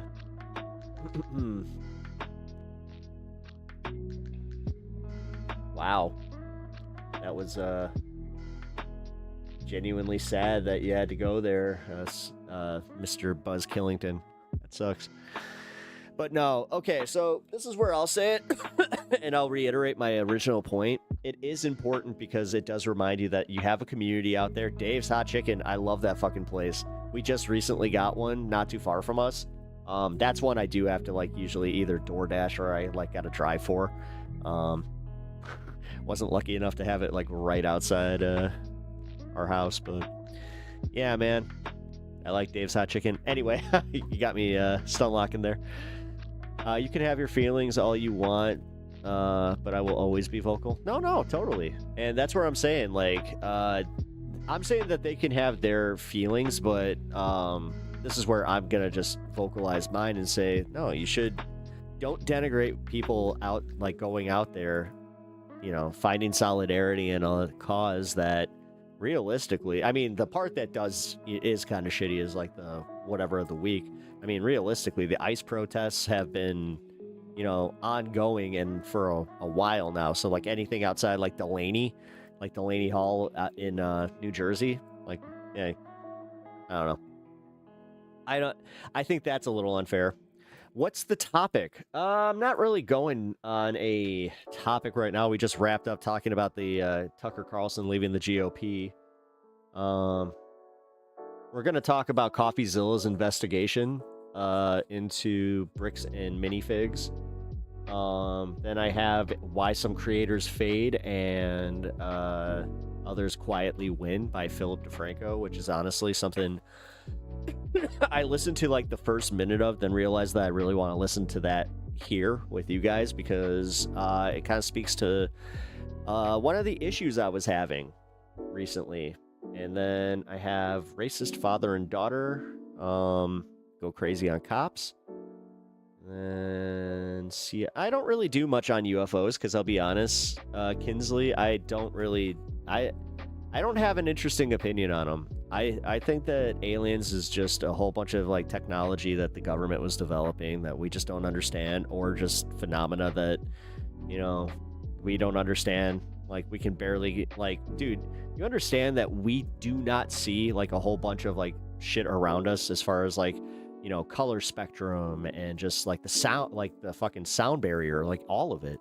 But yeah, I don't do a lot of that. I do kind of delve into conspiracies a little bit, like as far as like the political conspiracies, stuff like that. But I'm not like a rabbit holer. So, I mean, I'm interested in what you got to say about it. I am, you know, I always do like to get some people's opinions on stuff like that. But yeah, if you get pineapple slices and put cinnamon on them and then put them on the barbecue, oh my mamma mia, talk about a treat. Ooh, hell yeah. Okay, I get you. Yeah, no.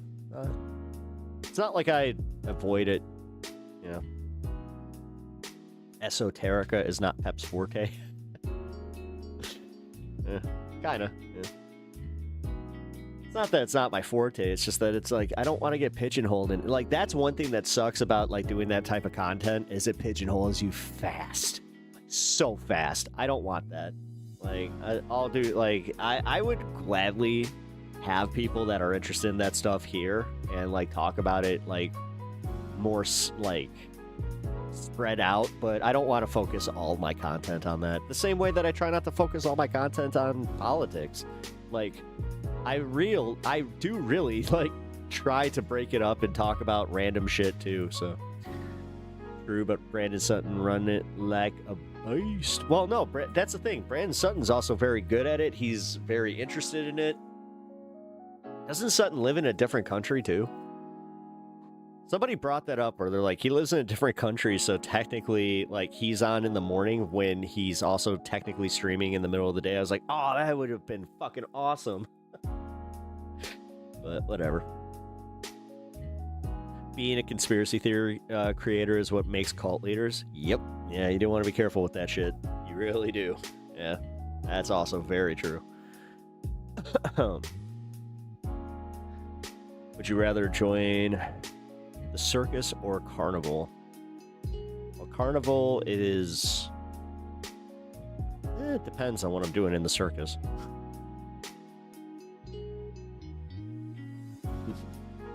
It's chill as fucking here. Hell yeah. That's what I go for, man. This is why I take these little breathers where we can just kind of chill and bring in some new people and just kind of, move on. I see that people already moved on back over here from the Twitch. Just so you guys know, yes, like I do. When I go live over there, what's going to happen is I'm just going to end the streams over on YouTube, and we're just going to keep that one running. So once stream ends over on YouTube, you guys can head right on over. I'm not going to be able to raid, though, so anybody that's used to like the YouTube raids now, where you guys just got kind of follow whatever channel I raid into, that is not going to happen. So, besides, UAPs are just humans from the future anyway. I actually believe in that theory a lot more than like aliens. I actually believe in extra-dimensional theory way, way more, because that tracks. Like, think about it. Like that like, if they develop technology that are actually like can time travel, yeah, that's what would happen. Yes. No, see? All right. So over. Yeah, Kinsley, what I'm going to be doing is I'm going to be hopping on over to Twitch. I have my Twitch that runs simultaneously to this stream. It is live right now, so if you want to head on over there, at least hit that follow or sub button. And yeah, what's my stream called on Twitch? PepTalks TV, at PepTalks TV. I made it that easy. Like, I'm at PepTalks TV everywhere. If you look up that name, you'll find me, and it'll have my icon. It's the same everywhere. I at least was smart enough to do that. But yeah. Once I move over there, it's literally just gonna be like, if you think this is chill, it's gonna be chill. Like, I can't wait. I don't know what it's called. The Twitching Pepper. I mean, it's called the same thing. Right now, it's just Trump threatens Iran. Like, it's my title. I don't know. Time is just an illusion created by expansion and perception. It's not something you can really actually manipulate back and forth, as far as I've seen. No. Although, I don't know. I don't see how time travel could be possible. Well, that's the thing. If we could, then technically, I think you'd be in a different project. You know what I mean? I mean, for my sci-fi brain, I do get it. Like, I get the two... like, my favorite thing about time travel is, like, the way that they break it down, like, in Avengers, where it's just like, okay, is this, like, Back to the Future time travel, where it's, like, every time that you travel in time, you're always creating a new future, and you will never be able to go back to that set time in the past, because you're creating the new past in that future. Like, whoa, that's crazy. Thoughts on Groypers? Ask me anything. I mean, this isn't really it. You know what? You get a freebie, since I think this is your... I think I recognize you, but this is your first chat of the day. All right, so if you guys are looking to do an AMA, that is where I do recommend, don't throw a donation in there, but it's okay. Thoughts on Groypers? Groypers are how we let's see. I think that there's the subsection of them that are young men that watch, like, they give into their, like, the cringe of being a teenager. But then the 20-something to 30-something-year-old Groypers, the ones that know better, yeah, those are the ones where I'm just like, oh, fuck, you guys really suck. I hate the fact that they're the ones influencing, like, these shitheads, too. Like, realistically, Groypers are just teaching young men to give into their, like, baser impulses that are very, very bad for them. So, and if human bodies were in zero grav for a couple generations, we would look like what grays are documented to supposedly looking like. From my understanding, that is kind of the case. I know that we would start looking different, like we would grow taller. Yeah, like actually The Expanse, they cover that, because like there's the Earthlings, the Martians that live on Mars, and then there's the Belters that live in the belt in between Jupiter. So the Belters, they are way taller because of the way that gravity like affects them, and yeah. Oh, that's cool. That's cool. To become powerful, and it's working? I don't think so. It's not working. Like if you look at the way that young men are right now, they're not powerful. None of them are. They all blame, like they're all little bitches. They blame everybody else for their fucking, like, their position in life. That's not powerful. That's actually, like, the biggest sign of weakness I've ever seen. The way that they all blame women. They blame fucking the power structure. Like, everything is against, it's all against the white man. Oh, it's all against whitey. Like, yeah, fuck you. No, it's not. You want to talk about power? Power is like knowing that like you have the one up, and that you know, as the white dude that has the one up, you know, you start using that to help other people. That's power. This other concept of power, where it's just all about money and fucking influence, that already tells me that it's like, all right.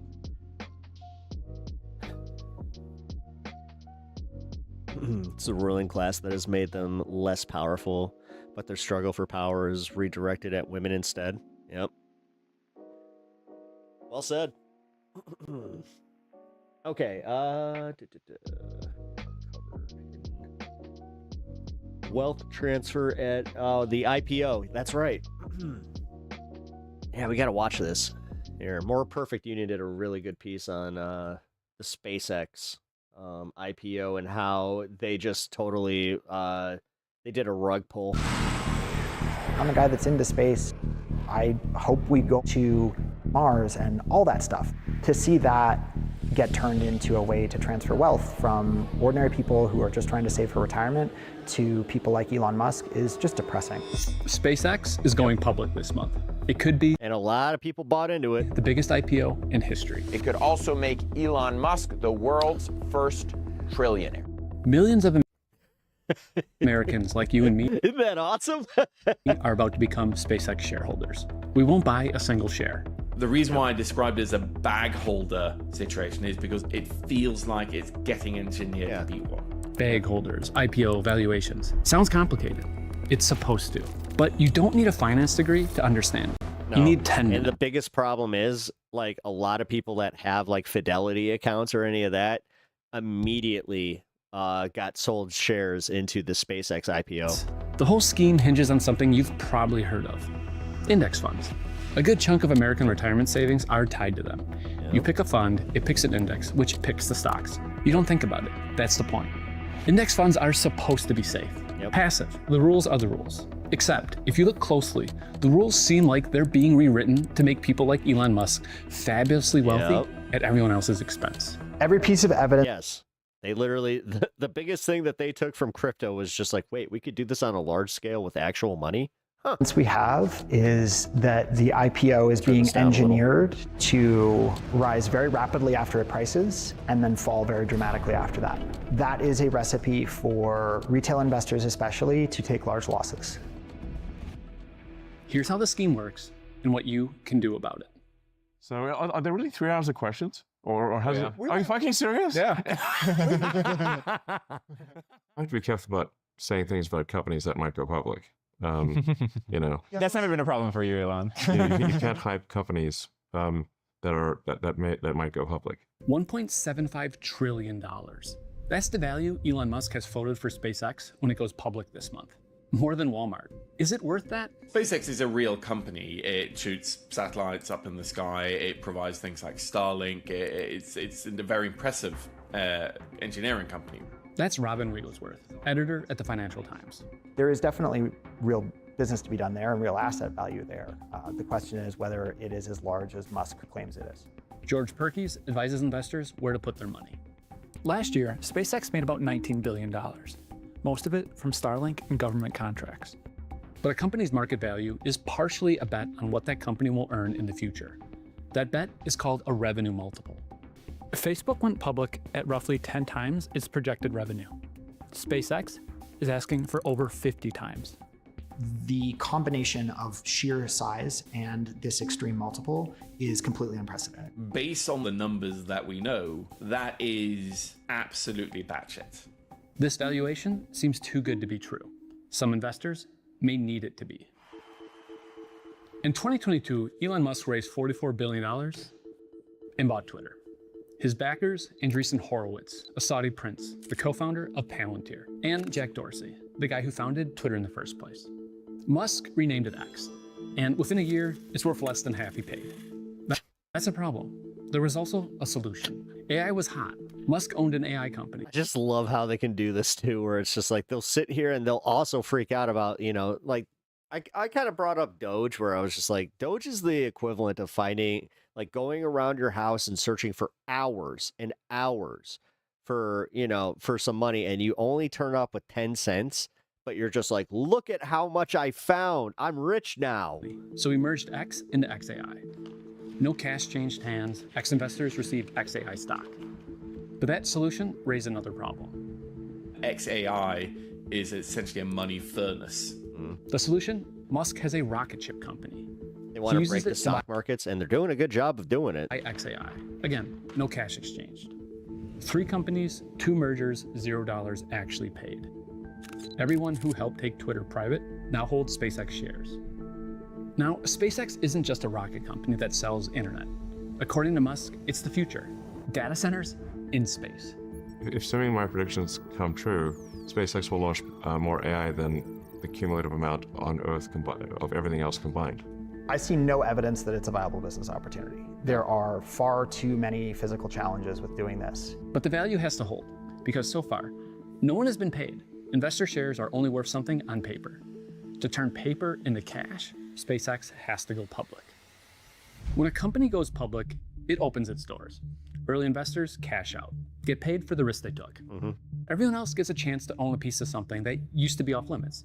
It's called an initial public offering, or IPO for short. Yeah. It is a very normal part of a company's evolution and life cycle. There isn't just Twitter investors here. SpaceX's original investors took a big risk. Peter Thiel, Palantir's you got 4 hours. Google, and Andreessen Horowitz. That's what I get for sleeping. Won't do that again. SpaceX's IPO is anything but normal.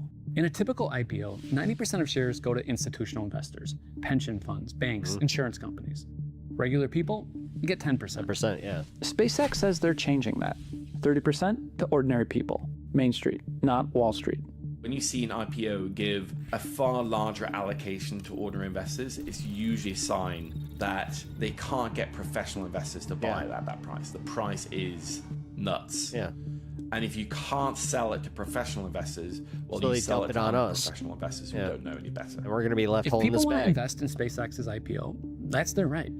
The problem is Musk found a way to make people invest in SpaceX whether they want to or not. How?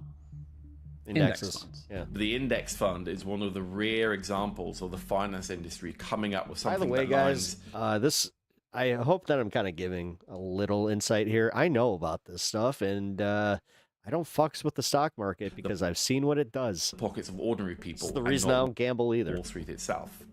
An index is a list. Someone decides which companies go on it. A fund is a basket.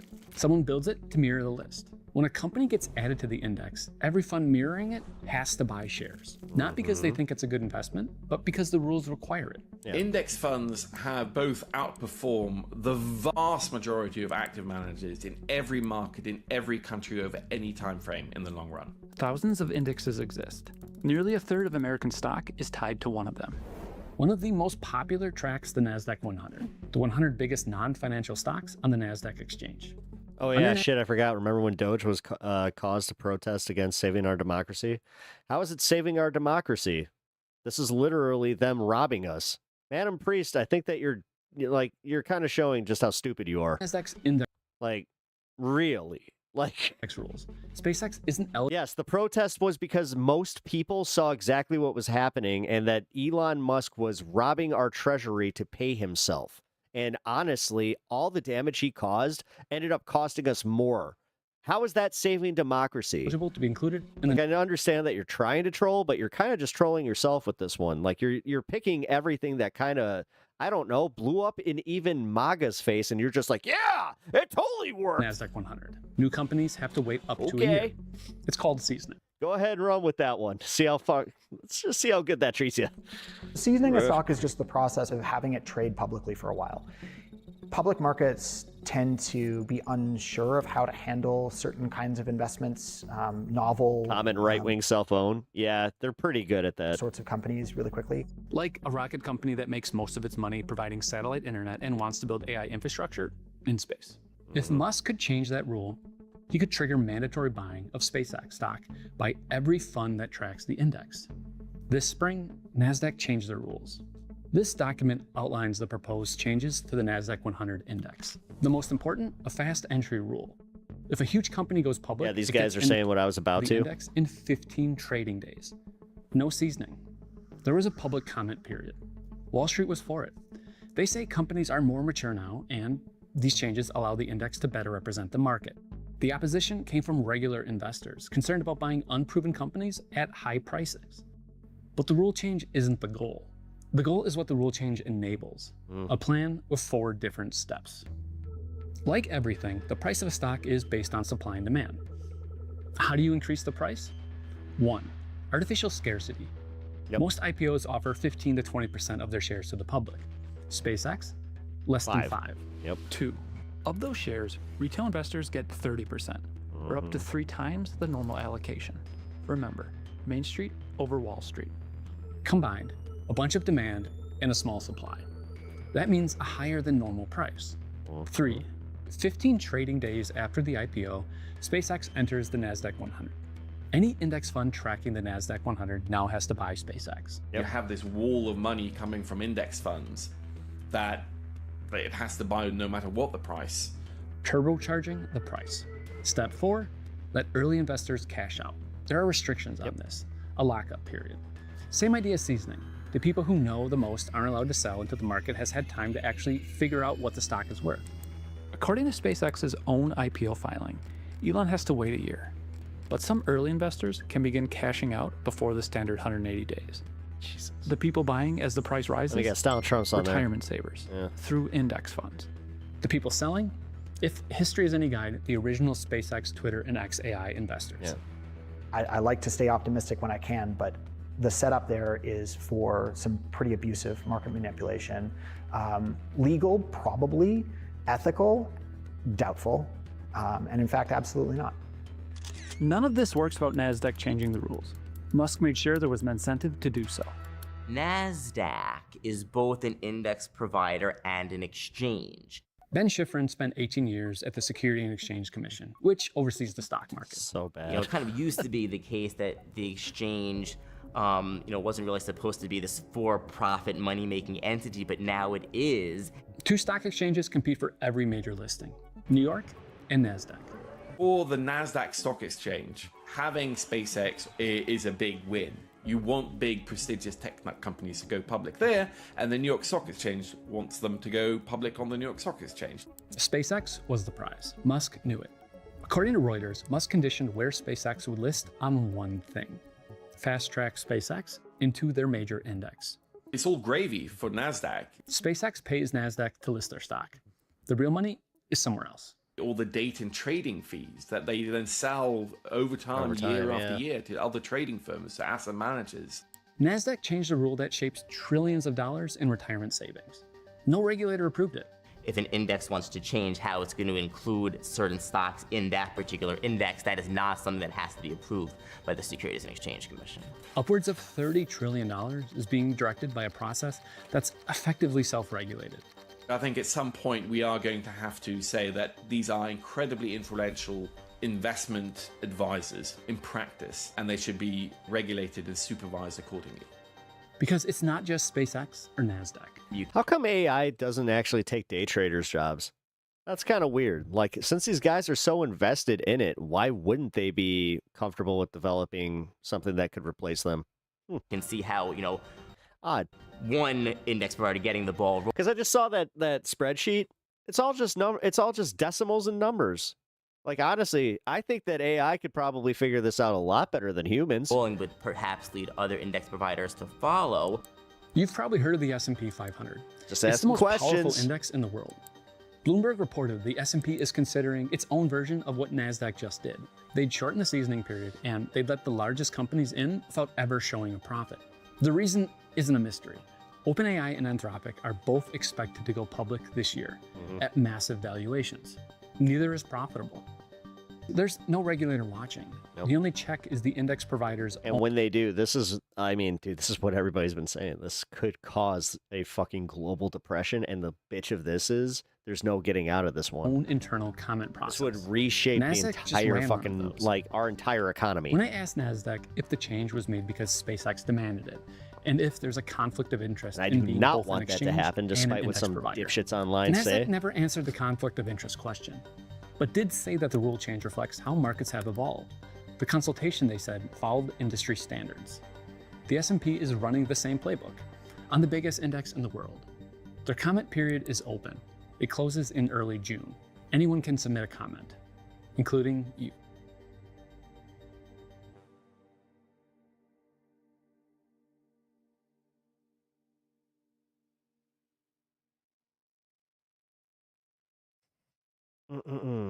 If you liked what you saw, please like and subscribe. And if you have ideas for future coverage, please leave them in the comments. Okay. Here we go. All right. Billy D. It's almost like Philip DeFranco understood exactly where I was yesterday. So if you guys were here, I did kind of have like this, like I had a moment. Beef Torque Hunk. When is the AI bubble gonna pop? I want to know. I mean, it's nobody knows the fucking answer, dude.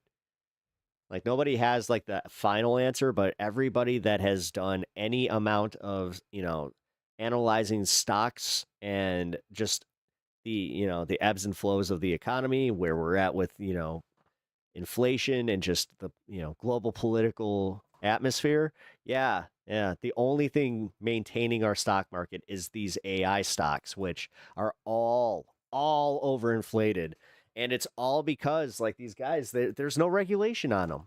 Like, dude, they're literally turning the stock market into the Bitcoin market, like I was saying. But whatever, guys, get your bag. I don't care. You crashed out, bro. Yeah, no, I had a moment where I was just fucking kind of over everything. Honestly, Madam Priest, if you don't watch your shit, you want to see a crash out? Yeah. Just remember, it's a privilege to be here. You don't have the right to be here. And tell yourself you will overcome. If you were defeated once and tell yourself you will overcome, but carry on as before. But this will help. Know in the end, you'll be so ill and weakened that eventually you won't even notice your mistake and will begin to rationalize your behavior. Right? It's been said that the definition of insanity is trying the same thing over and over again, but expecting a different result. Yet that is exactly what most people do. They tell themselves, today I won't get angry. Today I won't gorge myself. But they don't actually do anything differently. They try the same routine and hope it'll work this time. Hope is not a strategy. Failure is a part of life we have little choice over. Learning from failure, on the other hand, is optional. We have to choose to learn. We must consciously opt to do things differently, to tweak and change until we actually get the result we're after. But that's hard. Sticking with the same unsuccessful pattern is easy. It doesn't take any thought or any additional effort, which is probably why most people do it. So you've heard this line before, right? Everyone has heard this line before. The definition of insanity is doing the exact same thing over and over and expecting a different result. And you'll end up seeing kind of two main problems with people with this. One, they kind of throw out the baby with the bathwater, right? A person fails trying this specific thing, and rather than trying to learn from that and do that specific thing better on the next go around, they just switch to a completely different category. Or what you end up seeing more often are people knowing these lessons, like a lot of things to make your life better, but it's uncomfortable. Most people will naturally gravitate towards what is the easiest thing, what's the most comfortable. And the system and society, it is built to embrace that. The system is fine with you doing the same comfortable thing. That's why I kept bringing up like how these AI slop channels, like they just over and over, right? And they get fucking rewarded for it. For society, for the people that control. So how do you cover that one, Phil? The system, they love a predictable person because a predictable person is easy. They are easy to sort, they are easy to sell to, and they are so easy to replace. And understand, that's why Trump that's why he chose Republicans, is because you're so easy to manipulate. And family, Nobody loves you. The algorithm doesn't love you. Your boss doesn't love you. They will more often than not swap you with newer, cheaper faces tomorrow like that. Comfort is a trap that the people who have power will love for you to walk into. And I'm saying this to you as I'm also in the center of this situation right now. I've been doing my job one way or another for the last 20 years. I just shot that video on the Mr. Beast channel where you had, 49 other so-called YouTube legends. Some people I came up alongside, some after me, but you're in that room and it is hard not to immediately compare yourself. Some of them are winning out front. Some of them are quietly winning.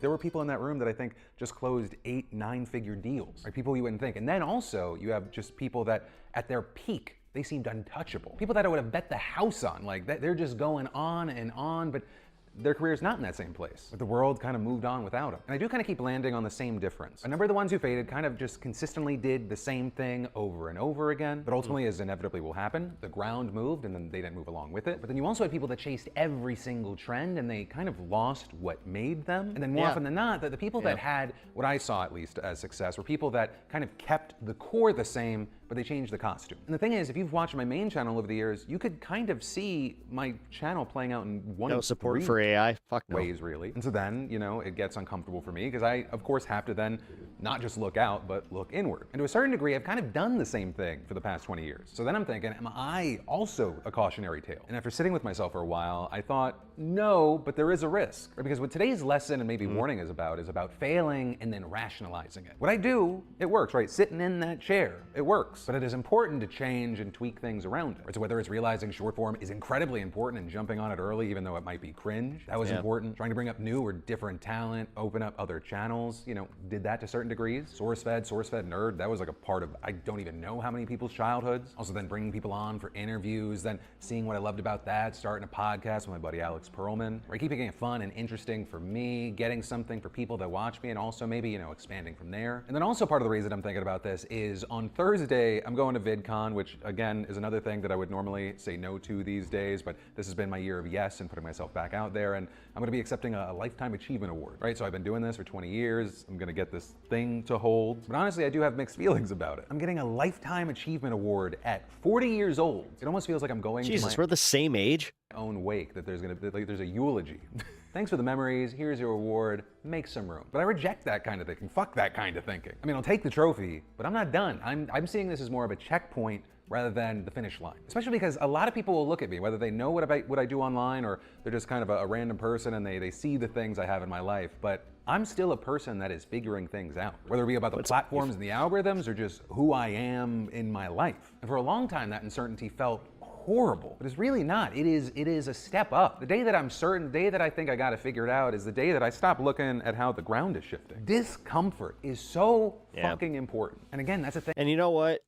I'm so glad that he made this video because goddamn, that I want he's cooking, and the timing for me, cathartic. My kids to see. I don't want them to see me getting a Lifetime Achievement Award, doing a thing and then just kind of coasting. I want them to see someone that is hungry, that is trying, that can fail, but then gets up and continues. Or being a little lost after you fell down or you stumbled, that's not a weakness. That is proof that you're still in this game. So yeah, understand, same thing, different result. That's not a strategy, but neither is torching the thing that is working. Try, fail, keep the core, rebuild the rest. Never stop trying, because not trying is failing. Well, the core is me, so that ain't going nowhere. That is the benefit of making yourself like kind of the personality-based thing. Now, like I said, I can shift how much I cover politics or any of that stuff, but he kind of, it was funny when he was talking about interviews, I was like, But also learn, because whether it's me, whether it's you, it's not game over. It's honestly, his ascendancy is very refreshing. Hell yeah, it is. No, and the fact that he's taking the time to kind of put that out there where he's, almost giving a nice little talk to some of us out there, because damn, it's I would swear that he saw my fucking crash out yesterday and was just like, hey there, you know what, kid, I think I get it, man. I get it.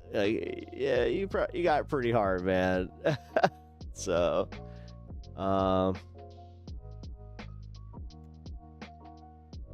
right.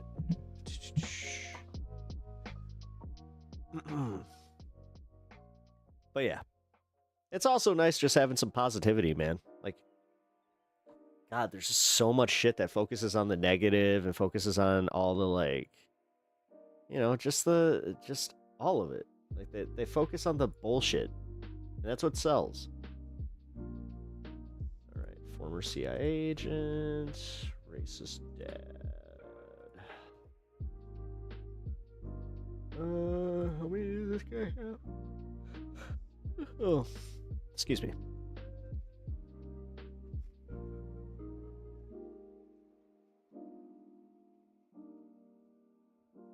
Okay, sorry guys, I gotta make an adjustment here.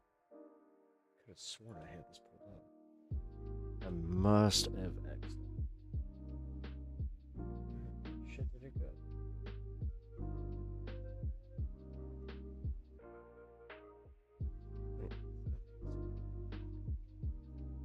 Oh shit, Kornacki's on. Let's try it. Let's check out the Kornacki. Slowed to a halt in Maryland 6. Man, they came fast and furious. Really, and really left us with a cliffhanger here. 55 seconds. All right, I'm gonna actually take a little bit of water. Is what I'm gonna do, because I'm anticipating. Drink out of this.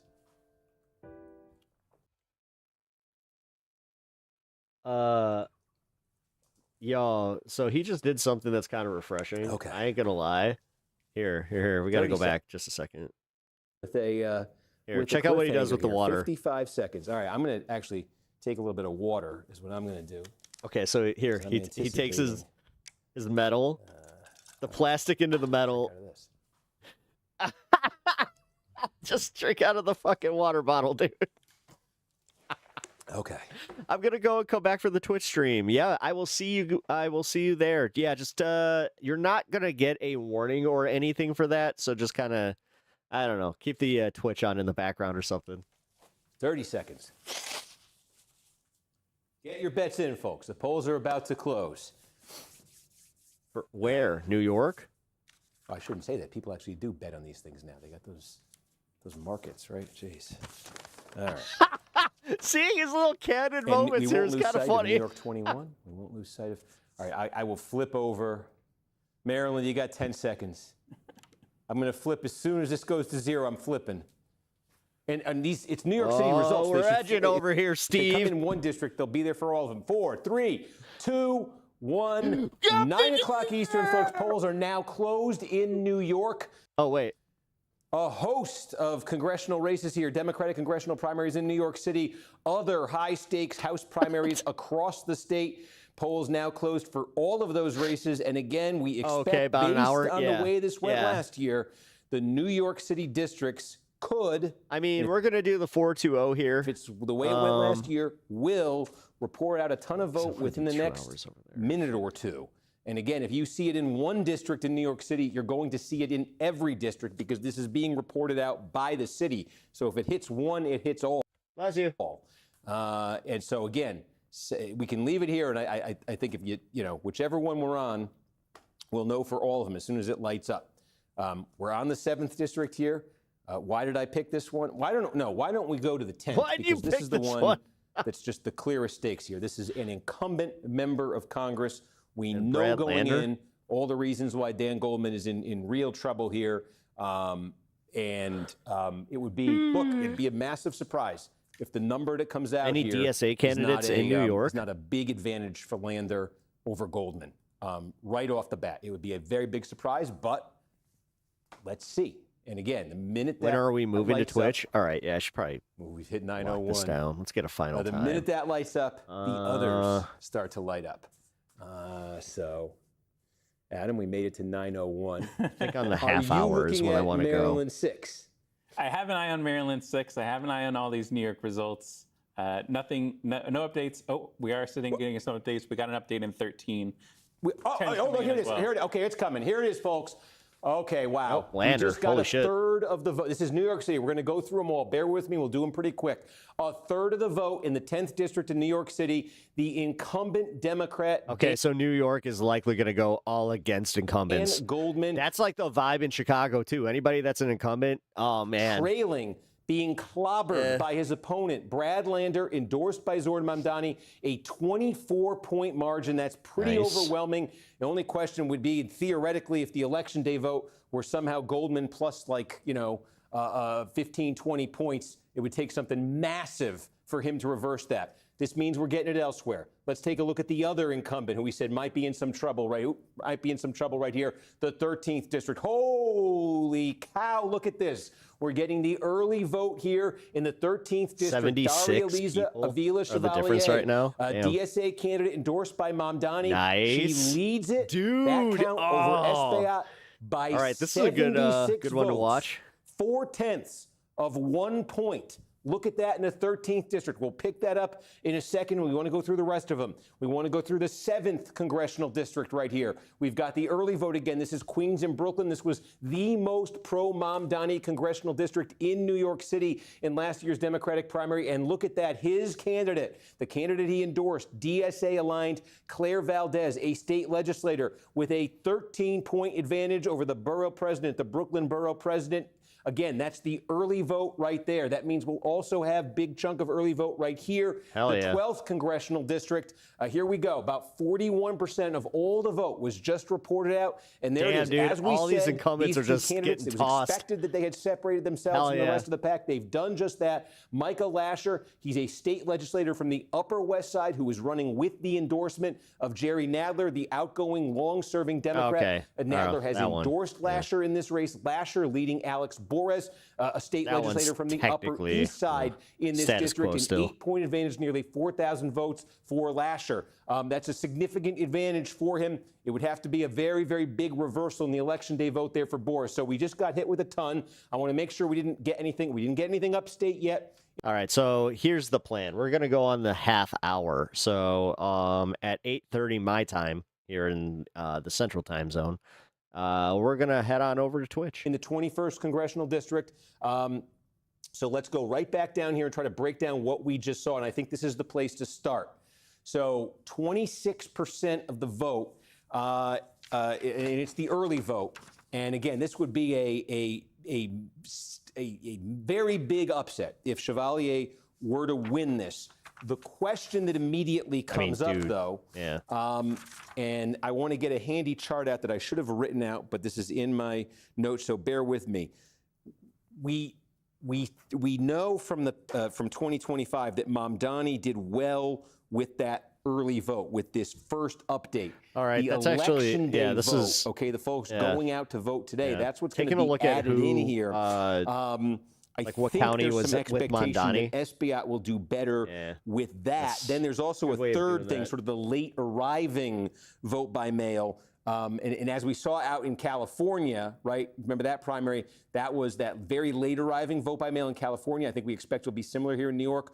Was younger, was much more progressive, would be more favorable to a candidate like Chevalier. But what I want to get up here, Adam, do you have the chart in front of you? I'm trying to get it on my phone. You put it in the spreadsheet of the borough by borough breakdown of the early, that initial batch, the election night in the post. What was it in District 13? I don't have a breakdown by district. You had it? I had it by borough. Okay. But one thing that is sticking out to me with this right away is inside the counties, you are seeing the split between New York and the Bronx. Good. Yeah, that's right. So here you go. This is northern Manhattan. You know, again, this is Harlem, East Harlem, Washington Heights, Inwood, Chevalier leading by 4 there. And then you go over to the Bronx side of the river right there, and Espaillat is leading easily. Now, far more votes over here than up here. But again, I think there's an opportunity here. This is in fact, we just got some more votes here. Yeah, we just got 2 updates. We got one in Bronx and one in New York. Okay. The Bronx update put him back ahead. Yeah, was more. It was 200 votes, and the New York update was 78 votes. Okay, so it's a very small update. Is what we got. We'll expect some bigger chunks right here. This immediately becomes the biggest source of drama. And just check me that Maryland 6, we haven't got anything. Nothing in Maryland 6. Okay, so we have an incumbent in Maryland 6 who's leading by 5 points, and there's some uncertainty there waiting for the election day vote. We have an incumbent in the 10th district who is in terrible. In fact, there it is. Switched it just in time, NBC News. has projected that Brad Lander will defeat incumbent Congressman Dan Goldman in the Democratic primary in New York's 10th congressional district. Lander is the former city comptroller in New York City. He was endorsed by the mayor, Zoran Mamdani, and he has easily defeated Dan Goldman, a two-term incumbent in the Democratic primary. Goldman becomes the 5th incumbent member of the House this year to lose in a primary. And again, the result is emphatic, overwhelming, and early here. So we have a member of Congress who's gone down in the 10th district. We've got one up here in the 13th congressional district who is in a barn burner right now against, again, a candidate endorsed by Zoran Mamdani running from the left. Up here, and we've got a candidate in Maryland's 6th congressional district. We've got an incumbent Democrat there. We got numbers there? Yeah, we got numbers in the 6th, who's also in some trouble, but let's see if that just got resolved. What happened? We just got votes from Allegheny was the biggest batch. We got 400 votes there. And Trone wins that batch 171 to 141, I think. It's okay. It's about 43-35 in the. Do we have any from Frederick or any from Montgomery? No. Okay. Washington and Garrett just also posted small updates. What was Washington? Washington was Trone barely ekes out that batch as well. It's 44-40. So it's right on the number. Okay, so very limited indications, but especially that Washington number, no different. It needs to be different for Trone. Hey, Robin. We're going to withhold judgment until we see something from the two biggies here, Frederick or Montgomery. It needs to be different than Trone. He got himself in the game in that early vote, but he's going to need more with the Election Day vote. That initial small batch here, don't read too much into it, but it's not nothing. Doesn't show him making a shift, but he can. If something's different in Frederick or Montgomery, that could be all he needs. But again, so we've got some suspense. Did you see the press conference earlier, Pep? Slotkin and a couple other senators out there introducing a bill. No, what'd they say? It's for an incumbent down there in Maryland 6, and we've got a ton of suspense. What was the long and short of it? For this incumbent, Adriano Espiat, in the 13th district. Again, the hope here, if you're Espiat, is that your voters, again, I said, he's relying on sort of the traditional Democratic political infrastructure in this district. What could that mean? In part, getting out the vote on Election Day. You know, I think the Avila Chevalier, we talked about this, like with the parallel to how AOC won her primary back in 2018, the idea that she's got sort of, in some cases, newcomers to the district, folks who are very engaged sort of in progressive politics, you know, showed up in the early voting, whereas Espiat maybe, you know, we saw this where in some of New York City in 2025, where we had that initial batch that Mamdani did very well in the mayor's race. Keeping Trump from being able to send soldiers in to take voting ballots without first addressing Congress. The Election Day vote, where he had some places where he struggled a bit, and then that there's that third thing, that late arriving vote by mail, where yeah, I don't see that passing. Again, he picked it up big time. So this is sort of the opportunity. I'm so glad that they're out there instead of, you know, messaging to the American people just how the Trump administration is planning on doing any of this shit, how they're ineffectually just doing nothing. God damn it. We're going to lose this election. Like, seriously, this is not going to be the blue wave that we think it is. The votes that come in now are the opportunity. Espiat's got to do better in them. He's got to build ridiculous. a bit of a pad, because I think the late arriving vote by mail could you know, easily go against him here. So that's the question. You were saying something. Yeah, we got our first update. It's technically already a law. Yeah, I know. Yeah, let's go up the North Country, folks. Let's not forget the North Country. Let me show you the county lines right here. And we've got, so we've got from one county, Warren County right here, Constantino leading small. And again, this will be early vote in Warren County. You know, small, again, there's no single sort of huge population center in this district. But again, the dynamic here is that Constantino is running with the backing of President Trump. This is where like Glens Falls, Queensbury is. Okay, what is it? It's about, all right. This is probably going to be 10% of the vote in the district tonight. Constantino leading in the initial batch right there. We've also got Schoharie County here. Again, Constantino, look at this now in two different places, Steve, in the district. If you want to go back to 13, I do have an update in New York. We got another 3,800 votes out of Manhattan. Yeah. Espiat 45, Avila Chevalier at 51. That's an election day update. Yes. And how many votes was that?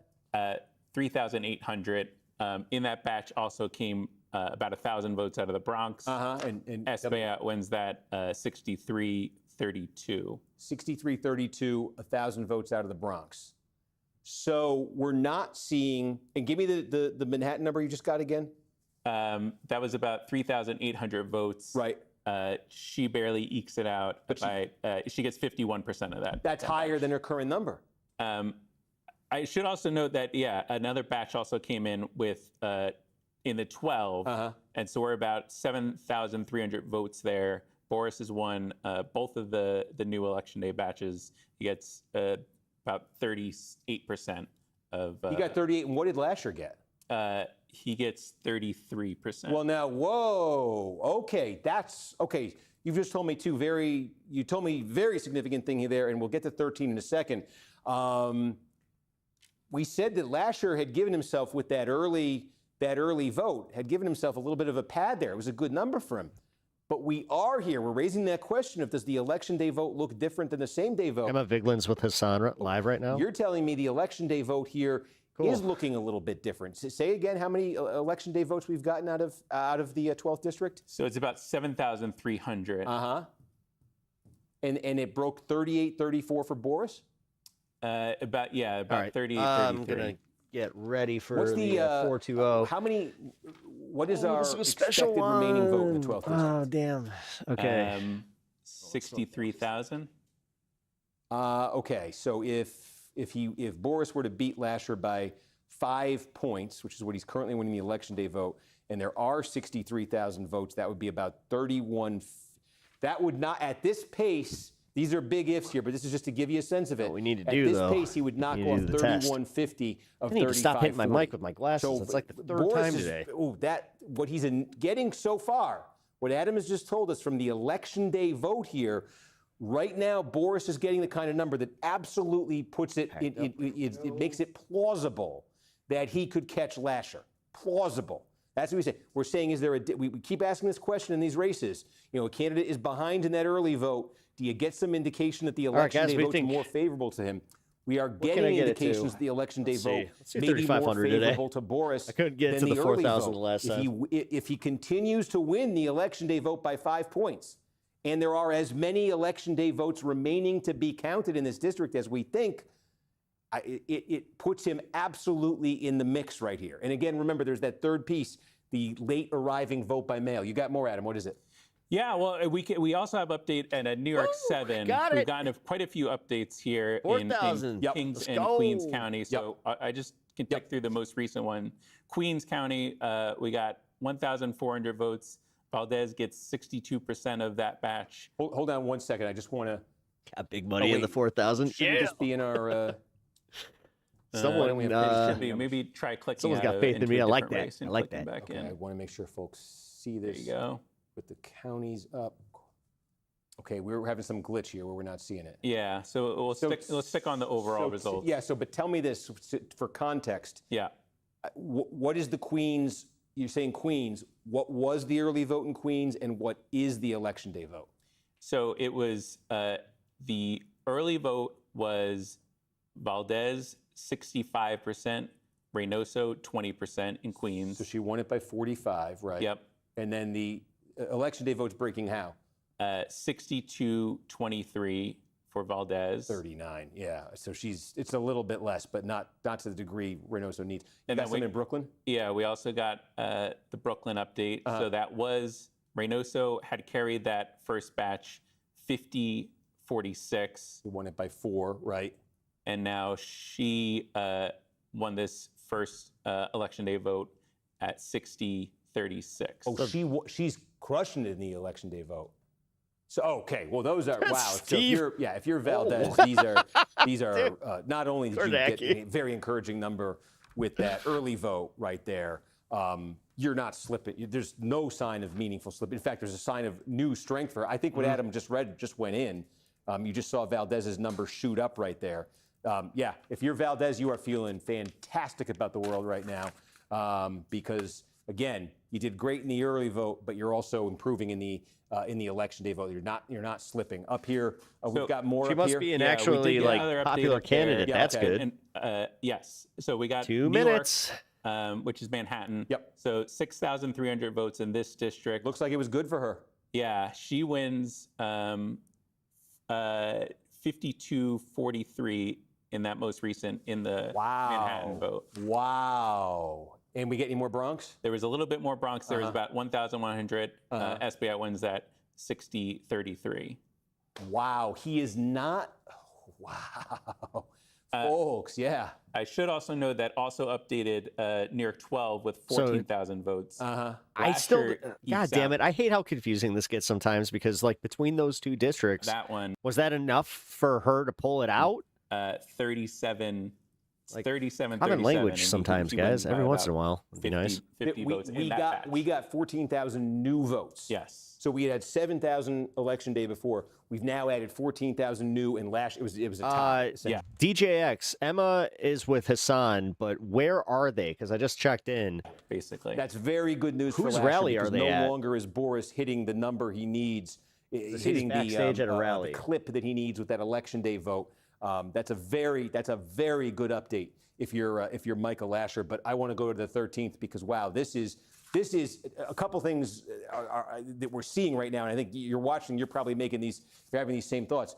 What we just saw in the 7th congressional district with Claire Valdez, the left-wing DSA Mamdani candidate, improving. You wonder what Stan's socio-political takes in the are? election day vote on what she did in the early vote. Okay. Well, he doesn't share his treats. Valdez is in great shape there in the 7th district. But I wasn't necessarily sure that in the election might be a day Republican. vote, Who knows? that she would make Secret the kind of right-winger jump stand. that Adam just told All right, us guys, she's 10 making seconds. with Let's that go. election day vote. All right, we're And celebrating the seeing it 420 for on the Avila stream, and then Chevalier in about in 10 minutes, Manhattan we're going over right to now, Twitch, which again is the baby. bulk of this It's gonna be a district. Probably great time. 90% or so All right, of the vote. let's get this is gonna first come out of smoke session. Manhattan. And again, just call up that part of the district right here. You see Chevalier leading Espaillat here. Now it's by about 6 points. That margin has gone up as so far the election day vote has come in here. Remember what we said. I mean, it was basically a tie right there. It was nearly a tie with that initial update in this district. What's happened here is it's still very close to a tie here. But Chevalier, if All right, she so can that is the reason I'm going in the over election day vote even a little bit in Manhattan, she will deny. We're saying Espaillat wants to get ahead a little bit with So the we can election do that here. day vote because that late arriving vote by mail could be, just based on how it kind of went in that Mamdani race last year, could be good for Chevalier. Espaillat wants to get ahead. And so far, those numbers out of Manhattan are not indicating the kind of shift towards Espaillat in the election day vote. that I God, think he was looking for. Kornacki just Now, he always gives up the game for himself, where he always wants the incumbent. we saw an update in that 12th He wants district. the safe It was at person. He odds does with the not these want. things, I'm pretty can sure change. They Kornacki can is just fluctuate a like, bit, if but he's not a shit this lip, is then suddenly he's very interesting. definitely like a little Nothing new conservative. in Maryland 6? I wouldn't be surprised. Very small updates. Okay, yeah. Just, again, anything from Frederick or from Montgomery, because now we've officially seen one incumbent member of Congress go down. Espaillat is officially on red alert right now. Potentially another member of Congress here who could lose. It's very close, as you could see, but this is not one of those where there was some where the initial numbers have said, oh, okay, Espaillat's breathing a sigh of relief right here. And then in Maryland 6, I think of the three incumbents we've just talked about, Delaney's feeling better than the other two right now because something would have to shift in Trone's direction here. Not much would have to shift in his direction. He is not down that much, 755 votes. But again, what we are waiting on here is a same-day update from Frederick or a same-day update from Montgomery, because I think that's going to shed a lot of light on the situation there. Going back to New York here, the votes keep trickling in the 7th district. You can see, remember what we said, you get that big initial batch, and then we get these steady incremental updates of Election Day vote. We're up to nearly half the vote here. Valdez with a very comfortable margin right here. He's not agenda-free, This is looking like Steve. one, certainly, if you're a part of that movement, if you're Mamdani, who's invested All right, political hopefully capital in these this races, gets wrapped up in the next liking 10. What you're seeing right there. Again, we took you through to 10th, just to remind you, an incumbent member of Congress has been defeated there resoundingly, not even close. 12th district. Looks like, okay, Adam, it looks like we just got another update there, a sizable one, because I see now 2/3 of the vote has come in Yes, 12th. that's exactly right. We got about 6,800 votes there. pulling it up here. Lasher gets 39% of it. Boris gets 36%. Wow. Okay, so the thinking has shifted. As I say, it fluctuates. We got an initial readout of the election day vote that was good for Boris. It's gone back. The pendulum has swung back in a big way towards Lasher. It also gives us an update in the 13th. What do we got? It's about 7,000 votes. I can already see it helps the Chevalier. What from New York? She gets 52-44 out of the Manhattan. She got 52-44 in that update. Fuck yeah. Yes. Okay. Anything in the Bronx? Is that where Hassan's at? Is Chevalier? New votes. He gets 60, and she gets 32. Okay. So I mean, these things are, she's winning updates. She's getting about 52 in these updates. That number could come up a little. Not huge here, but she's not losing ground. She's not losing ground, and you continue to see Esbiat. We're at about just seeing the 52%, 56%. So the lead for Chevalier now moves up to that's over a point. There is no pendulum. Just under 500 votes. That's over a point. 1.2 points there, district wide. And again, well, I've seen Saw, one of them that had the pendulum. Could you? I know you're balancing a bunch of things there, Adam, but you had that. I think this would be important for people. The post-election night numbers from 2025 for Manhattan and the Bronx. Yeah. I think this comes into play here because remember, folks, remember what we saw in California and really in Los Angeles. By the way, guys, this was in the thumbnail and I totally forgot to cover the story. So I'm just going to say real quick, if you guys didn't hear, the Supreme Court ruled in favor of marijuana users owning owning guns specifically. So they now have changed the federal mandate that would keep medicinal and recreational users from owning weapons. Los Angeles, a couple of weeks ago, right in that LA mayor's race, where it was that late arriving vote by mail. We just put a call in as well in New York 7. Yeah, okay. Not a shock. You saw it coming. Look, the margin keeps going up, but NBC Valdez News gonna win. now officially declaring that Claire Valdez, a DSA-affiliated state legislator endorsed by the mayor, Zoran Mamdani, has defeated Antonio Reynoso, the Brooklyn borough president, who had been endorsed by the outgoing Congresswoman Nydia Velázquez. Again, this is a very clear victory for Valdez over Reynoso. The context here, she was doing this deserves in a district that had voted DJX overwhelmingly, more overwhelmingly than any other congressional district in New York City for Mamdani in last year's primary. So a candidate very much in alignment with him ideologically. Is going to win this easily. So again, we talked about these DSA-affiliated candidates here. Been sort of coming up in some of these Democratic primaries around them in sort of metropolitan urban areas. Thought it was There's gonna another be win. milky. Was not. It was For not that faction milky. in the party. Yeah. Claire Valdez. I froze the 7th district music. in New York. So we've got 2 winners now declared in these Whoopsie-daisy. races. Claire Valdez in Celebration the 7th, and then you've got Brad for Lander Miss again, Valdez, overwhelmingly Brad Dan Goldman in the 10th. I want to go upstate to see. I don't want to leave out the North Country. I love the North Country. Here we go. About a 6th of the vote in, and wow, I mean, sorry, this is okay. Fulton County, you're getting into Smollen's base right here, and he's winning there. But look geographically, again, this is such a wide district. Everywhere, And then the Oneida, buzzkills come in. Lewis Wah, Small, wah, Franklin, wah. okay, Malone, New York is here. Clinton County. Now we have to this focus is on these where, red districts. Plattsburgh is Ooh. okay. You can go down. You're having we said fun. Warren County, Washington County. I mean, these are Constantino. Just this is sort of Smollen's area right here. This is sort of the area that he represents in the state legislature. He's got a lead there, but everywhere else you're seeing that Constantino color. President Trump's endorsed candidate here, opening up a very clear and geographically expansive lead here over Smollen in this vote count. This was a real Why are we interesting graduating? test. This is a real interesting test. Oh, because that's technically, I mean, yes, but you're also, I don't know, that's Macho Man territory right there. Again, Smollen was endorsed sort of up and Never down been able to go to by a the graduation that played that New York, knuckle. by the local and sort of New York political leadership in this district. Again, it has a sort of conventional background here, military veteran, state legislator.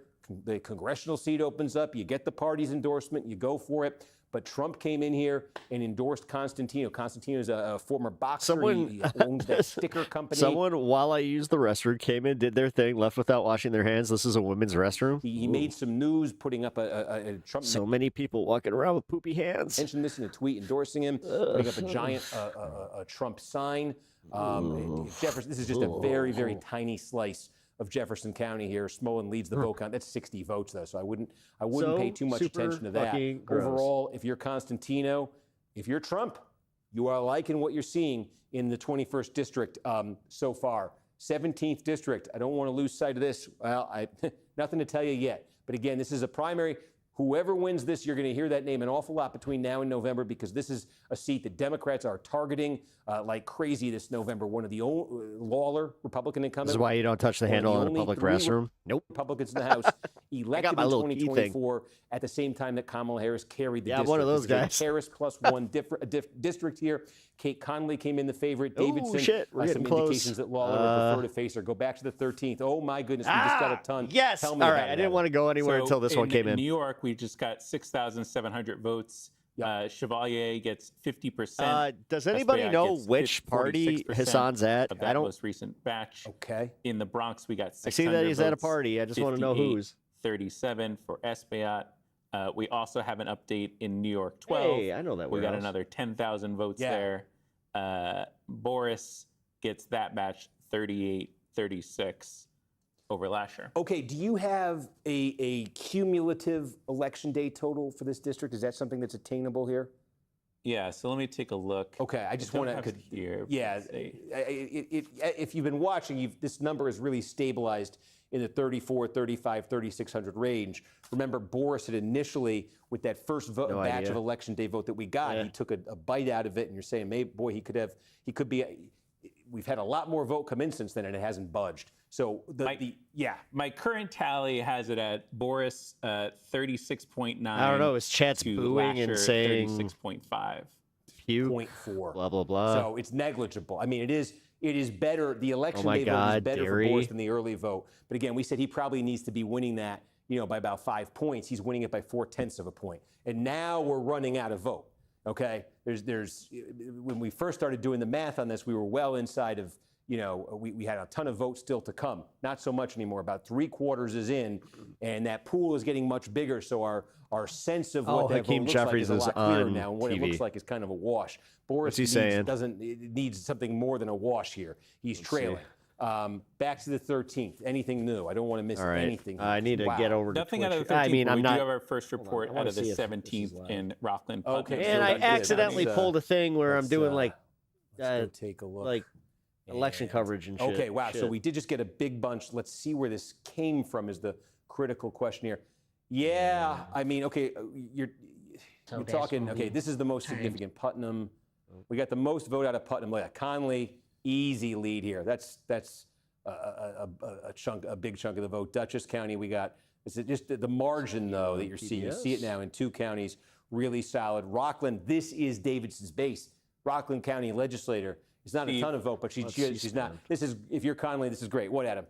We just put in a call as well in one of the races we were tracking earlier, Maryland 5. Maryland 5, there it is. Adrian Boafo, NBC News is declaring will win the Democratic primary in Maryland's 5th congressional district. This is a race that attracted nearly 24 candidates. Why? Because Steny Hoyer, the 45-year incumbent not seeking re-election, he endorsed Boafo, a state delegate. Boafo wins that overwhelmingly Democratic district. He's the overwhelming favorite in November. Where? Frederick in Maryland 6 is our first election day vote. Great. It's only about 300 votes. What is it? It's a small batch. Trone gets 37%. McLean Delaney gets 31% in that 344 vote. What, Goldstein got it? What happened? Somebody jumped up. Yeah, 21% for Goldstein. So Goldstein's the one moving up in the election day vote. A distant third place. Okay, how many votes was this? 344. Which bowl is loaded? Shit. All right, yeah, we're going. Wait, let me make sure. Just give me a minute. 37 for Trone. 31 for Delaney. Yes. He's beating her by 6 points with the third candidate.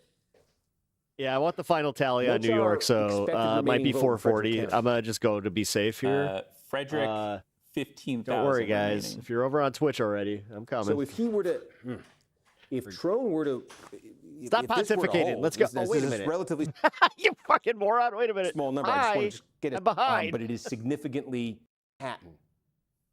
Currently in Manhattan, I have it at 51 for Avilia Chevalier and 44 for Espaillat. 7 points. And what is the expected remaining let's vote? ignore that one. In Manhattan. 20,000. 20. Oh my God, get the fucking calculator out again. So if it continues at that pace, Chevalier would net 1,400 more votes than Espaillat in the remaining Manhattan Okay, vote. so that would move that number to is just he going to do south this of, thing where it's like, but then he could do this, and then this could turn. 2289. But I should have asked you, what is it in the Bronx? What's the election day vote running at? 61-33. So 28, and what's the remaining vote there? Take a look. 2,700 is our current estimate. 2,700? Yes. 2,700, okay. Where are you going? So if that holds, Espaillat would net 756 more votes than Chevalier. So if you netted that out, these are ifs, but this is just playing with what we can right here to give you a sense of it. Hell yeah. If Chevalier continues to win in Manhattan by the margin This is she's the winning the perfect election time. day I'm vote gonna go by, do my quick and reset. if Espaillat continues to win in the Bronx by the margin that pee. he's winning that by in the election day vote, And then I'm going to come down. and our projection of the remaining then vote is correct in these gonna places, start the Twitch. that would net out district-wide to an advantage for Chevalier of about 1,500 votes. Wow. Now, when I say this is very rough, this is the other piece of it I want to get to, the post-election night vote. Because I just extrapolated the remaining vote. Not all of the remaining vote is election day vote. A slice of it, okay, is going to be that late arriving vote by mail. And this is what I was setting up before, and Adam's getting the numbers as we speak. That late arriving vote by mail in 2025 in the Democratic primary for mayor in New York was more pro-Mamdani than the other types of vote. And we just saw that same dynamic on the West Coast in Los Angeles in their mayor's race, where that late arriving vote by mail, what was it? Remember that Spencer Pratt lost second place because it was young voters, it was super progressive vote. That happened in LA a couple weeks ago, happened in New York last year. What was it? What can you tell me about it? In Manhattan, Mamdani won the election night results by 6 points. And the post-election night results, he won by 12 points. In Manhattan. And what about the Bronx? And in the Bronx, Cuomo won that by 16 points. Right. And then it was Cuomo by 11 in the post-election. Right. Okay. So these are 5-6 point swings toward Mamdani in the late arriving vote by mail. It's not huge, but again, if it's even anything like that, you're seeing Chevalier lead right now. You're seeing at the pace she's winning the election day vote by in Manhattan and the pace that it's going in the Bronx, at this point, it would net out in her favor. And there's the possibility, if passed as prologue, if the final bit of vote, the final 5-10% of the vote that gets counted here moves in her direction 5-6 points like it did for Mamdani, then she'd already be operating from a slight advantage. It would only help her. Wow. This of all the races tonight, this is the one I had the least idea of what to expect. This is if you're Chevalier, if you're Mamdani, we just got something. Oh wow, it was very big for Chevalier. This must have been Manhattan. What was it though? So yeah, that we got another 4,000 votes. We got another 1,200 out of the Bronx as well. Take me through it. In New York, Chevalier 57, 38 to 38. Holy cow! Okay, and in the Bronx, let me just show you what it looks like overall and what that update looked like was. Espaillat 62, Avila Chevalier 33. 33, right on what it's been. 86%. Again, the Espaillat's it's a much smaller area to begin with, and Espaillat's running out of opportunities. 86% of the vote right there. Still a quarter of the vote to come, and Chevalier just got a massive, relatively speaking, massive update in her favor. She just won that last update essentially by 20 points over Espaillat, meaning district-wide, more than 3/4 of the vote is in right now. So and Chevalier has opened up a lead of 1,300 votes. That's more than just over 2 points ahead of Espaillat in the district-wide tally. And again, it tipped him ahead in the election day count. Right. If it hasn't, it's basically a tie because he was down by 4. Yeah, this is the same thing. Like Lasher was very happy, I think, with what he got out of the early vote. The first election day vote update that we got here was extremely encouraging for Boris. The subsequent ones then have been a lot more. I think that I might be able to pull but it the off. subsequent ones have really all been a lot more encouraging for Lasher than they are for Boris in this district. Let's not lose Maryland 6, right? Anything there? Very small updates, nothing. I must know who wins. Yeah, no, this again, is just to remind you. I hate to say it, I'm kind of in the same boat. You know, about 5-10 minutes Ghost ago Dog. in Hey, Frederick shit, County, Ghost Dog. Thank you for very interesting becoming a sub development, over on Twitch. Appreciate that, again, brother. If you extrapolated that one out, it absolutely puts Trone in the game We're here. doing this District-wide. Keep an eye on that. Ooh, I'm excited. Go up to the North Country again, where we've got now a quarter of the vote in this Republican primary. Let's get this the vote news, in. Wow. Oh, we just got a big update again. The Feel news bad. continues to be I wanna very get good. over there. If your name is Anthony Constantino or Donald Trump, who has endorsed him in this race and really given his candidacy life, and it's just again what I'm looking at here is he expects Smolin to do well down around here where his district is. Gives you the idea of what I'm doing. He has the lead in Fulton County, but nothing else. Yes.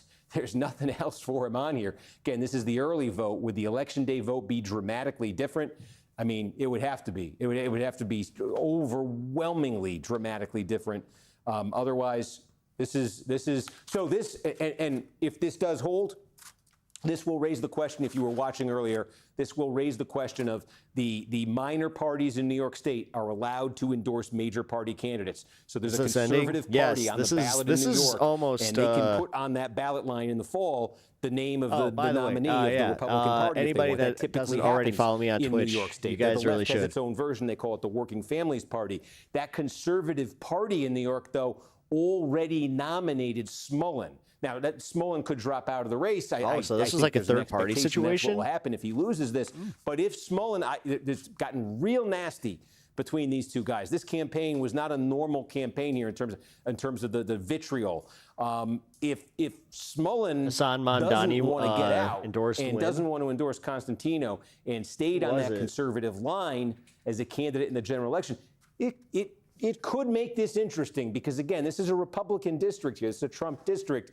But if the Republican vote were divided in any kind of a meaningful way, not out of the question for a Democrat, especially in a year like this, where you're expecting the Democrats to do a little bit better than they would in the median what's going year. on? But that's, again, we're just going to have a good old time over there because I can. If he loses tonight, that's not been projected. I'm having a smoke sesh. These are not numbers you want to see if you're Smolin. These are absolutely numbers you want to see if you're Constantino. Going back again to the 17th district, we got another update. 13. Yeah, right back. Another 1,000 votes from from New York, from Manhattan. Yeah. Chevalier gets 54% to 42% in that. She has stepped it up in the last two updates. They've gone double digits for her. They had been going more like 6, 8 points before that. Did we get a Bronx update at the same time? Not in this, not that I see here now. Okay, right. So again, that's look. Her lead ticks up 1430.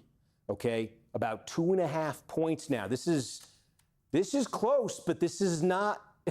No longer are we. Would I look at this necessarily and say it's this close? It's now inched up to 2.5, and there's a lot of indications in these updates that we've been getting. I don't think in the election day vote from Manhattan there's been a bad one for Chevalier yet, and the last two have been pure good updates if you're her. They've been pure bad updates if you're Espaillat.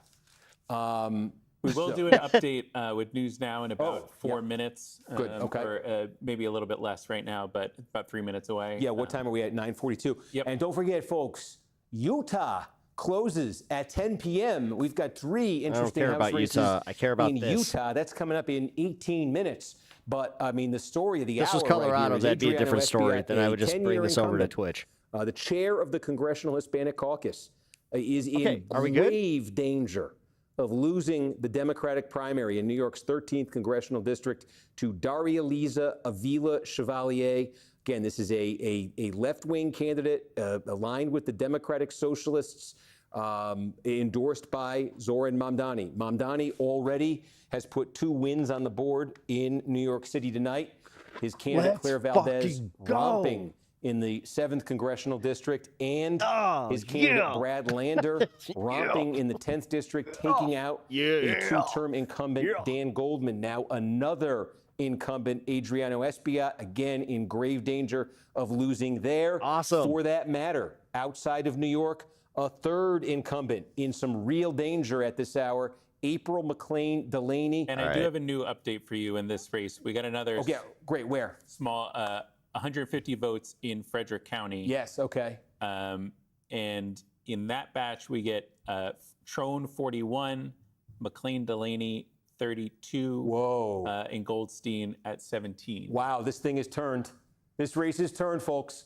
We said the Election Day vote in one of the 2 money counties would have to be different than the same day. So far now, in the biggest, Frederick's the biggest. We think more votes are coming here than anywhere else. It's turned down to 687. Daniel, what's up, the dude? cumulative Good to Election see Day you. vote there? Do we know it? And folks, I'm going to do a News Now update in about 90 seconds. So you're watching earlier, you know how it goes. You'll watch the whole hit. We'll go through some of the stuff I've already been talking about, but we will come right back because, wow, we came into tonight, 4 House incumbents had lost in primaries this entire year. 1 went down at like 9:05 p.m. A 2nd is in real danger up in northern Manhattan and the Bronx. And a 3rd now could be in big trouble here. What is it in Frederick, Adam? The same day vote? Just in Frederick? Yeah, well, that's where we got the most. Yeah, so it's 38, 32, 19. It's almost like people are sick of the so status it's a 6-point margin for Trone. How many votes are we talking? 500. 500, okay. It's 500. boy. So that trend, we need more votes to validate that trend. It raises the possibility. It raises again, we've seen now in 2 updates something different than the early. We're coming right to this hit, folks. So bear with me. Again, you'll hear some stuff you've been hearing. We'll update everybody if anything changes on the scoreboard. Come you'll see it on, happen, man. and we'll come right back. Not going to miss anything. They're going to come to me, so I'm going to take a sip of water here while I wait for this. All right. Well, I think that's the perfect place to kind of do this thing. Okay, so I'll keep talking for a minute here. Okay. We also just made a projection in New York 17. Hold on. Yes, this was. Never mind. Hold on. Let's get right up there. Okay.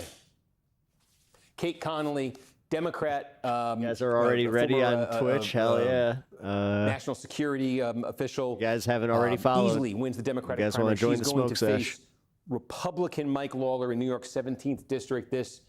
A district that Kamala Harris won by a point. This is going to be like a check out that top link. 5 I mean, national I know it's not a House live race link. this Just fall.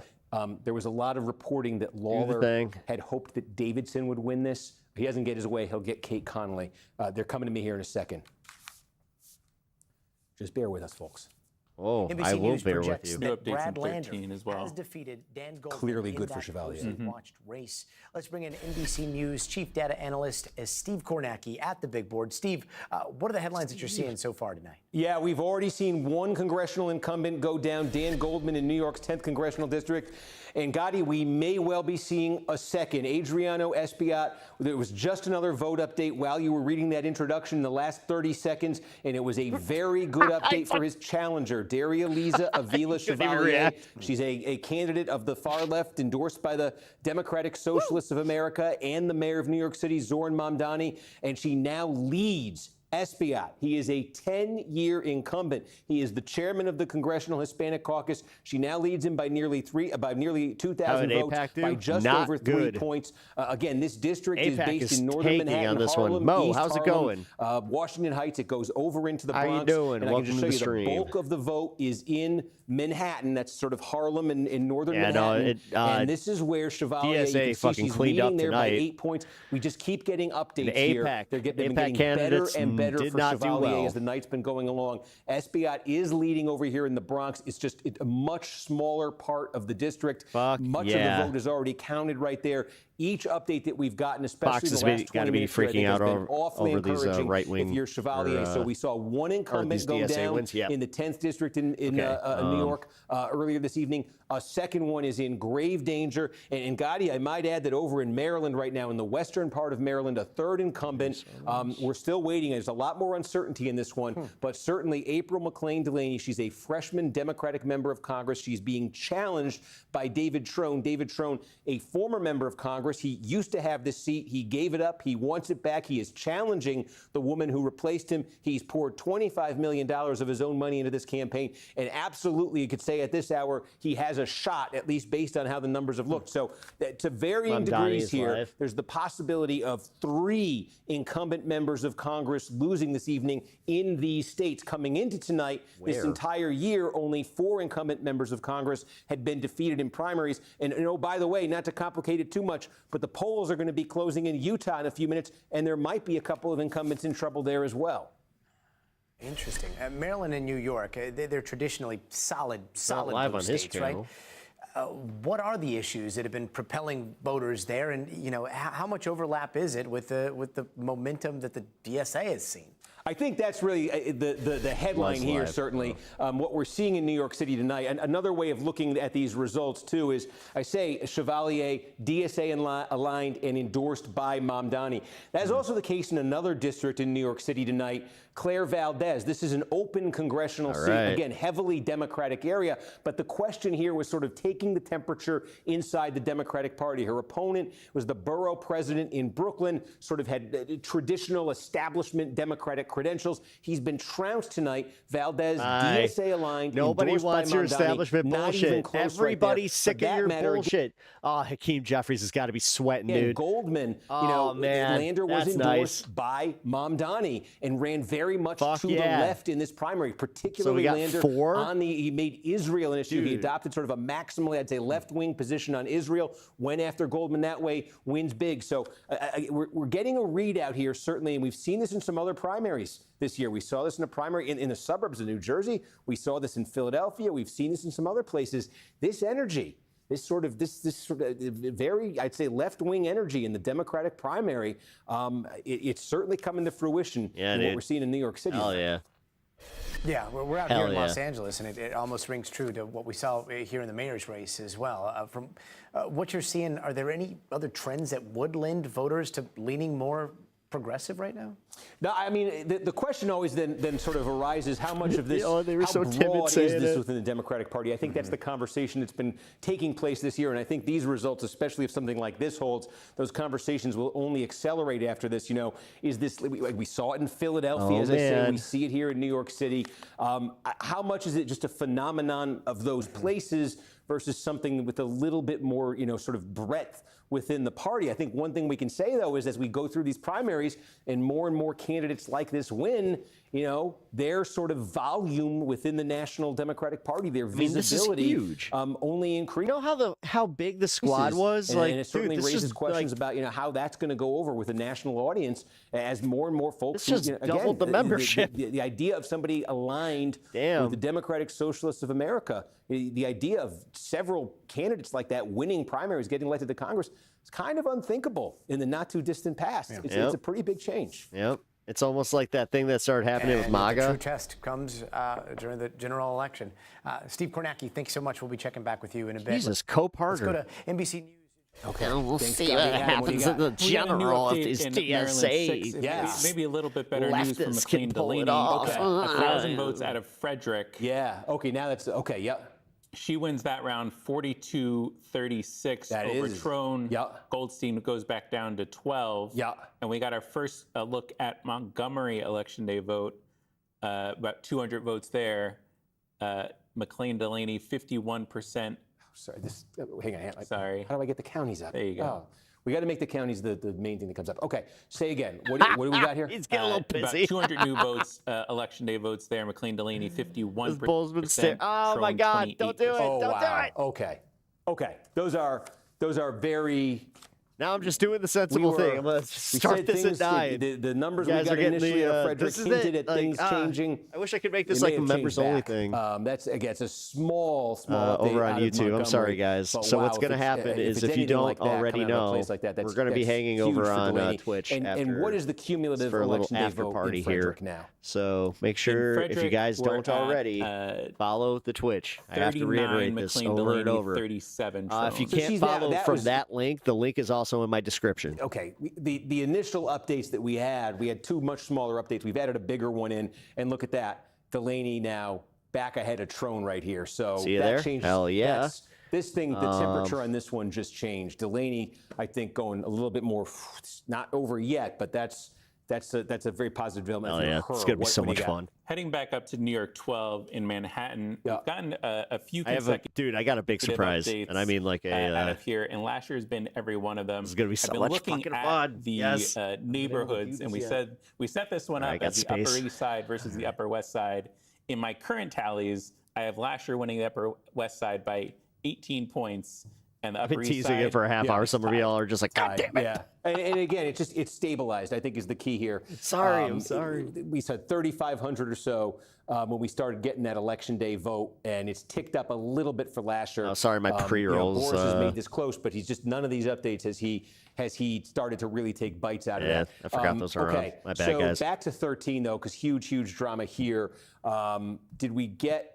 I feel like we might have just got another update here. It was another call 800 it. votes. Let's call it. But Chevalier did from where? Eke up her. It's from Make Manhattan. this easy on Pep. She did get 63% in Oh that my most recent gosh. 800. Oh my gosh. SBA 35.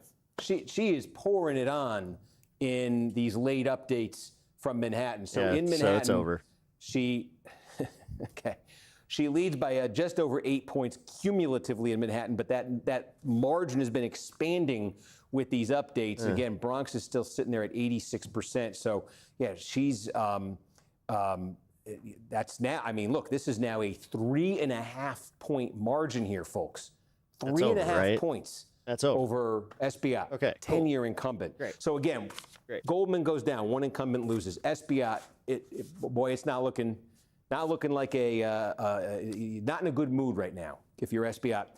Delaney in Maryland, things just may have stabilized in a useful way for her, pending further updates right there. But that was encouraging for her in that it indicates that initial small positive batch for Trone may not have been indicative.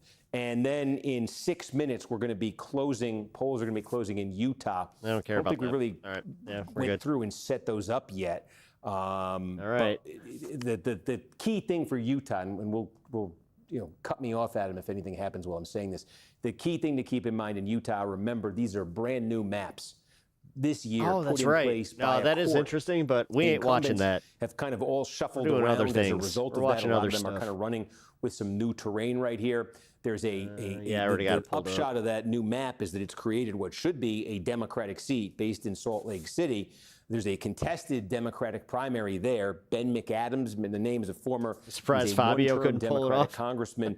He had defeated the late Mia Love in Oscar 2018. Romero. He was in the House for one term. He's now trying to go back in that district, though he's facing Fabio. a Bernie Sanders-backed opponent in the Democratic primary. Then two Long-hairist. Republican incumbents. It's hard to gauge. They both encountered trouble at the state Republican convention in Utah, which gives out endorsements, but that's not always the best barometer in Utah because that state convention is it's very conservative, very activist flavored. It is not infrequent that candidates will lose at the Utah State Republican Convention and then go on to win in primaries. Blake Moore, 3-term incumbent, has done that twice. He's going to try to do it. Cool. That is enough of the election coverage. So that means we're wrapping up YouTube here. I do appreciate you guys all hanging out on YouTube tonight. It has been awesome. But it's going to get even more awesome over on Twitch. I'm just going to be real with you. I've been waiting to I got like a reveal happening over there. You guys should stop by. It's going to be awesome. Yeah, we got a 3-footer making its debut on stream. It's going to be freaking cool. So if you guys want to come and join the smoke sesh, we are about to lift off. If you're already there, just hang on, guys. We ain't going anywhere. So essentially, what's going to happen is I am going to play my outro music. It's going to be essentially the intro for the new fun half. So don't go anywhere when I play that music. It is not a goodbye, okay? Except for all of you over on YouTube. This will be the unfortunate goodbye because we are going to watch some Jubilee stuff. So if you're interested in seeing Dean Withers take on a whole bunch of MAGA women, you guys should come check it out. I know a whole bunch of clips already went viral, so you've likely already seen some of it. So, like I said, come and join us over on Twitch. One more time, I will drop this link. If you have not already, please hit that like and subscribe to the channel if you haven't already done that. And yeah, guys, it is that time. I just realized that I thought that was a 9. That was an 8. Whoa, everybody is pretty much over on the Twitch. Yeah, look at that, guys. I knew it. I knew we could do this. I hope that any of you guys that were apprehensive about joining Twitch or just like trying to join us over there, you guys should really try it. It's awesome. Daddy Bear Kai, the claims that the Bible makers are true because of this passage in the Bible. This is a totally really rational thinking. Daddy Bear Kai, have you joined us over on Twitch? I highly recommend it. So I am going to wrap up the YouTube. As I said, do not go anywhere. We are sticking around on Twitch, and it's going to be a party. So I'm just going to go to the welcome screen. I will be back for all my Twitch heads. And good night, YouTube. Oh, that is not it. Here we go. That's not it. Who the heck is PepTalks? I'm not gay, but I fantasize about Marco Rubio. PepTalks. PepTalks. PepTalks. Let's eradicate the Kung Flu. I'm literally coming. PepTalks. PepTalks. Who the heck is PepTalk? They want our women. They want our children. PepTalk. Sometimes no means yes. Grab them by the PepTalk. Grab them by the Marco Rubio. Obama is a racist. PepTalk. I'm literally coming. I'm literally coming. PepTalks. We found weapons of mass destruction. My fellow Americans, it has been confirmed today from PepTalks that we are indeed all high on politics.